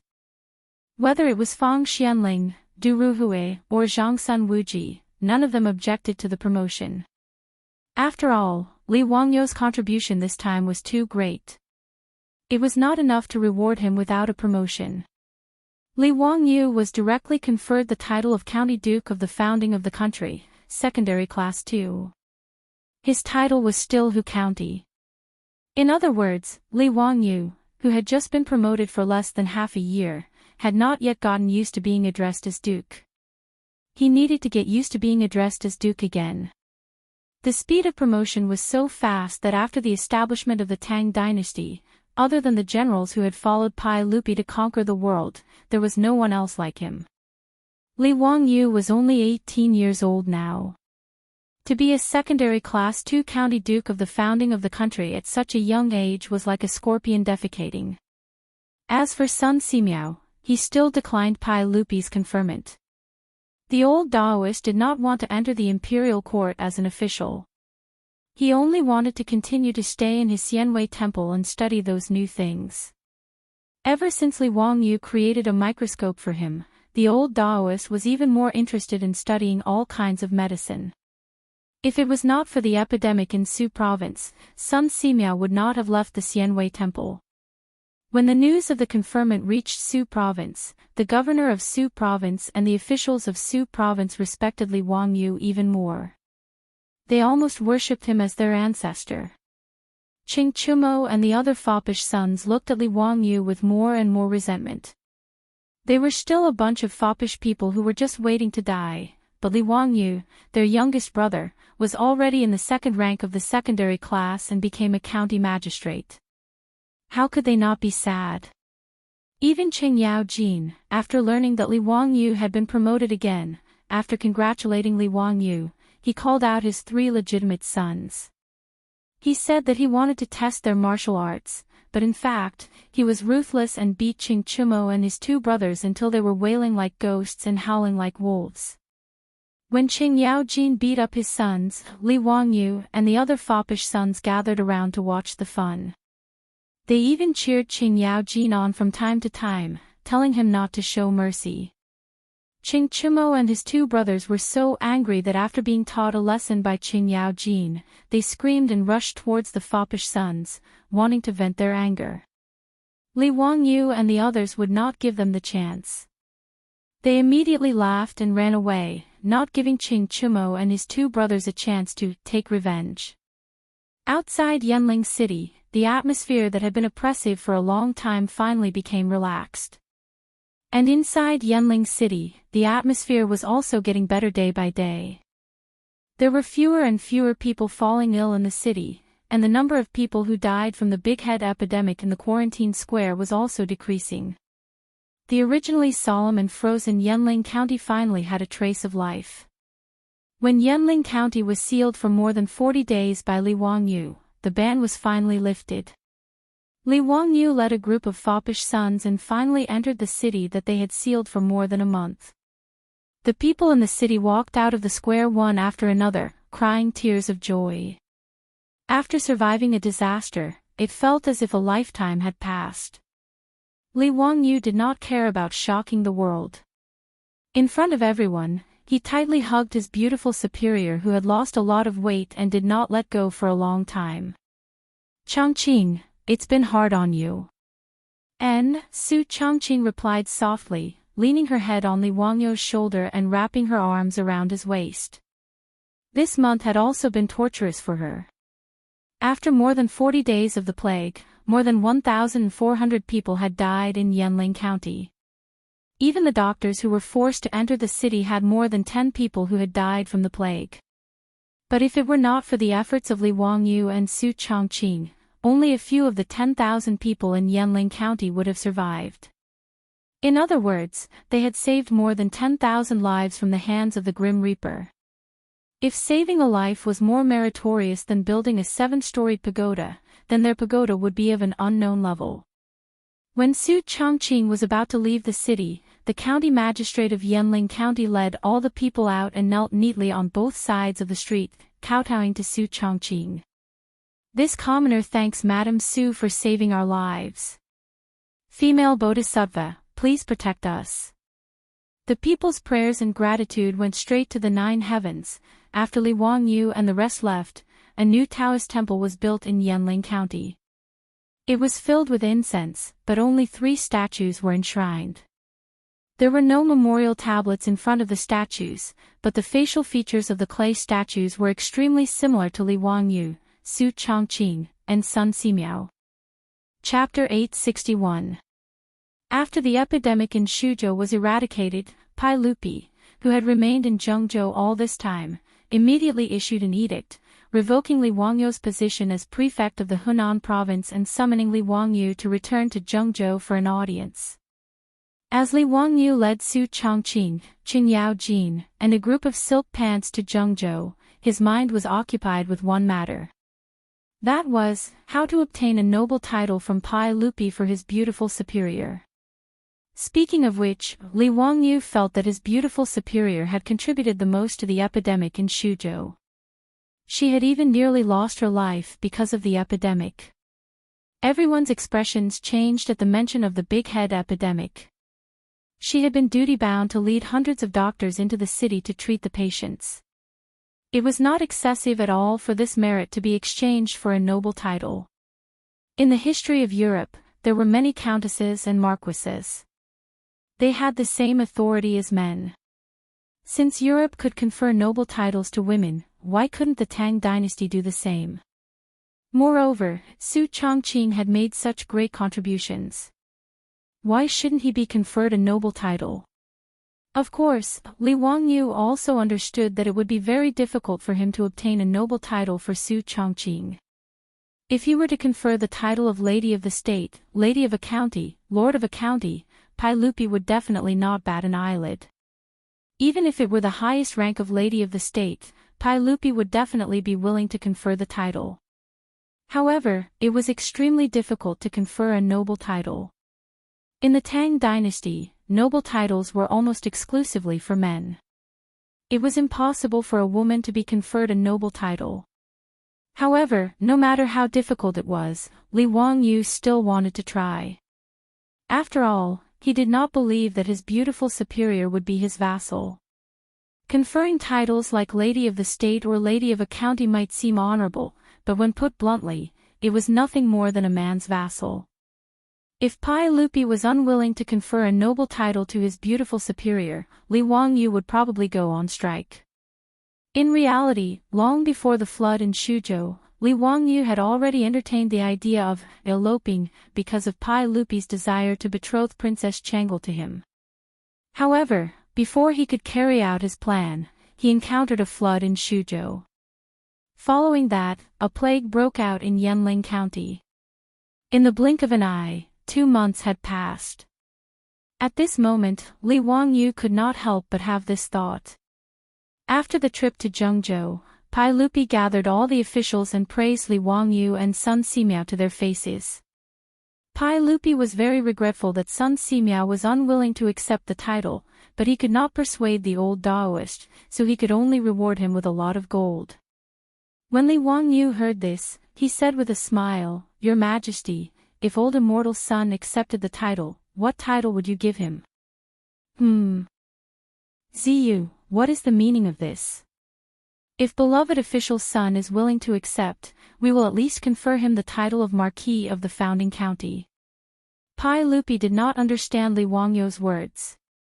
Li Wangyu smiled and said, "Since old Immortal's son wholeheartedly pursues the Tao and has no desire to be attached to the mortal world, your Majesty should not force old Immortal's Sunday. However, this subject feels that there is one more person involved in the plague in Xuzhou. Your Majesty should confer a title to him." "Oh. Could it be that you are talking about Lu Fingyu?" Li Wangyu shook his head. Lu Fingyu naturally deserves a reward. However, as the imperial physician of the Shangyao Bureau, treating illnesses and saving lives is also his duty. This subject is talking about someone else. His words caused Pai Lupi and the officials accompanying him to be somewhat confused. Regarding the plague in Xuzhou, although they were in Zhengzhou, news from Xuzhou and Yanling County had been brought to them almost every day. Therefore, regardless of whether it was Pai Lupi or the officials, they were all quite clear about what had happened in Xuzhou. Everyone looked at each other, but they did not understand who Li Wangyu was talking about. Apart from Sun Simiao and Lu Shenwei, who else was worthy of a reward from His Majesty? Ziyu, don't keep us in suspense. Tell us, who else should be conferred a title? Pai Lupi also did not understand and asked straightforwardly. Li Wangyu solemnly bowed to Pai Lupi and reporting to your Majesty, this subject believes that the greatest contributor to the plague in Xuzhou is not this subject, nor is it old Immortal's son or Lu Fingyu. It is Chongqing of the Su clan. After he finished speaking, the hall immediately became so quiet that one could hear a pin drop. Everyone looked at each other, not knowing how to respond. Pai Lupi opened his mouth and wanted to say that Li Wangyu was fooling around. However, after careful consideration, he felt that what he said was not false. According to the memorial sent by Li Wangyu, Qing Yao Jin, and the Xuzhou provincial governor, Pai Lupi was quite clear about the role Su Chongqing played in the plague in Xuzhou. Regarding this woman, even Pai Lupi could only silently give her a thumbs up in his heart and praise her as a heroine. Pai Lupi even faintly felt that this Lady Su was somewhat similar to his legendary sister, Princess Pingyang.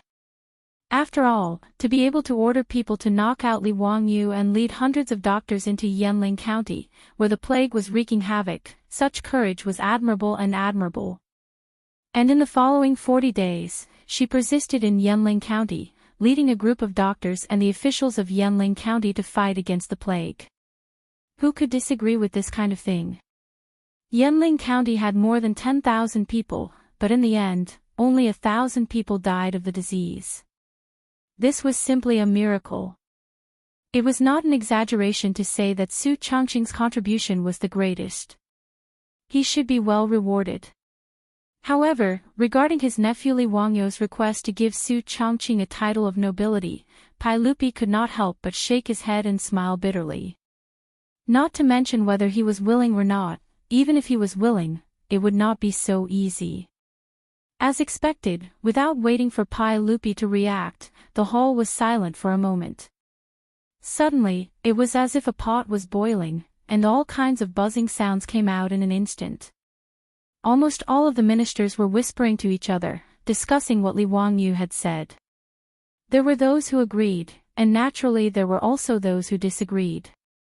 Grand Chongqing Wangying directly stepped out, angrily pointing at Li Wangyu and scolding, "Preposterous, this is preposterous. How can a girl be given a title? Isn't this like a hen taking over the throne?" He then reported to Pai Lupi, "Your Majesty, this cannot be done, absolutely not. A girl being given a title is the biggest joke in the world. Preposterous. Your Majesty must not agree to the words of the county magistrate. Li Wangyu had already expected the attitude of people like Wang Ying, and he had thought that such a thing would happen. He glanced at Wang Ying and asked, "Then may I ask Lord Wang, what is the Marquis of Mingxin, Marquis of Yinan, and Marquis of Lingguang?" The three that Li Wangyu mentioned were the three female marquises of the Western Han. The female fortune-teller Su Fu of the first year of the Western Han was given the title of Mingxin Marquis by Han Gaozu. The brother and sister-in-law of Han Gaozu was given the title of Marquis of Yinan. In the Han dynasty, after Empress Lu took over, she was given the title of Marquis of Lingguang, and she had power over the court. In the history of China, the number of women who were given titles could be counted on one hand. Apart from the three marquises of Western Han, in Li Wangyu's memory, there was only one other person in the history of China who was conferred the title of Marquis. Qin Liangyu of the Southern Ming dynasty was conferred the title of Crown Prince Taibao and Marquis Zhongzhen. Qin Liangyu's title was something that happened 1,000 years later, so Li Wangyu naturally could not use it as evidence. However, the three female marquises of the Western Han were enough to prove that there was a precedent for women being given titles. You are being unreasonable. Wang Ying was unwilling to let go. That was something that happened a few hundred years ago. How can you mix it up? Chapter 862. Grand Minister Wang Ying's words naturally received the support of many officials in the whole. That's right. Marquis Mingnu, Marquis Yinan, and Marquis Lingguang were all matters of the former Han dynasty. How can we use the present to prove it? Since the Han dynasty, have we ever heard of a woman being conferred a title in the hundreds of years? Wouldn't it be a mess for a woman to be conferred a title? Your Majesty, this must not happen. The officials who accompanied Pai Lupi to Zhengzhou were divided into three opinions because of Li Wangyu's words. There were those who agreed, but they were in the minority, such as Yu Shinan and Qing Yaojin.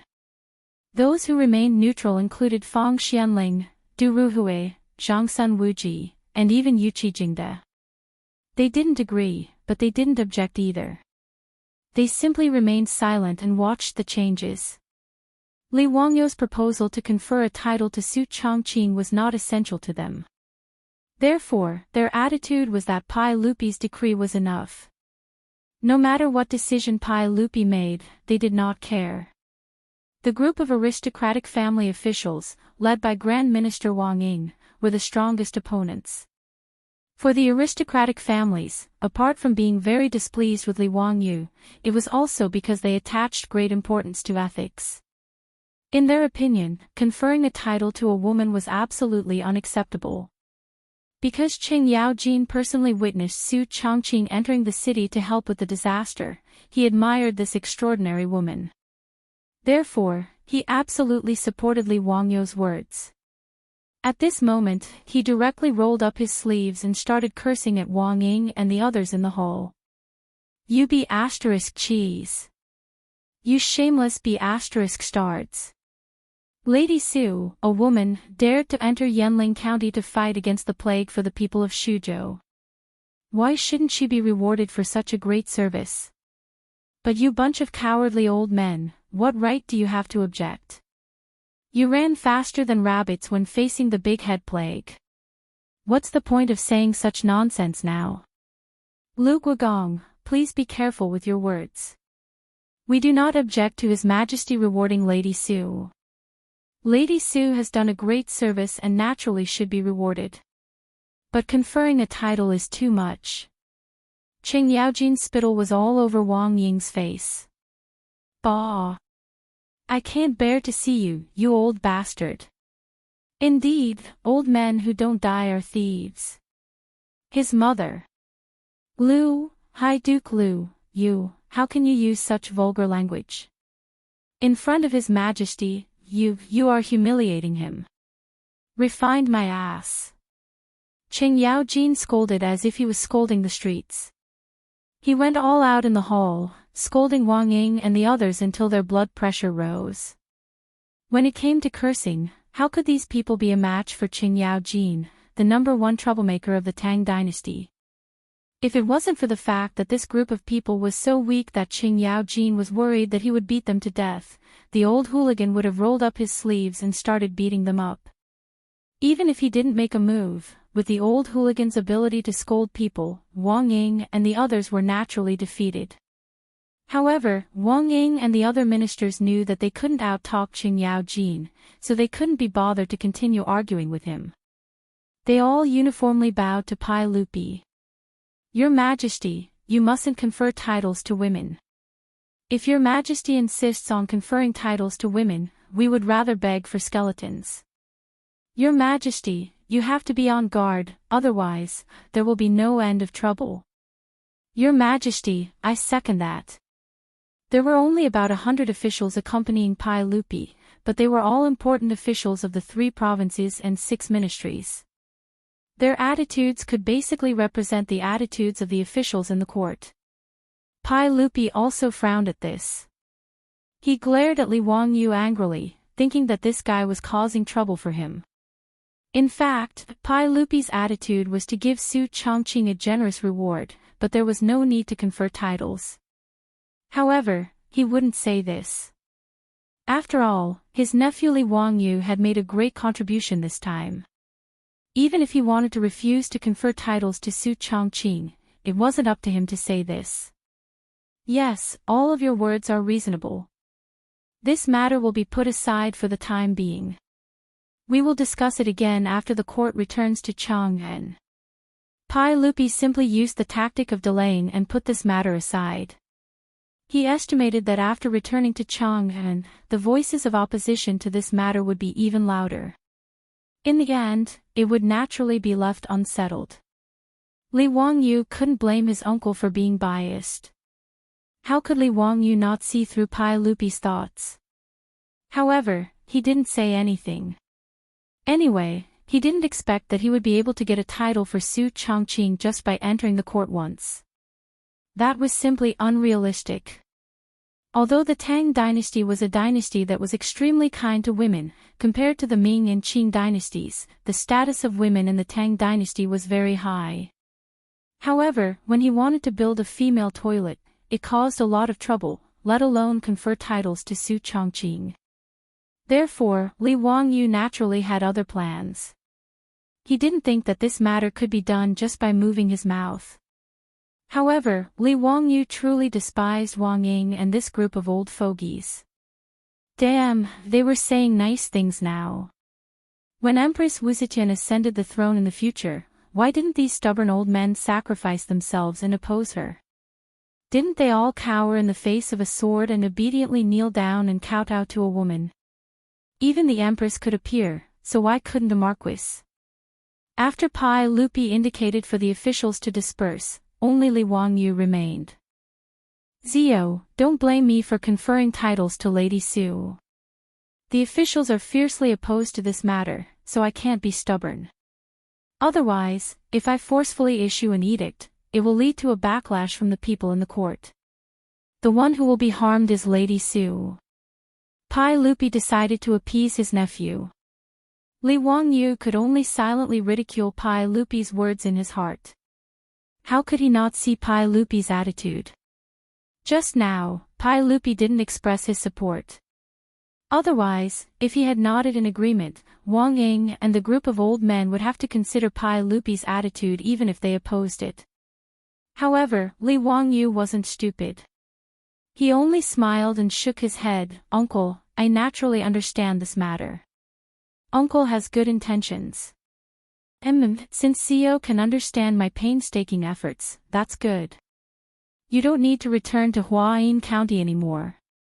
Return to Chang'an with me. I have other uses for Zio." After experiencing the Suzhou incident, Li Wangyu, who originally had no intention of pursuing an official career, could be considered to have taken one step into it. Pai Lupi naturally wouldn't allow him to hide in Dingzhou village and live freely. Li Wangyu didn't seem to be opposed. He only smiled and nodded in agreement. The uncle and nephew chatted for a while more before Li Wangyu took his leave and left the hall. After the Suzhou incident was concluded, Pai Lupi finally prepared to return to court. Noda's entourage was respectfully sent off by the officials of the Hunan circuit. They were escorted by tens of thousands of imperial guards as they majestically set out to return to Chang'an via the official road. When the imperial entourage set out, Li Wangyu claimed that he was tired. He didn't ride a horse and instead hid in a carriage.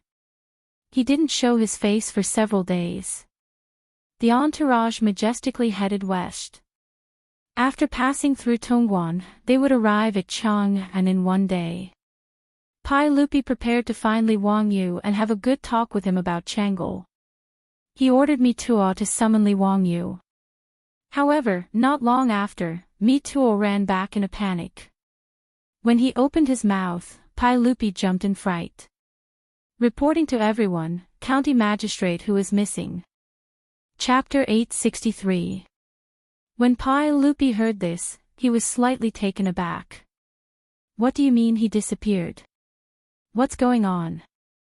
Speak clearly for me. What do you mean Zio disappeared? Reporting to everyone, this servant went to County Magistrate Hu's carriage to look for him.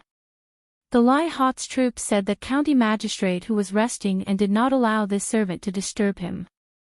It was only when this servant said that everyone wanted to summon County Magistrate Hu that they moved aside. However, no matter how much this servant knocked on the carriage door, no one responded. This servant could only barge in, but there was no sign of County Magistrate Hu. Not only was County Magistrate Hu not there, but Madame Su was also not there. This servant asked the Li family's troops, but they all said that they did not know where their Lang Jun went. Pai Lupi couldn't help but frown. Did Zio run to another carriage? The entourage stretched for several kilometers. Many of the old officials were riding four-wheeled carriages because of their health problems. Ever since Li Wangyu created the four-wheeled carriages, they were very popular among the court's officials. This was especially true for the old officials like Yu Shinan.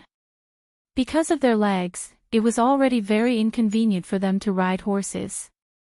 This carriage solved a big problem. As a result, Pai Lupi thought that Li Wangyu might have gone to another official's carriage to chat with them. This was very normal. Reporting to everyone, this servant originally thought this as well.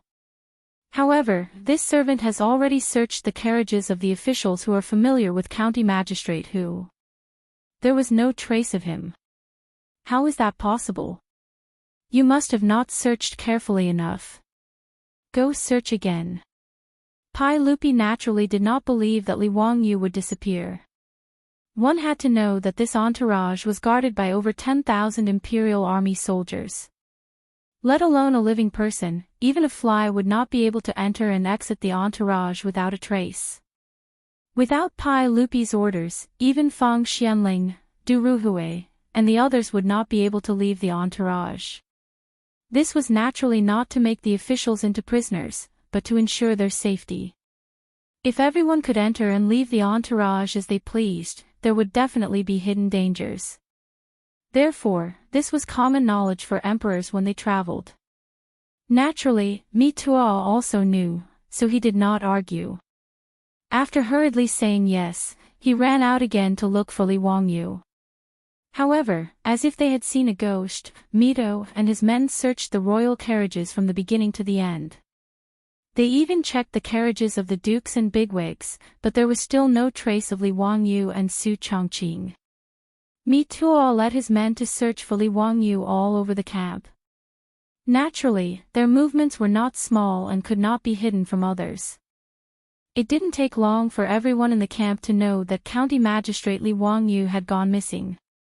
Mi Tuo almost dug 3 feet into the ground of the camp, but he still could not find any trace of Li Wangyu. He could only return to Pai Lupi to report. What? Why couldn't he find it? Could he fly away? Go and summon Duke of Lu and Duke of Yi. We want to ask how this person could disappear right under their noses. Qing Yaojin and Yuqi Jingda were responsible for the Imperial Army Guards of the royal entourage. After receiving Mi Tuo's report, the two of them were also confused. How could Li Wangyu, that brat, suddenly disappear? How was this possible? The two of them did not dare to tarry and hurried over to Pai Lupi to seek confirmation. This news could not be hidden from the others. Not long after, Fang Xianling, Du Ruhui, Zhangsun Wuji, and the other bigwigs all rushed over. Your Majesty, Zio is not in the royal entourage. How is this possible? This old man saw him get into the carriage with my own eyes. How could a living person disappear into thin air? Tai Chongqing Wangying had regained his spirit and yelled, "What kind of joke is this? This royal entourage is completely guarded by the imperial army. Even if it is County Dooku, without a military order or a letter from His Majesty, the imperial army would not let him leave. Duke of Lu, Duke of Yi, what is going on? Could it be that there is someone in the imperial army who is playing favoritism?" The meaning behind his words was that he was questioning Qing Yaojin and Yuqi Jingde for secretly letting Li Wangyu go. The accompanying officials all turned their gazes to Qing Yaojin and Yuqi Jingde. Even Pai Lupi was very suspicious. When the caravan had set off from Zhengzhou, everyone had seen Li Wangyu and Su Chongqing enter the carriage with their own eyes. But to say that Li Wangyu and Su Chongqing were able to disappear into thin air from the royal entourage, no matter how one looked at it, was simply unfathomable. Could it be that they could fly into the sky and burrow into the ground? Thus, everyone suspected that Qing Yaojin or Yuqi Jingde had secretly let Li Wangyu and Su Chongqing go. Qing Yaojin and Yuqi Jingde immediately stomped their feet and cried out their grievances. "Bastard, your mother's fart. This old man would be crazy to secretly let that bastard Zio go. If your Majesty doesn't believe me, you can send someone to the Imperial Army to investigate and see if such a thing really happened. This one has a good relationship with Hu County, but there is no reason for me to let someone go without your Majesty's permission." Yuqi Jingde also cried out his grievances. He and Qing Yaojin clearly didn't do such a thing, but everyone was suspicious of them. How could they not be angry? Qing Yaojin and Yuqi Jingde's attitude made everyone half believe and half doubt. If one were to say that the two of them were extremely daring to secretly let Li Wangyu and Su Chongqing out of the royal entourage without Pai Lupi's permission, not only would the officials not believe it, even Pai Lupi himself didn't believe it. Pai Lupi pondered for a moment and decided to summon all of the Lai hot troops and servant girls to get to the bottom of this.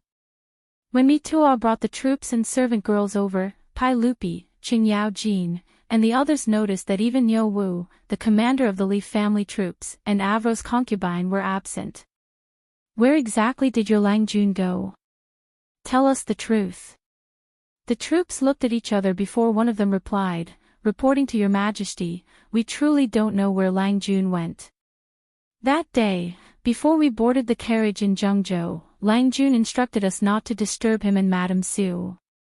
We also didn't need to send any food and said that there were dry rations and clean water in the carriage. It wasn't until today when Mitua forcefully opened the carriage door that we found out that Lang Jun wasn't in the carriage. We were also very surprised. These past few days, we have been guarding outside the carriage and haven't left it at all. Why isn't he here?" One of the troops suddenly knelt down and kowtowed to the sky. "We always thought that Lang Jun was a celestial being in heaven. Presumably, Lang Jun has returned to heaven." His words immediately made Pai Lupi laugh in anger. What sort of nonsense was he talking about? He was certain that his scoundrel nephew must have used some sort of camouflage technique to avoid the eyes and ears of the crowd. This wasn't the first time Li Wangyu had done this kind of thing. Wasn't it the same when he cheated the aristocratic families of their gold? Those soldiers from the aristocratic families probably didn't understand why the gold that everyone had been eyeing had suddenly disappeared. Needless to say, this time Li Wangyu had used the same trick again and even fooled his own troops. Chapter 864. Pai Lupi saw that he could not get an answer, so he asked Mido to lead the way to Li Wangyu's carriage. He wanted to see for himself. As Mido had reported, there was no one in Li Wangyu's carriage. Pai Lupi went into the carriage and searched around, but found nothing. There were many people who had seen Li Wangyu and Su Chongqing enter the carriage, including the Li family's troops. Pai Lupi believed that these people were not lying. Could it be that this kid could really fly into the sky? Pai Lupi was suspicious, but he did not believe that there was such a thing. He carefully looked at the furnishings in the carriage, and his eyes suddenly fell on the carpet on the floor of the carriage. "Come, lift the carpet for me." Mido did not know what was going on, but he still followed Pai Lupi's orders. He led two servants forward and lifted the carpet in the carriage. When the carpet was lifted, everyone was shocked to find that there was a small door under the carpet. After it was lifted, the road under the carriage was exposed. Obviously, this small door was the reason why Li Wangyu and Su Chongqing had disappeared after entering the carriage in front of everyone. Pai Lupi looked at the small door and was so angry that he almost cursed. However, he still couldn't figure out what Li Wangyu, this bastard, was trying to do by doing this. Not only did Pai Lupi not understand, but the officials were also confused. What was the purpose of a county duke who had founded the country to deliberately disappear? Was it hide and seek? However, Qing Yaojin noticed that there was a piece of white paper pasted on the carriage. It was very conspicuous. He suddenly remembered that in Taiji Palace, Li Wangyu had written several secret letters in order to wash away the slander of the aristocratic families. "Your Majesty, look at CO." Why did he paste a piece of white paper on the carriage? Could it be another trick? Does Your Majesty still remember that day in the main hall, he used a piece of white paper to send a letter to Mido? Pai Lupi was reminded by Qing Yaojin and reacted. He immediately ordered Mitua to take down the white paper and find some turmeric water to smear on it. Sure enough, words immediately appeared on the paper. This was actually a letter left behind by Li Wangyu. However, when Pai Lupi finished reading the letter, he was so angry that his nose almost went crooked. Request for leave. Wangyu, the founding county magistrate of this county, am in a bad mood and hereby request for leave. The time is still to be determined. I hope Your Majesty will approve. Pai Lupi was so angry that he almost tore the paper apart. What nonsense is this? This bastard, what is he trying to do? Fang Xianling, Du Ruhui, and the others came over. After reading the contents of the paper, they looked at each other, not knowing what to say. What the hell was this? Request for leave. What did it mean? Naturally, officials of the Tang dynasty could also ask for leave.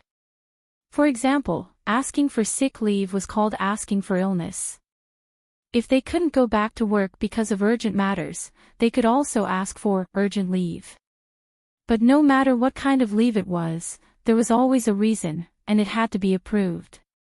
With Li Wangyu's status, if he wanted to ask for leave, he had to personally submit a letter to Pai Lupi, explain the reason for the leave, and wait for Pai Lupi's approval to decide. Moreover, there was a time limit for the leave. He couldn't exceed the time limit, or he would be punished. It was possible to lose his salary or be removed from office.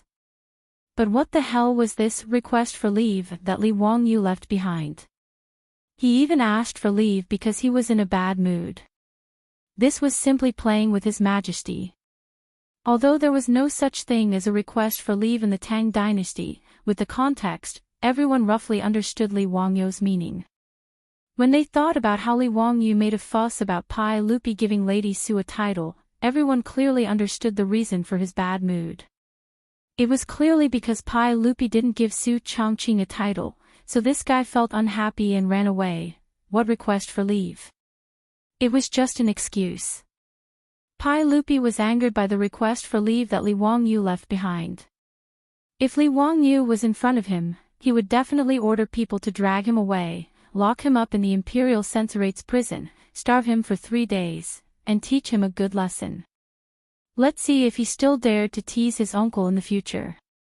Pai Lupi looked at the small door on the carriage and understood why Li Wangyu and Su Chongqing disappeared. This guy must have played another trick. He entered the carriage in front of everyone, closed the door, and immediately left through the bottom of the carriage. In other words, Li Wangyu didn't leave Zhengzhou with the imperial carriage, but stayed behind. After understanding this point, Pai Lupi's face turned ashen. He immediately turned to Mi Tuo and ordered. Mi Tuo, immediately lead the 100 horsemen department and return to Zhengzhou. Capture that bastard for me. Yes. Mi Tuo bitterly agreed. He knew that this was a difficult task even if he thought with his butt. County Magistrate Li Wangyu was an extremely intelligent person. If he wanted to hide, how could Mi Tuo find him? Moreover, the imperial carriage had left Zhengzhou for several days. When he returned to Zhengzhou, where would he find Li Wangyu? If Li Wangyu wanted to avoid the eyes and ears of the imperial court, there were many ways to do so. Zhengzhou was backed by the Yellow River and the Tongji Canal. There were also official roads that extended in all directions.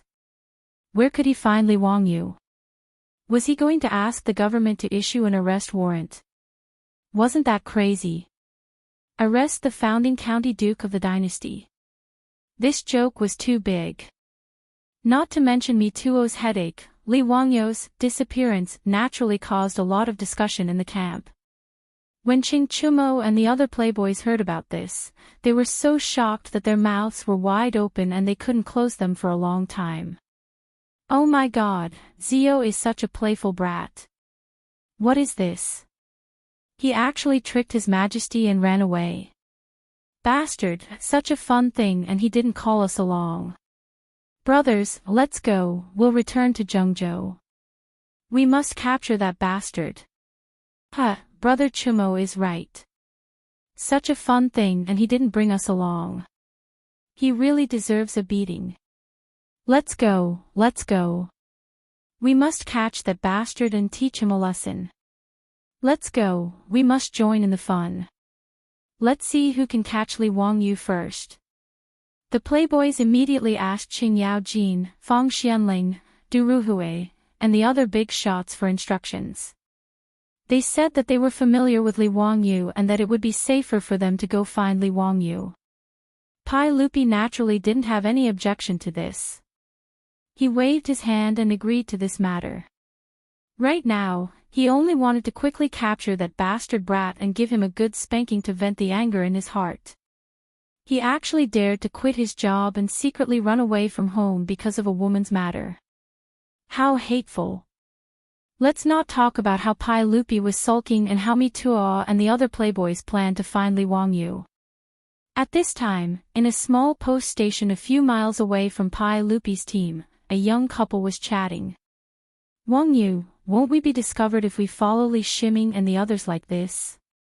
Huh, Changqing, have you forgotten that the most dangerous place is the safest place? They would never think that we are following behind the royal team. Moreover, we want to go to Sichuan, so we have to pass through the middle road. It's safer to follow the royal team. Haha, that's true. They will definitely go back to Zhengzhou to find us. Ha ha ha, no matter how cunning you are, you will still have to drink the water that I wash my feet with. Chapter 865. Pai Lupi could not have imagined that the missing Li Wangyu was just a few li behind him. Naturally, Fang Xianling, Du Ruhui, and Qing Yaojin could not have imagined this. In their minds, Li Wangyu had probably already sailed south or east. At this moment, it would be extremely difficult to find him. There was a reason why Li Wangyu had chosen to flee. Ever since Li Wangyu had proposed to confer a title to Su Changqing and had been tactfully declined by Pai Lupi, Li Wangyu had begun to ponder the matter of going on strike. Since Pai Lupi and the other old fogies of the court were unwilling to confer a title to Su Changqing, then Li Wangyu would no longer serve them. In any case, the matter of Pai Lupi bestowing a marriage to Changel had already caused Li Wangyu to have thoughts of fleeing. This time, he might as well use this opportunity to break away from Pai Lupi's line of sight and be free and unfettered for a period of time. This would also increase the pressure on Pai Lupi, allowing him to see his determination to confer a title to Su Chongqing. Li Wangyu felt that he had done nothing wrong to Pai Lupi. Although he had not yet entered the ranks of the court, for this cheap uncle, he could be considered to have done his utmost. Regardless of whether it was helping Pai Lupi resist the condemnation of the aristocratic families in speech and writing, or coming up with so many inventions that benefited both the country and the people, Li Wangyu felt that he had contributed greatly to Pai Lupi. However, Pai Lupi was constantly giving him trouble. This naturally caused Li Wangyu to feel dissatisfied. Li Wangyu clearly knew that he and Su Chongqing were mutually in love, yet he insisted on giving him Princess Chang'e as his wife. This was simply causing trouble for Li Wangyu. In addition, Su Chongqing had taken such a great risk in dealing with the epidemic in Shuzhou, yet Pai Lupi was not even willing to confer a title to him. This caused Li Wangyu to feel even more sullen and depressed. Therefore, after a mental struggle, Li Wangyu resolutely came up with a plan to run away from home.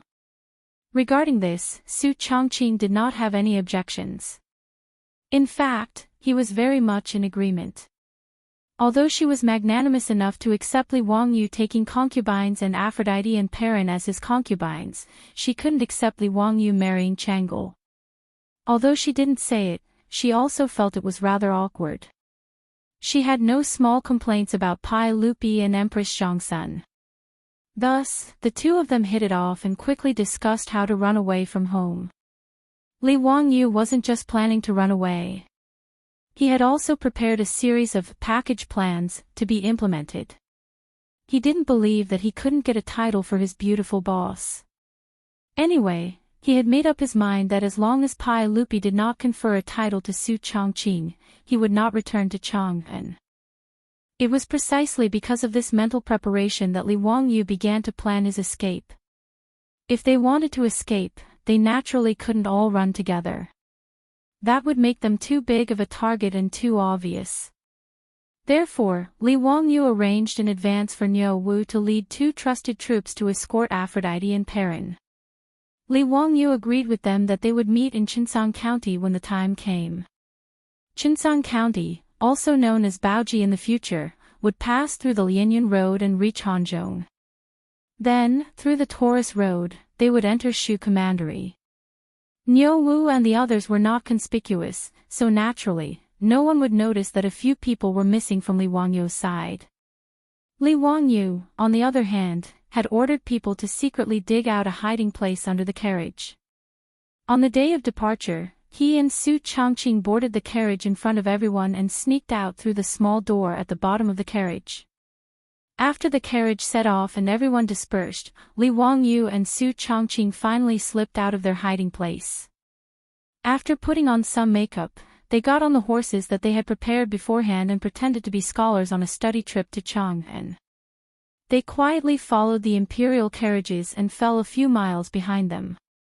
On the official road, there were many passers-by who were in a similar situation. Because it was the imperial carriages in front, no one dared to overtake them. Instead, they all followed a few miles behind them slowly. Since it wasn't easy for Li Wangyu to sneak out of his plan, he naturally had to play to his heart's content. He planned to first make a trip to Sichuan with his beautiful boss and return to his hometown to take a look. Then, he would sail down south from Qingdu County in Yizhou and make a trip to the most prosperous Yangzhou. Yangzhou and Yizhou were the most prosperous places in the Tang dynasty besides Chang'an. He and his beautiful boss were naturally interested in having a good trip. Seeing that there was only one day left before they reached Chang'an, Li Wangyu planned to bypass Chang'an and go straight to Qinshan County.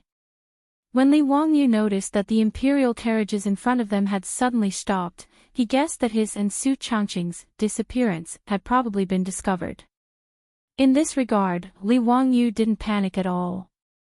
He was confident that they wouldn't be discovered. For this home-abandoning plan, he had done a lot of preparation work in advance. Including the public test between him and Su Chongqing and the others, he had secretly prepared several backups with different identities. These public tests were genuine and were stamped with the seals of Changji County and Suzhou Provincial Governor's Mansion. To a certain extent, except for the fact that no corresponding files could be found in Changji County and Suzhou's Ministry of Civil Affairs, it could be said that these were the real public tests. Anyway, in this era, it was impossible for anyone to check whether these public tests were archived through the internet. Therefore, Li Wangyu wasn't worried at all that he would be exposed. At this time, he and Su Chongqing were also fully disguised. With the help of Su Chongqing's makeup technique, Li Wangyu stuck a fake beard under his chin and his skin was much darker. Even if the playboys saw him, they wouldn't be able to recognize him if they didn't look carefully. Su Chongqing's disguise was even simpler.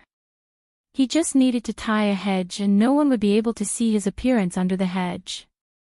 Li Wangyu was chatting with Su Chongqing in a low voice when he saw that hundreds of people separated from the imperial carriages and galloped in the direction they came from. He saw that the leader was Mituo and a group of playboys. He couldn't help but feel a little guilty and quickly pulled Su Chongqing to the side. Fortunately, on both sides of the official road, there were many passers-by like Li Wangyu and Su Chongqing. Therefore, their actions were not conspicuous at all. As for Mituo, Qing Chumo, and the other playboys, they naturally didn't notice Li Wangyu on the side of the road. They directly led hundreds of people and galloped towards Zhengzhou. After Mituo and the playboys were far away, Li Wangyu smiled and pulled Su Chongqing back to the relay station to get the horses. Li Wangyu could only silently apologize in his heart for fooling the playboys. He had also thought about whether or not he should pull the playboys together and run away. But thinking about it carefully, with so many people going together, they would be too big of a target. The probability of being discovered was very high. Therefore, in the end, Li Wangyu decided to hide the playboys together. However, Li Wangyu also knew that in the future, the playboys would inevitably be ruthlessly avenged by them. But he was too lazy to think about what would happen in the future. After Mituo and the others galloped towards Zhengzhou, the imperial carriages that had stopped before slowly set off again towards Chang'an City. Li Wangyu and Su Chongqing also mounted their horses again. They blended in with the crowd on the official road and followed to the west. One day later, the imperial carriages returned to Chang'an. Hundreds of officials and Baqiao came to meet them. On the other hand, Li Wangyu and Su Chongqing stealthily bypassed Chang'an City and continued to head west towards Qinsong County. Chapter 866. When Li Wangyu and Su Chongqing circled around Chang'an City, they were actually not far from Dingzhou village in Hu County. However, the two of them did not plan to return home first. If Pai Lupi ordered someone to wait for them at Dingzhou village, wouldn't they be walking right into a trap? In any case, Li Wangyu had already written a letter and ordered someone to deliver it to Dingzhou village. He instructed the old steward, Li Heng, and Niu Yong to guard the door and wait for them to return. Niu Yong was steady while Li Heng was mature. With the two of them guarding the mansion, Li Wangyu and Su Chongqing had nothing to worry about. Presumably, Pai Lupi wouldn't fly into a rage and confiscate his assets just because he ran away, right? If that was the case, Li Wangyu would have no choice but to flee overseas. Qinsong County, also known as Baoji in the future, was less than 300 kilometers away from Chang'an City. Li Wangyu and Su Chongqing arrived at Qinsong County in less than a day on horseback. After showing the public inspection to the city guards, they entered the city without a hitch. Wangyu, have you agreed on where to meet Niu Wu and the rest? Su Chongqing asked curiously. There were no mobile phones or WeChat in this era. If they did not agree on a time and place in advance, it would be difficult to find them. Not only had they not been to Qinsong County before, but it was also the first time for Niu Wu and the rest. It would be difficult to agree on a place in advance. Li Wangyu nodded with a smile and looked around. Soon, he pointed at a wall beside the city wall and said with a smile, "Isn't that the hostel they're staying in?" Su Chongqing looked over in shock, only to see that on the wall of the workshop, there seemed to be some random scribbles, using lime to smear some curved lines. Liaoang Lang, Lang Jun, we were at Kong Lai Hostel. Su Chongqing held his forehead speechlessly. Did you teach Perrin or Avro this pinyin? The scribbled lines on the wall were the Hanyu pinyin of the later generations. There was no doubt that apart from Aphrodite and Perrin, no one else could write pinyin here, which was why Su Chongqing asked. Li Wangyu smiled. Avro, of course. That little fool Perrin can't even grasp it after teaching her for half a day. How infuriating. Su Chongqing covered his mouth and chuckled. Then, he teased, Perrin, this lass, never mind learning pinyin. She doesn't even care about reading and reading. In my opinion, you should take her in as your concubine when she passes the Year 3 Academy exam. Otherwise, wouldn't you be ruining the reputation of the County Duke's manor if you take in an illiterate girl? Li Wangyu was speechless and hurriedly changed the topic. What are you talking about? Who wants to take that lass as a concubine? Let's go find that hostel. It's been so long, I'm exhausted. Su Chongqing looked at the insincere Li Wangyu but was too lazy to expose him. He merely glanced at him with his beautiful eyes and smiled without saying anything else. After asking a few passers-by, the two of them successfully found Kong Lai Hostel and met up with Niu Wu, Avro, and Perrin who were already waiting for them.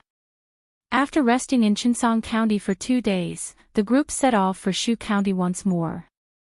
There were many roads to choose from Chang and to Shu County, but most of them were rugged and difficult to traverse. The reason why Li Wangyu had agreed to meet Niu Wu and the rest to Chinsong County was to pass through the Lianyan Road and then the Taurus Road to enter Shu County. The Lianyan Road had been the official road of Sichuan and Shaanxi all the way until the Republic of China. Travelers, merchants, groups of camel caravans, and hundreds of horse caravans traveled through it every day. It was very lively. There were still many merchants and passers-by on the Lianyan Road during the Tang dynasty. Along the way, there were mountains and lush ancient trees. Although it was steep, the scenery was still beautiful. Li Wangyu's group toured the mountains and rivers as they traveled, leaving behind their figures at Great Dongguan and Lianyan Temple. This made Avro and Perrin, who had never experienced such a tour, very excited. Even though Niu Wu and the other 2 officials from the prefecture were experienced and knowledgeable, but the 3 of them had never experienced such a relaxed state of mind and sightseeing. As for Li Wangyu and Su Chongqing, they were much calmer. After all, the 2 of them had visited many tourist attractions in the future, and Su Chongqing had even toured the entire world. These places were not that attractive to the 2 of them. The 2 of them even secretly took out their phones and took a few selfies as souvenirs when no one was looking. The Lianyan Road was more than 500 miles long and connected Chinsong County to Hanzhong County. Li Wangyu's group traveled and stopped every now and then. It took them more than 10 days to reach Hanzhong County. From here, they passed through the Taurus Road and Lizhou, which was also known as Guangyuan in the future, and entered the Qingdu Plains. They passed through Mianzhou and reached Yizhou in Shu County. The Taurus Road was also known as Shuzhan, and it was the main road between Sichuan and Shaanxi in ancient times. When Li Bai praised that the Shu Road was difficult, it was as difficult as ascending to the heavens, he was referring to the Taurus Road. The Sichuan, Shaanxi Highway and the Baoshan, Qingdu Railway in the future were also built along the Taurus Road. And Li Wangyu's hometown in the future was Jiangyu County in Mianzhou.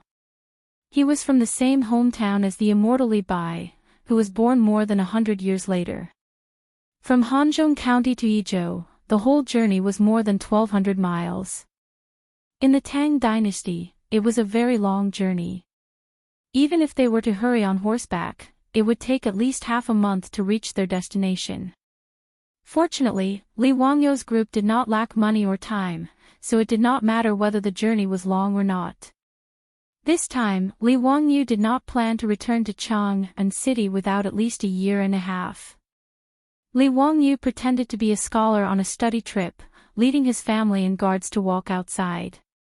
He did not attract any attention at all. There was a tradition of scholars traveling with swords in the Tang dynasty. Reading 10,000 books and traveling 10,000 miles was very popular in the Tang dynasty. Half a month later, they finally passed the Gate of Swords, where one man could hold back 10,000 men, and entered the Li prefecture. Li Wangyu looked at the city wall of Lizhou. Suddenly, he lowered his voice and said to Su Chongqing beside him with a smile, "Chongqing, you know that there is a great person in Lizhou. Do you know who it is?" Su Chongqing's beautiful eyes flashed. She thought for a moment and shook her head, indicating that she did not know. She did not know much about history. Li Wangyu reminded her, "Hey, think about it again. Who is the only empress in the history of Wuxia?" Su Chongqing suddenly opened her beautiful eyes and said excitedly, "You mean Wu Zetian?" "Yes, if I'm not wrong, Wu Zetian, oh, now it should be Wu Mainyang, is in Lizhou." Su Chongqing was excited and gossipy. "I've seen the legend of Wu Mainyang. How can she be Li Shimon's woman and then marry Li Ji?" Speaking of this, Su Chongqing suddenly frowned. "Why do I feel that it's rather strange when I think of that little guy Li Ji actually marrying Wu Zetian in the future?" Hearing Su Chongqing say this, Li Wangyu also felt a headache. Back then, it was he who saved Li Ji, the future emperor of the Tang dynasty. Now, it was the 4th year of Xingguan, but Li Ji was not even 2 years old. He could not even speak clearly. Pai Lupi and Empress Zhangsun both said that when Li Ji was a little older, when it was time for him to be enlightened, they would let Li Ji become Li Wangyu's disciple. Therefore, when Li Wangyu thought about Su Chongqing's words, he also felt that this matter was quite strange. Chapter 867. Regarding Wu Zetian, Li Wangyu's heart was also quite conflicted. On one hand, he did not want to change the direction of history too much. Who knew what would have happened if the Tang dynasty did not have Wu Zetian, the empress? But on the other hand, Li Wangyu felt that Wu Zetian was actually quite pitiful. This #1 empress in the world had lived a tragic life when she was a young girl. She had been humiliated by her brothers. According to the historical records, Wu Mainyang's 5 brothers, Wu Yuanqing, Wu Yuanshuang, Wu Huailiang, Wu Weiliang, and Wu Huayun, had disrespected Wu Mainyang's birth mother, the Yang clan. However, the truth should not be so simple. At least, if that was the case, Wu Yuanqing and Wu Yuanshuang would not have been scared to death after Wu Mainyang gained power. In history, Li Wangyu did not know what Wu Mainyang's 5 brothers had done to her to make her hate them so much. Perhaps no one would know either. However, after Wu Zetian ascended the throne, she appointed ruthless officials, which had nothing to do with her childhood. Li Wangyu wondered, if he saved Wu Mainyang from that situation, would it change the direction of the Tang dynasty's history? Would there still be an empress in the future? For a moment, Li Wangyu looked at the Minggu county not far away and hesitated. However, he quickly laughed at himself. This matter was too far away. The current Li Ji was only 2 years old, and Wu Mainyang was only a 6-year-old lowly. Her father, Wu Shiqin, was currently the governor of Li province until he was transferred to Jingzhou in the 6th year of Xingguan's reign. He died in office in the 9th year of Xingguan's reign. That year, Wu Mainyang was 12 years old, and the shadow of her youth began after Wu Shiqin's death. At least for 5 years, Wu Mainyang, this little lowly, should live a happy life under her father's wings. After Wu Shiqin's death, whether or not he would protect Wu Mainyang would be left to the future. Understanding this point, Li Wangyu felt that his worries were completely groundless. He laughed self-deprecatingly and called for everyone to enter the city to rest. As the administrative area of Lizhou, Minggu County was relatively prosperous. After leaving the Qinling Mountains, most of the traveling merchants would choose to rest in the Minggu County for a few days. Li Wangyu and the others were no exception. Although they were riding horses instead of walking, the 10-day journey made everyone, especially Su Changqing, Aphrodite, and Perrin, feel exhausted. Li Wangyu planned to rest for a few days in Lizhou before setting off from Yinzhou. After everyone entered the city, they found an elegant hostel to stay in. After washing up, they prepared to walk around the Mian Valley County and find a restaurant to eat. The Swords Gate tofu of Lizhou was a delicacy passed down from the era of the Three Kingdoms. Even in the later generations, the Swords Gate tofu of Guangyuan was still a delicacy. Therefore, when Li Wangyu and the others came to Lizhou, they naturally wanted to taste these delicacies. As someone who did not lack money, even if Li Wangyu had to leave home, he would not let himself suffer. For this trip, he tried his best to choose the best food, clothing, and lodging. After finding a lavishly decorated restaurant, everyone was politely invited by the doctor to a private room on the second floor to take a seat. "Doctor, give me 2 servings of Swords Gate tofu.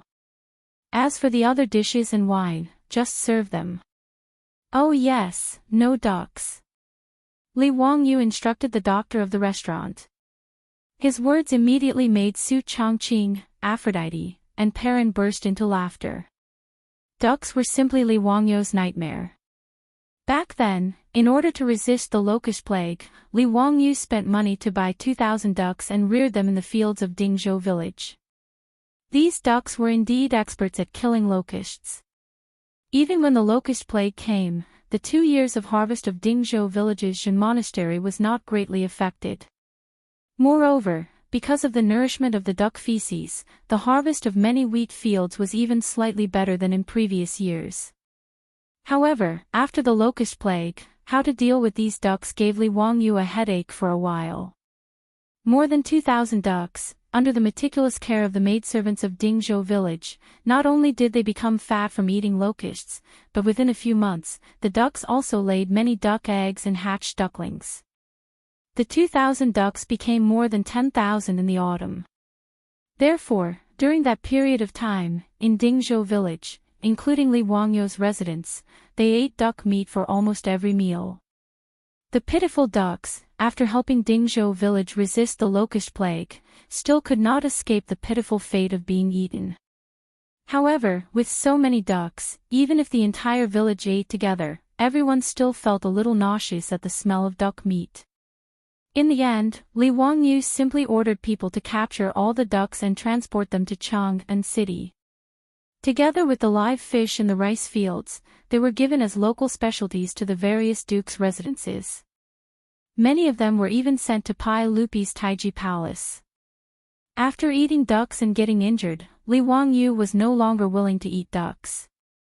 In his words, ducks were so cute, how could he eat ducks? The food was quickly served. Everyone tasted the delicacies of Lizhou. They had to admit that the jianga tofu was indeed worthy of its reputation. It was snow-white in color, tender and delicious, and had a light fragrance. Everyone ate the delicacies and listened to the beautiful music in the restaurant lobby. The mental exhaustion caused by the tiring journey of more than 10 days was slowly alleviated. While everyone was happily eating and drinking, they heard the music in the lobby abruptly stop. Then, there was a commotion. Li Wangyu could not help but frown. Damn it, it was just a meal. Why was there a disturbance? However, this time he was running away from home and did not want to expose his identity. Therefore, he did not intend to interfere with these trivial matters. However, the noise downstairs was getting worse. It seemed that there were people smashing things. All kinds of smashing sounds of tables, chairs, and porcelain were constantly heard. Niu Wu stood up and said, "Lang Jun, I'll go take a look." Li Wangyu nodded silently and added, "If there's nothing important, don't poke your nose into other people's business." Niu Wu nodded and instructed 2 troops to guard the door of the room so that no one would disturb Li Wangyu and the others. He then pushed the door open and strode out. Li Wangyu was not worried about Niu Wu's skills at all. Therefore, he did not take it too seriously and continued to chat with Su Changqing, Aphrodite, and the others. But not long after, Li Wangyu heard Niu Wu's voice coming from downstairs. There were also sounds of punches and kicks. It seemed that Niu Wu was fighting with someone. Li Wangyu could not help but be surprised. He was afraid that Niu Wu would be at a disadvantage, so he hurriedly instructed the two troops, "Quickly go and see what's going on. Don't let anyone hurt Niu Wu." Yes. The two troops did not dare to delay after receiving the order. They got up, opened the door of the room, and quickly rushed out. Hearing the clamor coming from downstairs, Li Wangyu could not help but instruct Su Changqing and the others not to show their faces. He also got up and prepared to see what was going on. Chapter 868. When Li Wangyu went down to the first floor of the restaurant, the conflict was more or less over. Niu Wu's skills were naturally beyond doubt. Even the troops that Li Wangyu had ordered to help didn't have to do anything. He alone relied on his fists and legs to beat up the people on the ground. Li Wangyu roughly looked. There were at least 7 or 8 people on the ground moaning incessantly. Looking at the clothes of these people, they seemed to be the servants of some mansion. Niu Wu was naturally unharmed. At this moment, he was supporting a one-legged middle-aged man from the ground. The middle-aged man's hair was white and his forehead was full of wrinkles. His clothes seemed to have been torn from the previous tearing. His face was also mottled with blood and bruises. It was obvious that he had been beaten up before Niu Wu came. Beside the middle-aged man, there was a 13 or 14-year-old delicate and pretty girl. She was weeping like a pear blossom in the rain as she hurriedly wiped the bloodstains on the middle-aged man's face. On the other side of the restaurant's lobby, there were 2 well-dressed youths. They looked to be 14 or 15 years old. The servants that had been beaten to the ground by Niu Wu seemed to be the attendants of these 2 people. At this moment, the 2 youths were also scared pale by Niu Wu's bravery. However, they still had an expression of not wanting to give up. "Niu Wu, what happened?" Li Wangyu swept his gaze around. He already had a rough idea of what had happened. He secretly cursed that such a melodramatic plot could actually be encountered while eating. He had really seen a ghost. If his guess was correct, the one-legged middle-aged man and the delicate and pretty girl should be the father and daughter pair. As for the 2 well-dressed youths, it could be said that they were the hedonistic sons of some influential family in Lizhou. It was very obvious that the father and daughter pair were both commoners. Naturally, they wouldn't provoke these hedonistic sons for no reason. Then, it was very clear who was causing trouble just now. Niu Wu supported the one-legged middle-aged man and fiercely glared at the 2 youths. Then, he turned his head and said, "Husband, these 2 people are very overbearing. They actually wanted to kidnap people without saying anything." That pretty girl was also very smart. Seeing Niu Wu talking to Li Wangyu in such a manner, she knew that Li Wangyu's identity was definitely not ordinary. She immediately knelt down and kowtowed to Li Wangyu. "Lang Jun, please help this servant and my father. This servant and my father do not know these 2 nobles. Who would have thought that this servant would play the zither and perform in this restaurant today?" These 2 nobles said that they would buy this servant back to their residence. "My father refused, so he was beaten up by the servants in their mansion." The 2 well-dressed youths laughed and said, "It's your fortune that I think highly of you."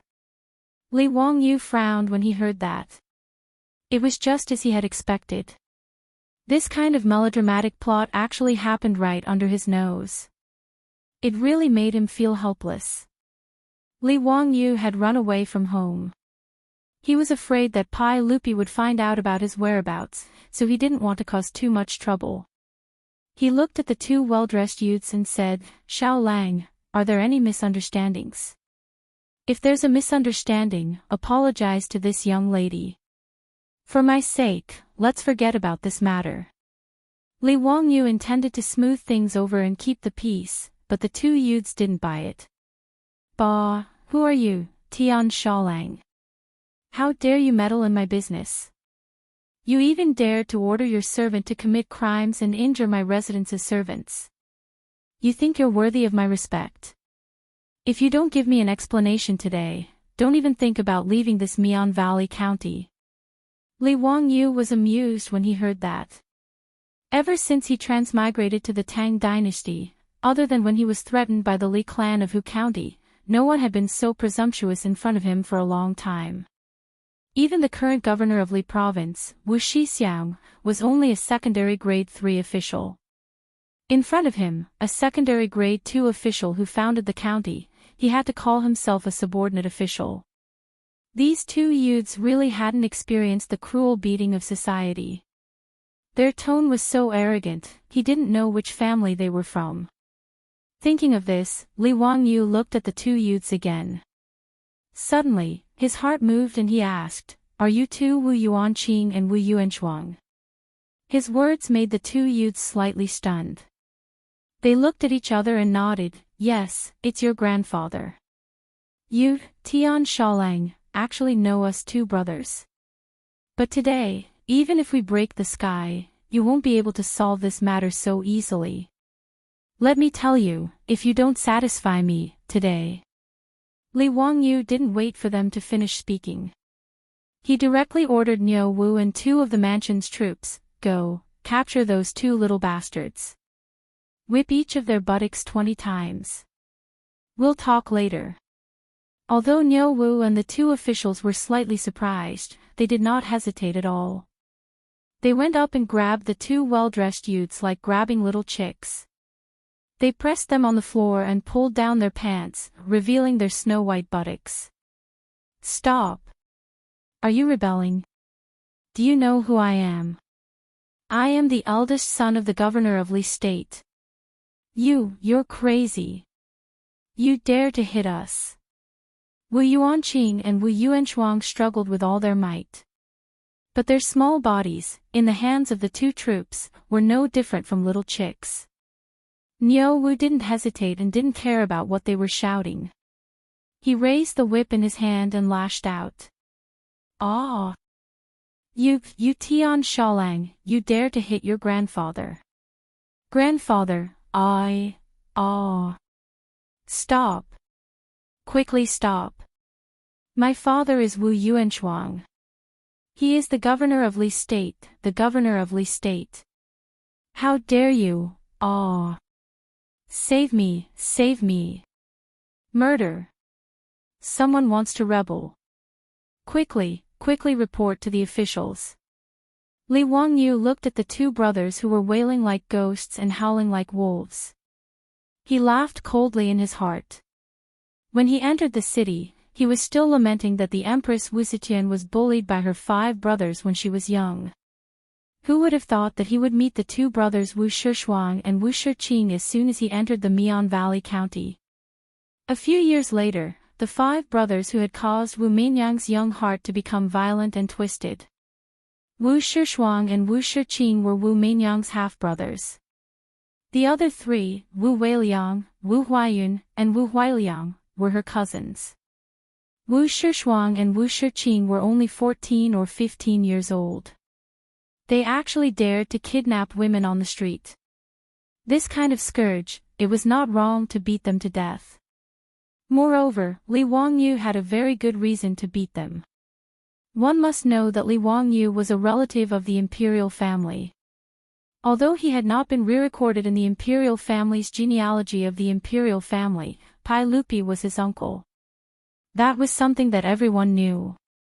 Just now, these 2 little bastards actually dared to call themselves Laozi and Grandpa. If they were serious, that would be the crime of deceiving the emperor. Even if Wu Shiqing was here, he would not be able to say a word. Perhaps he would have to personally beat these 2 bastards up again. When Niu Wu beat Wu Shishuang and Wu Shiqing until they were wailing like ghosts and howling like wolves, one of the Wu clan servants who had been beaten by Niu Wu finally struggled to get up. That person did not dare to go forward to save Wu Shishuang and Wu Shiqing. Instead, he took advantage of the fact that no one was paying attention to sneak out of the restaurant and ran away. Li Wangyu saw the servant's movements and knew that this person must have gone to call for reinforcements. However, he was too lazy to pay attention to him. He only watched coldly as Niu Wu continued to whip the two little bastards of the Wu clan. Chapter 869. Without any hesitation, Niu Wu followed Li Wangyu's instructions and gave Wu Shiqing and Wu Shixuang 20 lashes each. Fortunately, Niu Wu had heard the identity of the two brothers and knew that Li Wangyu only wanted to teach these two little bastards a lesson. Therefore, he did not use too much strength and did not use too much force. Even so, after 20 lashes, Wu Shiqing and Wu Shixuang's buttocks were covered in green and purple streaks, crisscrossing and very beautiful. As for the two brothers, their previous threats turned into pleading, then to wailing, and finally to weeping bitterly. Because of this incident, in the big restaurant, whether it was the doctor, the manager, or the customers, they all shrank to the side, not daring to say anything to stop them. Everyone could see that the person who dared to disregard the identity of the governor of Li province and beat the Wu brothers was either a fool or an extraordinary person. This was a fight between immortals. As mortals, they naturally had to hide far away and did not dare to make a sound. The wailing busker and her father, who had lost a leg, were also shocked speechless. Wu Shiqing and Wu Shixuang, who were used to being tyrannical in Li province, would never have thought that they would meet with such a disaster today. Wu Shixian was originally a businessman. Later, he gave up business and joined the army, following Li Yuan, and made a lot of contributions. His first wife, Xiangli, died of illness not long after giving birth to Wu Shiqing and Wu Shixuang. Wu Shixuang's wife, Yang, gave birth to 3 daughters in a row. As a result, Wu Shixian doted on his 2 sons very much and did not restrain them much on normal days. Wu Shiqing and Wu Shixuang, the 2 brothers, originally in Chang and City, did not have any bad habits. After all, Wu Shixian was only a 5th-grade officer of the Treasury Department. In Chang and City, he was only a small official. Compared to Qing Chumo and the others, Wu Shiqing and Wu Shixuang naturally did not have any qualifications to be called foppish. In the first year of Jingguan, the original governor of Lizhou rebelled and was killed. Wu Shixiang was placed in an important position by Pai Lupi and became the governor of Lizhou. A governor was in charge of the military and political power of a province. It was equivalent to a provincial governor in the Middle and Late Tang dynasty. Naturally, they had a lot of power.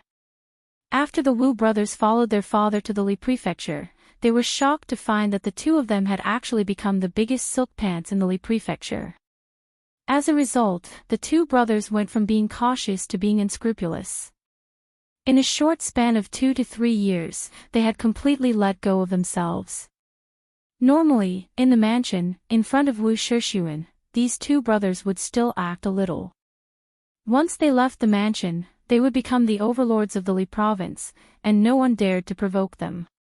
The 2 little bastards, who were only 13 or 14 years old, had already learned about the matters between men and women. Moreover, they never got tired of it. In these 2 years in Lizhou, who knew how many young ladies and young wives he had ruined? Today, the 2 of them led a large group of servants to this restaurant to have a meal. Coincidentally, they saw the new performer in the restaurant. Seeing that the performer was delicate and pretty, the 2 brothers had a bad idea. They insisted on buying the performer back to the mansion to serve them. This performer was only performing in the restaurant. How could an innocent person agree to such a thing?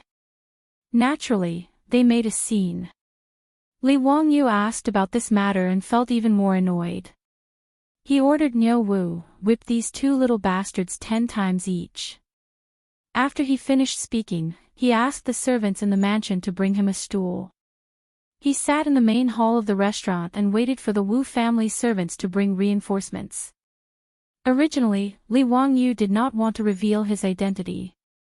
However, since he had already interfered in this matter, and the 2 little bastards of the Wu family had already fought, he naturally could not sneak away.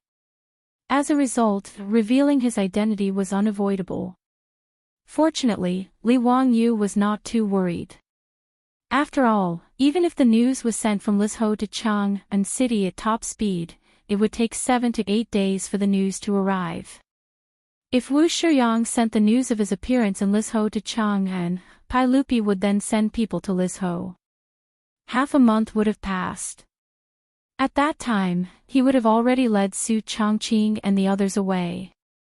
As long as he deliberately concealed his whereabouts, Li Wangyu did not believe that anyone would be able to catch him.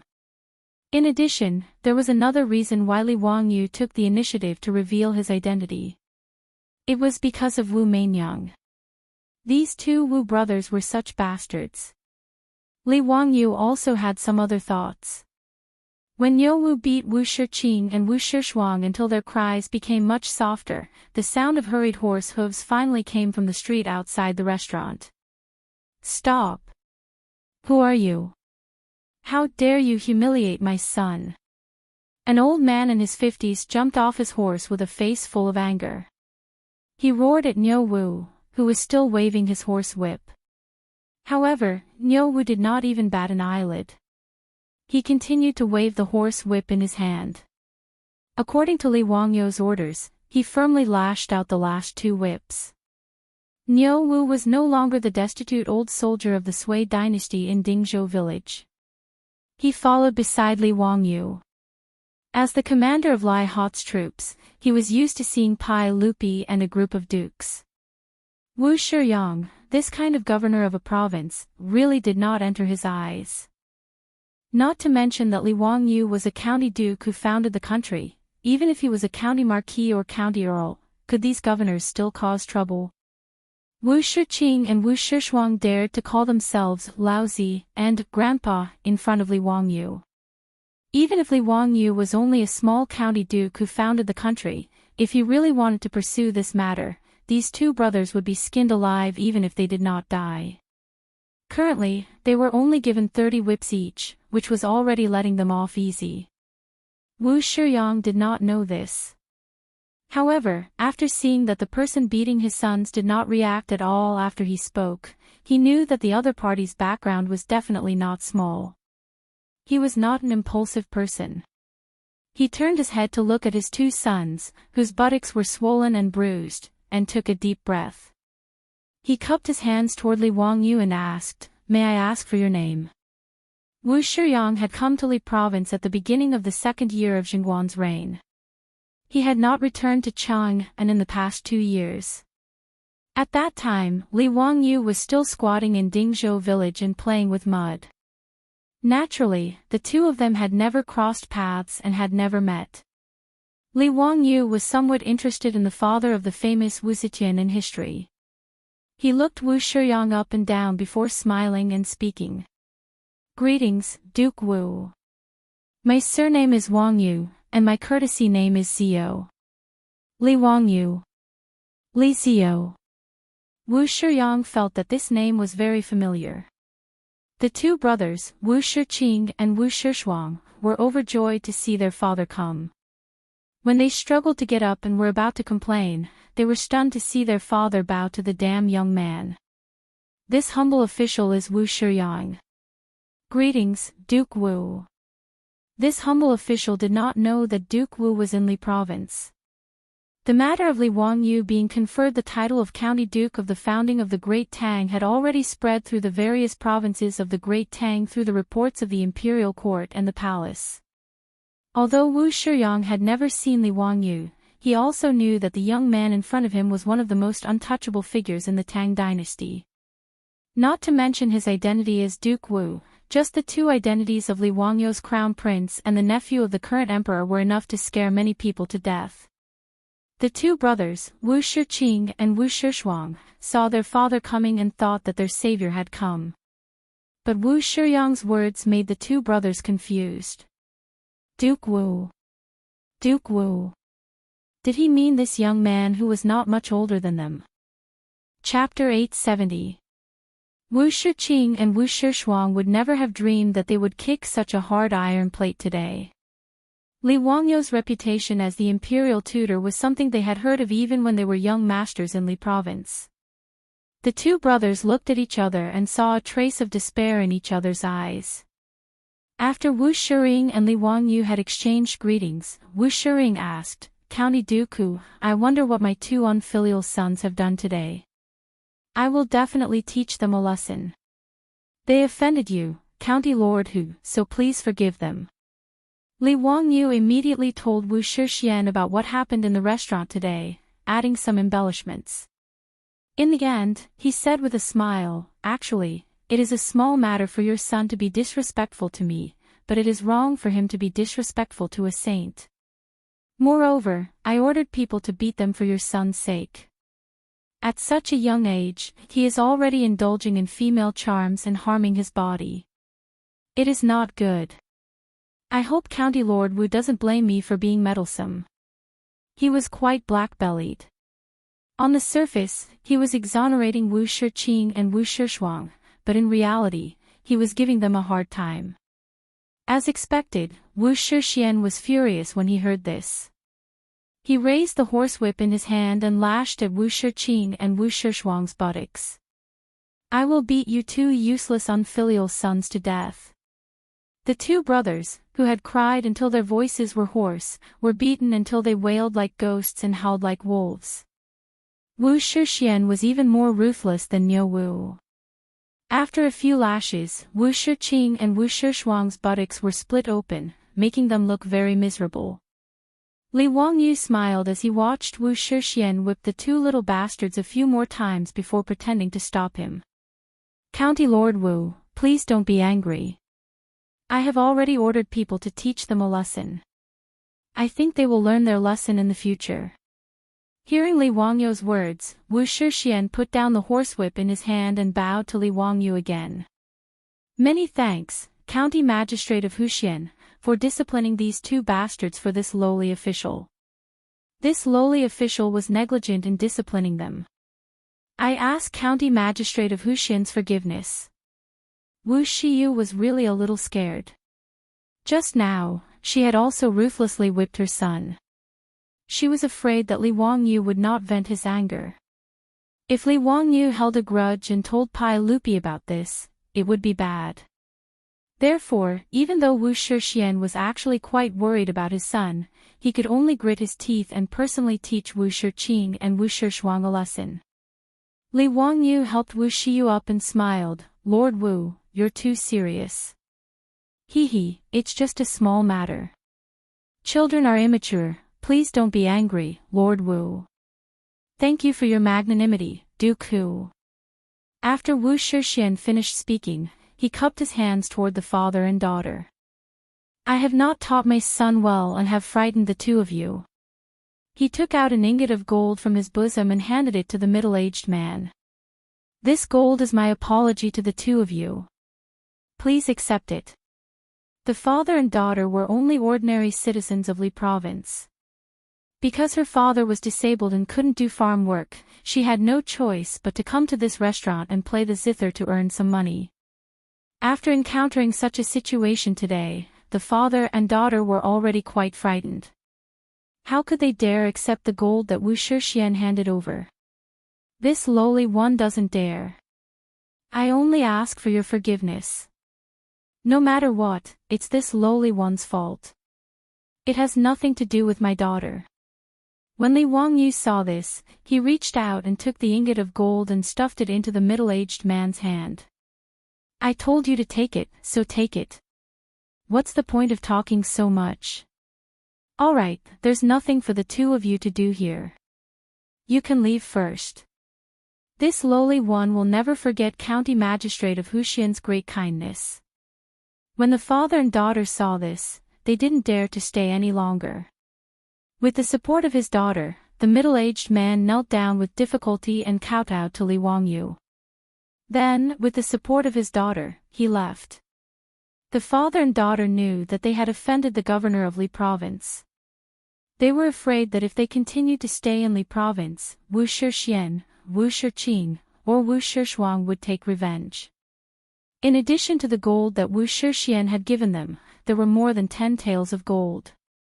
It was enough for the father and daughter to live on. Thus, the father and daughter packed up their belongings and rented an ox cart. They left Li province and prepared to seek refuge with their relatives. Later on, the father and daughter accidentally helped Li Wangyu a great deal. This is a story for later, so let's not talk about it for now. After the father and daughter left, Wuxia and Xianxia angrily glared at his two sons. Why aren't you coming over to see County Magistrate of Wuxian? After Wu Shiqing and Wu Shuang were released by Lai Hot's troops, they had long faces. They limped over and endured the pain in their buttocks. They walked over to Li Wangyu and bowed deeply. I was too rash. Please forgive me, County Magistrate of Wuxian. Haha, that's enough. Those who don't know are not guilty. My two nephews, please don't cause trouble like this in the future. Wu Shiqing and Wu Shuang looked at Gong Bao, who didn't look much older than 18 or 19. They were already cursing him in their hearts for calling them nephews. However, the two of them weren't too stupid. On the surface, they looked like they were being taught a lesson. Li Wangyu was well aware that a dandy like Wu Shiqing and Wu Shuang would not be able to restrain their dandy aura just because they were beaten up. However, Wu Shiqing and Wu Shuang weren't his sons. Li Wangyu couldn't be bothered to worry about Wu Shixian. This kind of playboy would only know what it meant to be beaten up by society after Wu Shixian died.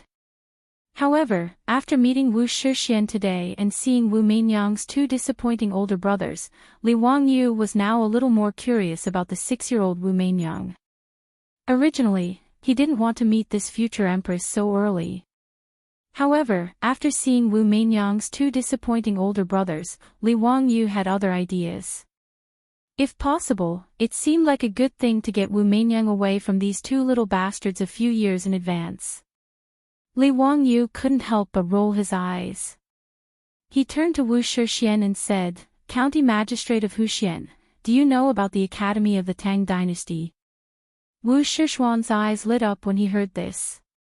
County Magistrate of Wuxian, are you talking about the academy that you and the sage opened together? Of course I know. This academy of the Tang dynasty was founded less than a year ago. However, I do know that it's hard to get a place to enter this academy. He pointed to Wu Shiqing and Wu Shuang and said, I originally wanted to send these two unfilial sons to the academy to study. Unfortunately, they are too old and don't meet the academy's enrollment requirements. That's a pity. Li Wangyu shook his head regretfully. However, if County Magistrate of Wuxian has other children, you can also give it a try.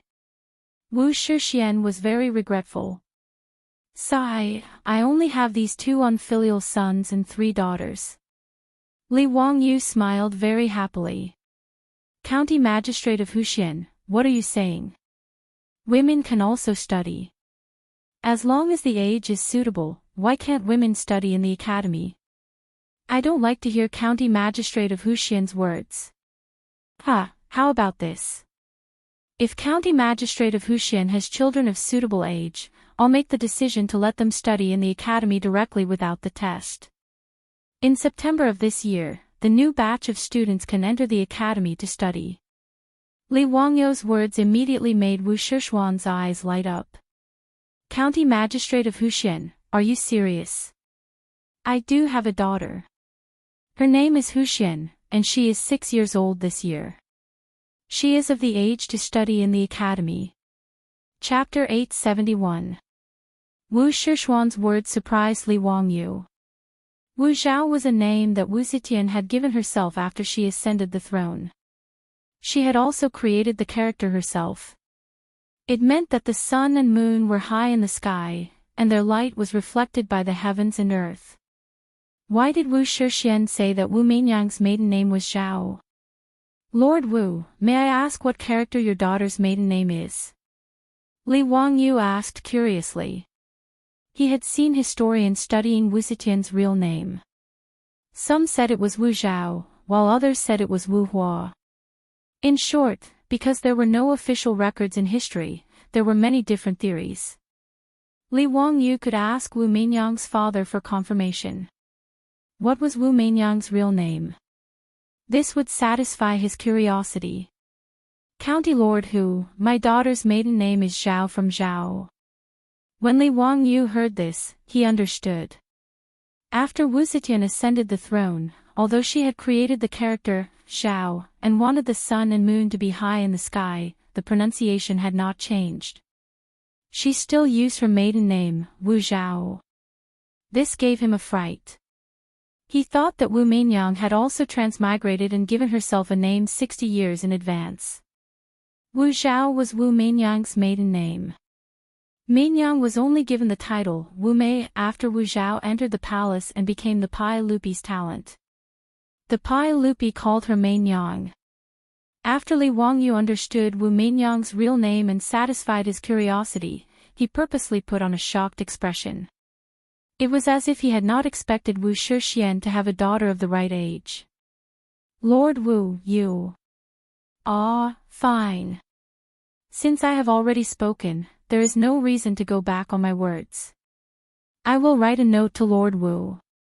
Your daughter can go directly to the academy to study. When Wu Shixian heard this, he was naturally overjoyed. He no longer remembered his two disappointing sons and once again bowed to Li Wangyu. Thank you, County Lord Hu. Thank you, thank you. Although Wu Shixian felt that it was a pity that not a son of the first wife could study at the academy, it was also a good thing that Wu Zhao could enter the academy. After all, the crown prince, Li Qingqian, and the others were studying in the academy. If his daughter, Wu Zhao, was fancied by the crown prince or a prince, then their Wu clan would ascend to the heavens in a single bound. No matter how big the hole in Wu Shixiang's imagination was, even when that old Daoist Yuan Tiangang read Wu Meinyang's face and said that she was unspeakably noble, Wu Shixiang didn't dare to think that his daughter would be able to ascend the throne in the future. Speaking of Yuan Tiangang giving Wu Zetian a face, Li Wangyu once asked Yuan Tiangang for confirmation. Dragon eyes and phoenix neck, extremely precious. The old Taoist did say this sentence, but Yuan Tiangang never said something like, if you are a woman, you should be the master of the world. It was purely a far-fetched story made up by later generations. Yuan Tiangong's eyes were so sharp. He had seen countless faces in his life. How could he not see whether the swaddled Wu Meinyang was a boy or a girl? Not to mention that the old faker might not be able to see through Wu Meinyang's life experience. Even if he could, it was impossible for him to say such disgraceful words to Wu Shixiang. When Wu Shixiang heard that Li Wangyu and the others were still living in the hostel, he immediately warmly invited Li Wangyu to stay in his mansion. Li Wangyu couldn't resist Wu Shixiang's enthusiasm, so he could only nod and agree. Then he asked the troops to invite Su Changqing and the others to come down and greet Wu Shixiang. May I ask if the sage has any arrangements for you to come to Lizhou this time? Wu Shixiang couldn't help but feel a little strange when he saw that Li Wangyu had brought women with him and there were only 3 guards beside him. After all, in the previous report of the imperial court, Li Wangyu was still the commissioner of Hunan Taoism. Now that he suddenly appeared in Lizhou, Wu Shixiang couldn't help but think more. Mr. Wu, you worry too much. I just have nothing to do and want to travel to relieve my boredom. Although Wu Shixiang was suspicious of Li Wangyu's explanation, it wasn't appropriate for him to continue asking. He could only suppress this matter and not mention it. Of course, he didn't expect that the dignified county duke who had founded the country would be so mischievous and run away with his woman. Wu Shixiang respectfully invited Li Wangyu and the others back to his mansion and ordered someone to summon his wife, Madame Yang, and 2 daughters to come out and greet Li Wangyu. Wu Shixiang's eldest daughter, Wu Shun, was already 11 years old this year. She was betrothed to Helan Yueshi, the legitimate son of Helan Shuren, and would soon be married off. Li Wangyu naturally had no interest in Madame Yang and Wu Shun. He and Su Changqing both cast curious gazes at the 6-year-old Wu Meinyang. Li Wangyu thought to himself, as expected of a beauty. No wonder that brat Li Ji would be so charmed in the future that he didn't even care that she was the woman of his father, Pai Lupi, and insisted on making her his empress. As a woman, Su Chongqing looked at Wu Meinyang differently. There was some admiration, some sympathy, and some indescribable emotions. After all, after Wu Zetian ascended the throne, in order to consolidate her position, she did many vicious and merciless things. She didn't even let off her own son and daughter. She personally strangled her daughter, Princess Ding Ningxi, poisoned her eldest son, Li Hong, forced her second son, Li Xian, to commit suicide. She whipped her grandson, Li Zhongruan, her granddaughter, Li Xianhui, and her nephew, Wu Yanji, to death. She caused the deaths of her sister, Madame of Han, and her niece, Madame of Wei. Just thinking about these glorious achievements of Wu Zetian made Su Chongqing shudder. Of course, Wu Zetian also had her contributions. Perfecting the imperial examination system was one of them. Even Li Wangyou's method of teaching Pai Lupi was copying Wu Zetian's method. Wu Zetian had been on the throne for 15 years, and her policies were stable. The people were rich, and she had the reputation of Xinguan's legacy. She had laid down the foundation for the Tang dynasty's long-lasting rule. From this point, Wu Zetian could be considered quite outstanding. As a result, Su Chongqing's feelings towards the future Wu Zetian, the current Wu Zhao, were complicated. It was understandable. However, in Li Wangyou's eyes, the 6-year-old Wu Meinyang's words and actions were no different from that of a normal child. It was true that she was smart, but she was definitely not some kind of monster. When she heard that she could receive Li Wangyou's recommendation and directly go to the Tang dynasty's academy in Chang and to study, Wu Zhao was naturally overjoyed. She then obediently knelt down and kowtowed to Li Wangyou. "This slave kowtows and thanks County Lord Hu," the little lowly said crisply. Li Wangyou casually accepted Wu Meinyang's 3 kowtows, but he was secretly happy in his heart. The future empress was now kneeling in front of him and kowtowing respectfully. No matter how he thought about it, he was a little excited. Of course, Li Wangyou didn't know how Wu Meinyang's life would change after he interfered. It was even hard to say if there would be another Empress Wu Zetian in history in the future. However, Li Wangyou was too lazy to care about these things. He didn't even know if Li Ji could ascend the throne, let alone Wu Meinyang. After all, Li Qingqian was now calling him teacher, and he was becoming more and more educated. His original arrogant habits had long disappeared after studying in the academy for almost a year. Now, Pai Lupi was quite satisfied with his 2 sons. Whenever he was free, he would bring Li Qingqian and Li Tai around to play, looking like a filial father. Under these circumstances, it was hard to say what the future of the little brat Li Ji, who was still learning how to speak, drooling, and running around naked, would be. Thinking of this, Li Wangyou couldn't help but think of another idea. "Duke Wu, this duke sees that your daughter is very smart. I have an idea that I would like to discuss with Duke Wu."